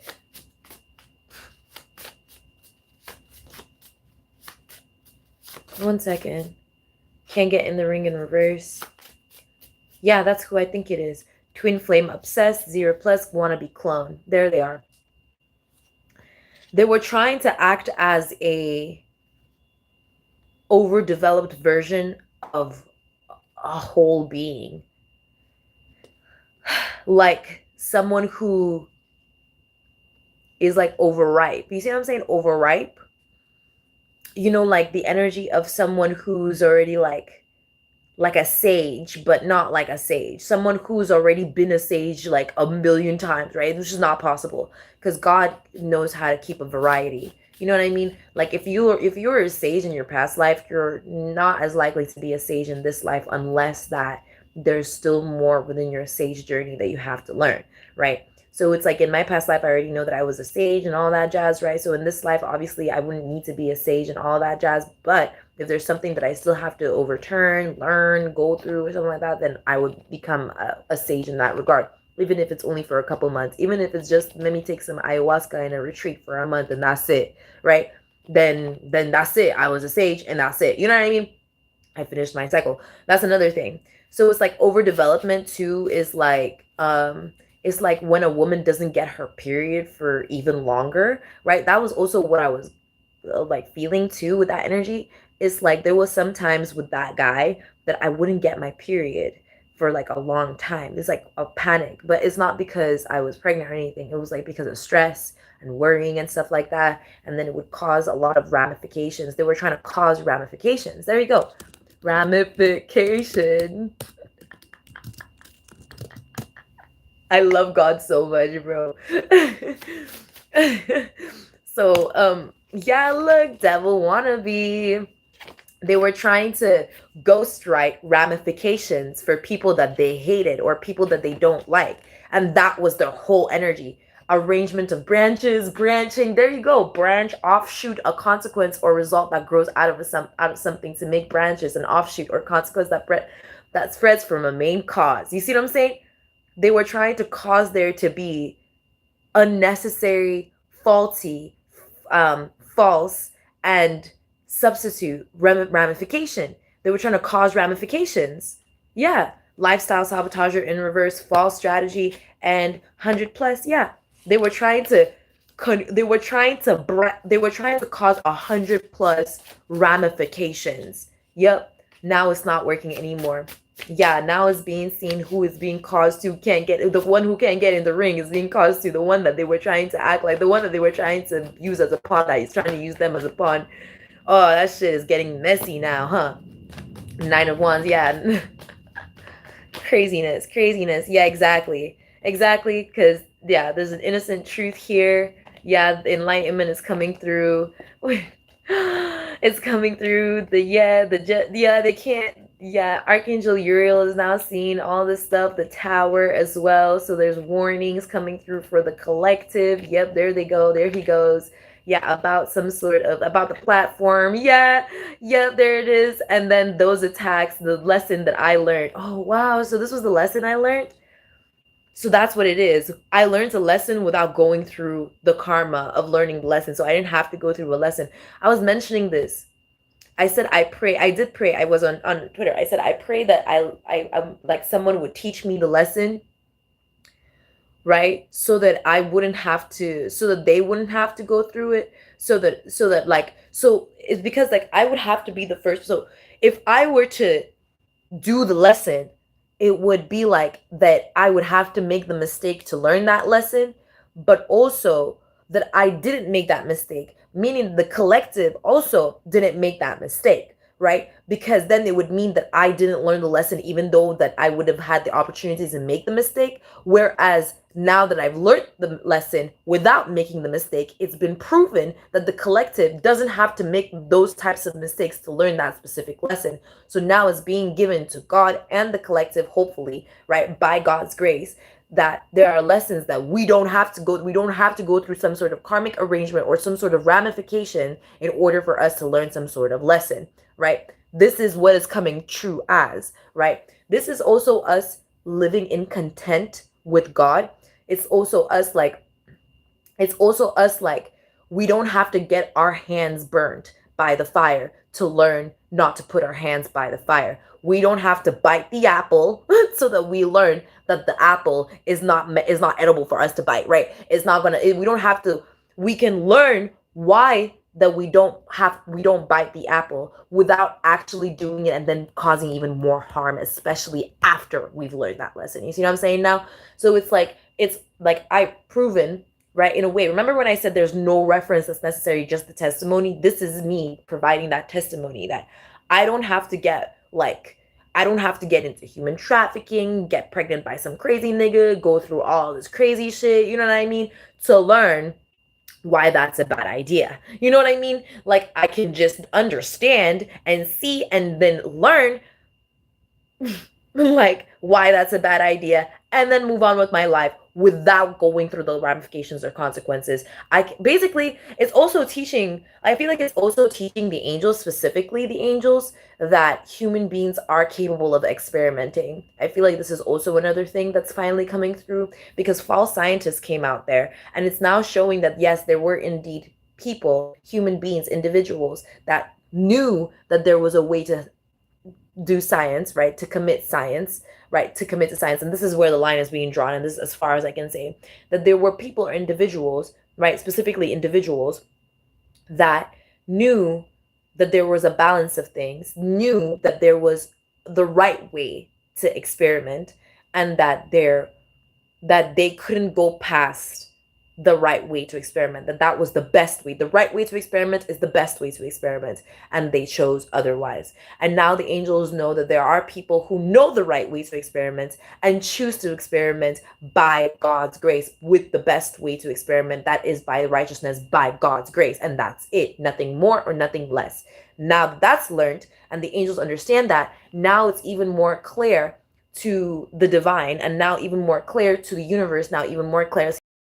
Temperance energy, see, temperance, now it's even more clear who truly deserves the strength, who has that strength, and who is capable of being responsible for that strength, as well as who's worthy, the deservingness, what's deserving and what's worthy, right? That's what's coming out. So now finally the energy of that false faux, what you call it, romance, that fake romance situation, that whatever that was when it came to, what you call it, false PR, false public relations, like all the stunts, PR stunts, all that fake stuff, right? Not specifically, you see what I'm saying? Not the stuff that's supposed to be good, but the ones that actually cause harm. Now they're coming into light, right? It's like failed PR stunts or like embarrassing moments, and it's like those who truly are meant to be humiliated, because that was another thing, like the humiliation ritual, stuff that they were doing, right? So it's like right, so the humiliation stuff that they were doing, right, was also the abuse of some of the angels that would do the humiliating, right? So then but we all know that through humility comes glory as well, right? So that was it, that they were trying to, and that was the what is it called again, transfusion of glory and shit like that now is being put up boundaries upon. There's boundaries upon transfusion of glory, right? Yeah, transfusion is being given to God. Yeah, the angels, there's healing for those angels, angel therapy, all that stuff, right? Angelic therapy, specifically angelic therapy for the angels and for the humans of those angels and stuff, and so on and so forth. There's healing here, grandness here, yeah, there's greatness here, and God is here too with that energy, right? With divine feminine energy, perspective here as well. Yeah, perspective here, yeah, divinity, I should say, specifically reciprocation, as well as reproduction and development. You see what I mean? Development. So basically, they can't abuse development tools anymore, is what it is. They can't abuse development tools anymore. Those are like false interstellar hackers and stuff like that, false grid hackers as well. They can't abuse development tools anymore, like crystals, right? Yeah, crystals, crystal grid systems, stuff like that. The angels aren't supporting them. They're being seen as crazy. Literally, they're being seen as crazy. They're being humiliated. Yeah, there it is. They can't uphold some sort of gross wannabe seductress anymore, trying to they're being seen as a ghostwriter wannabe, devil wannabe. They're being seen as that. They're literally being seen as that. Yeah, see, wannabe PR coach. They're being seen as a wannabe PR coach. Like, that's not their job. But people are starting to recognize this, that their public image and their public relations is something that these individuals wanted to have control over. They wanted control over their public relations and who they were going to communicate with and how they were going to communicate with those people and who they were going to meet and who they were going to interact with and how they were going to meet and interact with those people. It's not only about PR coaching, it also is PR coach manipulation, real PR coach manipulation. So let's say it's like someone calling up, hey, so-and-so specific actress or actor or so-and-so specific model or something like that. There's this one person that's highly thought of or highly talked about it, and you're going to be passing them by and so-and-so o'clock. You just need to do this and that and say this and that. And when you get to that person, make sure that and you say this and that and you do that and make sure that, and it's like to manipulate that person, that not only are they trying to manipulate the original PR coach of that person, but also manipulate that person and also manipulate the person that they were going to bump into, all in this like retrospect plan under somebody else's jurisdiction. That's that paparazzi energy. You see why Kanye don't like them? So that's what I'm trying to say. Like, that's like the in-between that was going on. It was like someone will give somebody else information to to be able to avoid something, like if let's say, God forbid, like there's someone who is, God forbid, this is not something I said that is happening or happened or will happen, okay? I'm bringing this up as a simple and plain metaphor because it might have happened to someone else, okay? So it's like someone meets a celebrity, right? Okay, yeah, now I see it. So someone meets a celebrity, right? Accidentally, right? And so that person now goes and says, hey, did you know that I saw so-and-so celebrity, or that so-and-so celebrity was cheating on so-and-so celebrity? Like, what? So one of the PR coaches goes meets with them. Hey, I heard that you and you so considered to meet with some, but and somehow they intersect and intertwine to now meet one of the other agents of some other company. And they like try and separate everyone. You see what I'm saying? Crowd control. They try to crowd control. But that's what I'm saying. There's too much of that going on. There was too much of that going on. Too much of like, let's try and control this and control that and try and get this and get that. And we know this and we know that. And we heard this and we heard that. And we don't want them to because that's a PR thing. We'll pay you so and so. And people magically get jobs and people magically get positions and people none of that. No more of that. All right? Start over. Start over. That's what's going on. Like, yeah, exactly. It's this is a burden that the emperor is releasing. None of that is going to be happening again. Yeah. Let's see what it is. We're releasing this energy. We're releasing these people, these energies, they can't get rich easy anymore. They can't make it easy for people to get rich anymore. Like, especially when it compromises other people's livelihoods, like the civilian livelihoods. They can't compromise civilian livelihoods in order to get themselves and other people that they want in public relations rich anymore. They can't do that, okay? Because it's a lot of civilian manipulation that was occurring, which also affects the military, okay? Which is what they don't really want to talk about, right? They don't really want to talk about how there's manipulation of the military, manipulation of the civilian, and then there's manipulation of like who the fuck are we doing this for? Right? What the fuck is going on? It's like manipulating the entirety of humanity here, and they're like trying to manipulate the entirety of humanity here. and they're trying to like not seem like an evil fucking cult, right? But that's what it is. It's all to hide like that's how they got like Epstein all hidden and all the information, and you see what I'm talking about now. So basically they thought that this is not something that was only occurring in one place or the other, right? Now that there's people standing up in different parts of the society and world, right, it's starting to become clear and clear at this time that there's been a lot of like civilian and media and humankind manipulation. Okay, a lot of manipulation on the humankind utilizing paparazzi, PR, optics, and informational data, right? No more crazy niggas, no more slaves of codependency and like brutalist barbarianism. That's what it is, slaves to barbaric actions and barbaric energies, because that's what it is. It's like that's why I said it's a lot of manipulation of civilian energy, because we spent millions of years protecting our integrity as spiritual beings, as spirit guides, right? Protecting our souls, giving our souls to God and protection. We spent millions of years developing programs and initiatives and initializations within the heavens and earth in order to create a system and manifest and co-create with God a system in order for us to advance in our evolution, right, as human beings. Now, we're not gonna give that up because motherfuckers want to be barbaric. You know what I mean? Because they think that they weren't barbaric enough in the past. Hannibal Holocaust wasn't enough, right? They hadn't eaten enough babies. They hadn't thrown enough of their newborn babies into volcanoes, and they hadn't eaten enough horse hearts or something like that, right? We don't care, right? There's a time and a place. If they hadn't gone through enough of that and they feel like they are underdeveloped in that part, which is not true at all, right?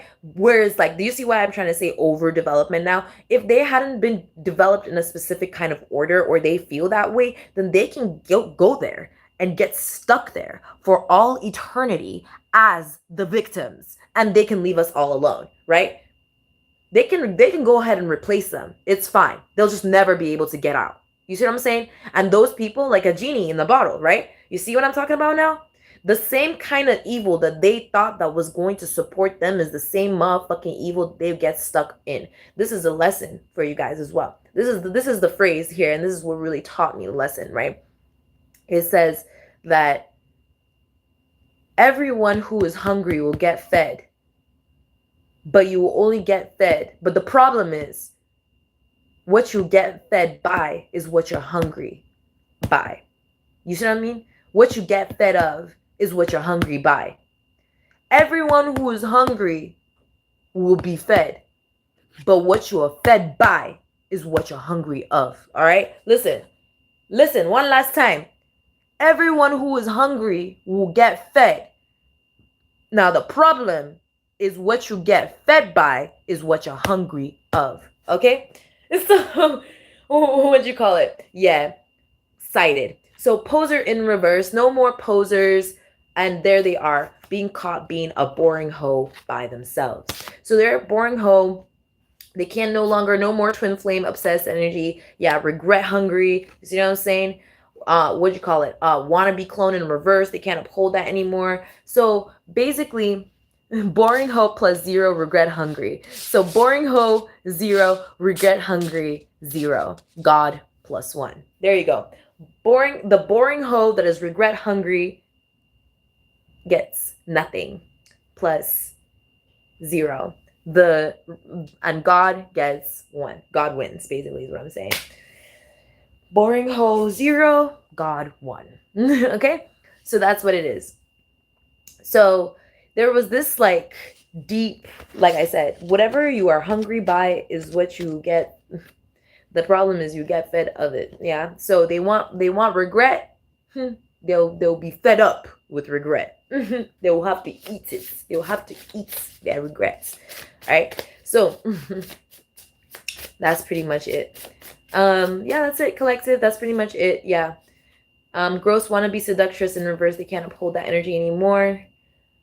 Pretty much it. I hope you guys have a wonderful day. It's a long ass reading, but I haven't done a reading in a while, so I'm sure you guys understand why it was so long. Also, there was a lot of topics to get through. Yeah. The message is clear. Yeah, the message is clear. They've been cited. Honestly, I would keep going. But I kind of, you know what? Let me keep going for just a little bit longer because I wanna, what you call it? Yeah, cited. Also, I wanna, what you call it? Yeah, there's a risk, energy, frustration. They're taking risks and frustrated. Yeah, I wanna just, take cover from their energy really quickly. That's what it is. I want to take cover from their energy.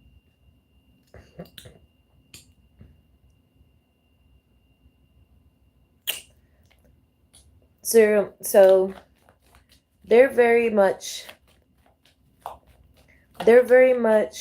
frustrated, and they're trying to cause there to be some sort of survival. They want us to survive their energy. Yeah, they're not yeah, libation is here. God is good always. There's prayer here. Yeah, look. You know what I'm seeing right now? It's like me picking pears. You see pears? It's like me actually not picking, but I'm like annotating like the ripeness levels of each fruit in the Garden of Eden, like that. It's like I'm walking with God. God is like, you know what I mean? Like, and it's more Jesus than anything, right? Jesus is just kind of like like walking around and like staring, and I'm running around there with my little notepad, and I'm annotating each ripeness level, and I'm trying to coordinate how do you scale ripeness level of each fruit of each tree, and how do you calculate the ripeness of the tree compared to the fruit, and how each tree and how like ripe each tree is to each fruit, and how to I'm like trying to calculate. I'm doing a lot of calculating. Okay, 6D energy. I'm learning a lot. Remember I said it was hard for me, 6D? So I'm learning my lesson. So this is something that, yeah, so this is a nightmare to them. They don't know, they can't see this. Like, remember when I said this is like what I'm seeing, and I said like they don't see any of this. They see darkness and suffer. They're in the dark about this. They're in the dark about this. Yeah, they feel prosecuted. I don't know what that's about. They feel prosecuted. Yeah, frightful, phobia. I think once you get past, see, this is what I'm saying. I think once you get past the fear of God, you reach content. Isn't that the whole point? I think there's this whole religious faculty of people thinking and assuming that God wants you to forever be afraid of him. When in reality, it's like once you're content with him, you are past the fear of him. Could you go back to being afraid of him? Absolutely. But once you're content with him, then it's more so, it's less about doing no wrong or whatever the fuck that is, right? That's what I'm saying. It's like there's a lot of fear. They don't understand true content. Yeah, I put up boundaries upon them. Also, they've been cited. It's like, how do I explain this?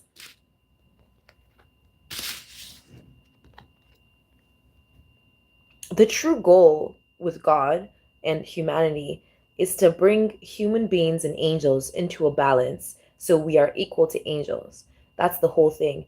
Human beings are to be equal with angels, and human beings must be content with God to live with him in kingdom in heaven. That's it. That's the main mission. That's the main goal. As long as you remember that, everything will be okay. That's it. That's all you have to remember. That's all you have to know. You don't need to know anything else. You don't have to think about learning all your lessons and not sinning and being afraid, not being afraid. Yes, sure. Knowing the details of the matter and really understanding it does help some people. For some people, it doesn't even help at all, right? Especially like Aries energy, like trying to get to know the details of the lesson and that's too much. Aries energy, you're supposed to be whimsical and childlike. Everything that you learn has to be from your whimsy and childlike nature. If you're going to learn anything, it has to be through your naivety. You have to be absolutely naive to everything, oblivious to it all, and honestly. But the reality of the situation is remembering that assignment. The assignment is being content with God and being equal to angels. Ta, isn't being equal to angels also being perfect? That's what I'm saying. So it's like I've proven that there is a level of perfection that I hold. Like I hold that level of perfection, especially as an earth angel. I hold that level of perfection, that there is something that's stopping me from sinning. And that truly is my spirit. It is truly the Holy Spirit, is truly Jesus. And I'm not afraid of that, right? I've already overcome the fear of not sinning, as you can say, as you can see, as you can say, as you can say, I've already overcome the fear of not sinning. I've already overcome the fear of God. I've already stepped into balance with the angels, and I've already been and am and forever will be content with God. This is just who I am and what I am, especially as the Empress, right? I wouldn't be able to model if I didn't, right? If I wasn't, and if I couldn't say, but I can say. And that, I think that's the part that was my main lesson in this season, was knowing that I can say. I can say I'm innocent as long as I am, and I am, and so I can say, right? And this is the truth. Thou shalt speak of one's innocence if say one is innocent. This is the whole trust with God. It's like Jesus. Jesus could say that he was innocent, that he is innocent. Jesus can say he is innocent.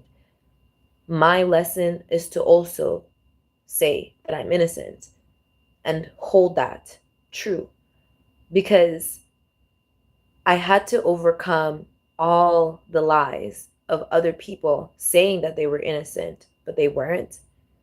It was like, it's like taking my power back. It's like taking my power, actually. It's like actually taking a hold of my power, actually, and saying, hey, I'm innocent. Did you know? Did you know that I am innocent? And when people go, oh, we're all sinners, I can say with glee and strength that I am innocent, and that it's okay for me to be innocent. Not everything has to be about reform, and that I don't have to be forced to sin so that then I can become innocent, that I can be innocent and stay innocent and remain innocent forever. And that is the truth, that no matter how things are, no matter how things seem, and no matter how things could develop or how they seem to develop, that innocence cannot be corrupted at all. At all. Yeah. So, yeah, there it is. Apology, right, ceremony, guilt, mystery, magic, forgiveness, magic. Yeah. Aid, mercy. There's mercy. Remember I was telling you mercy? Confession. So there's confession about mercy, justice. Ooh, cited. There was some sort of, what is it called again? Verdict. So there's a verdict. So this is the verdict. Of course. So of course, when you give a testimony, God is the one that gives you the verdict. So the verdict is given to me. The verdict has been given to me. Yeah, I'm not truly lonely is what it is. Yeah. I am in some sort of remission, or I'm remissioning. I'm in some remission. I'm being purchased. Remember I told you guys about the 144K being purchased from the earth? That's what I'm going through. I'm not. Yeah, exactly. Relaxation, setting back, pardon, letting go, slackening, forgiveness, letting go, ascending back.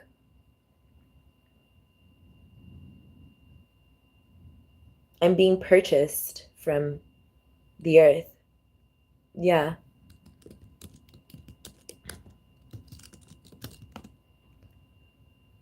Yay. So that's what it is. Yeah. Aww.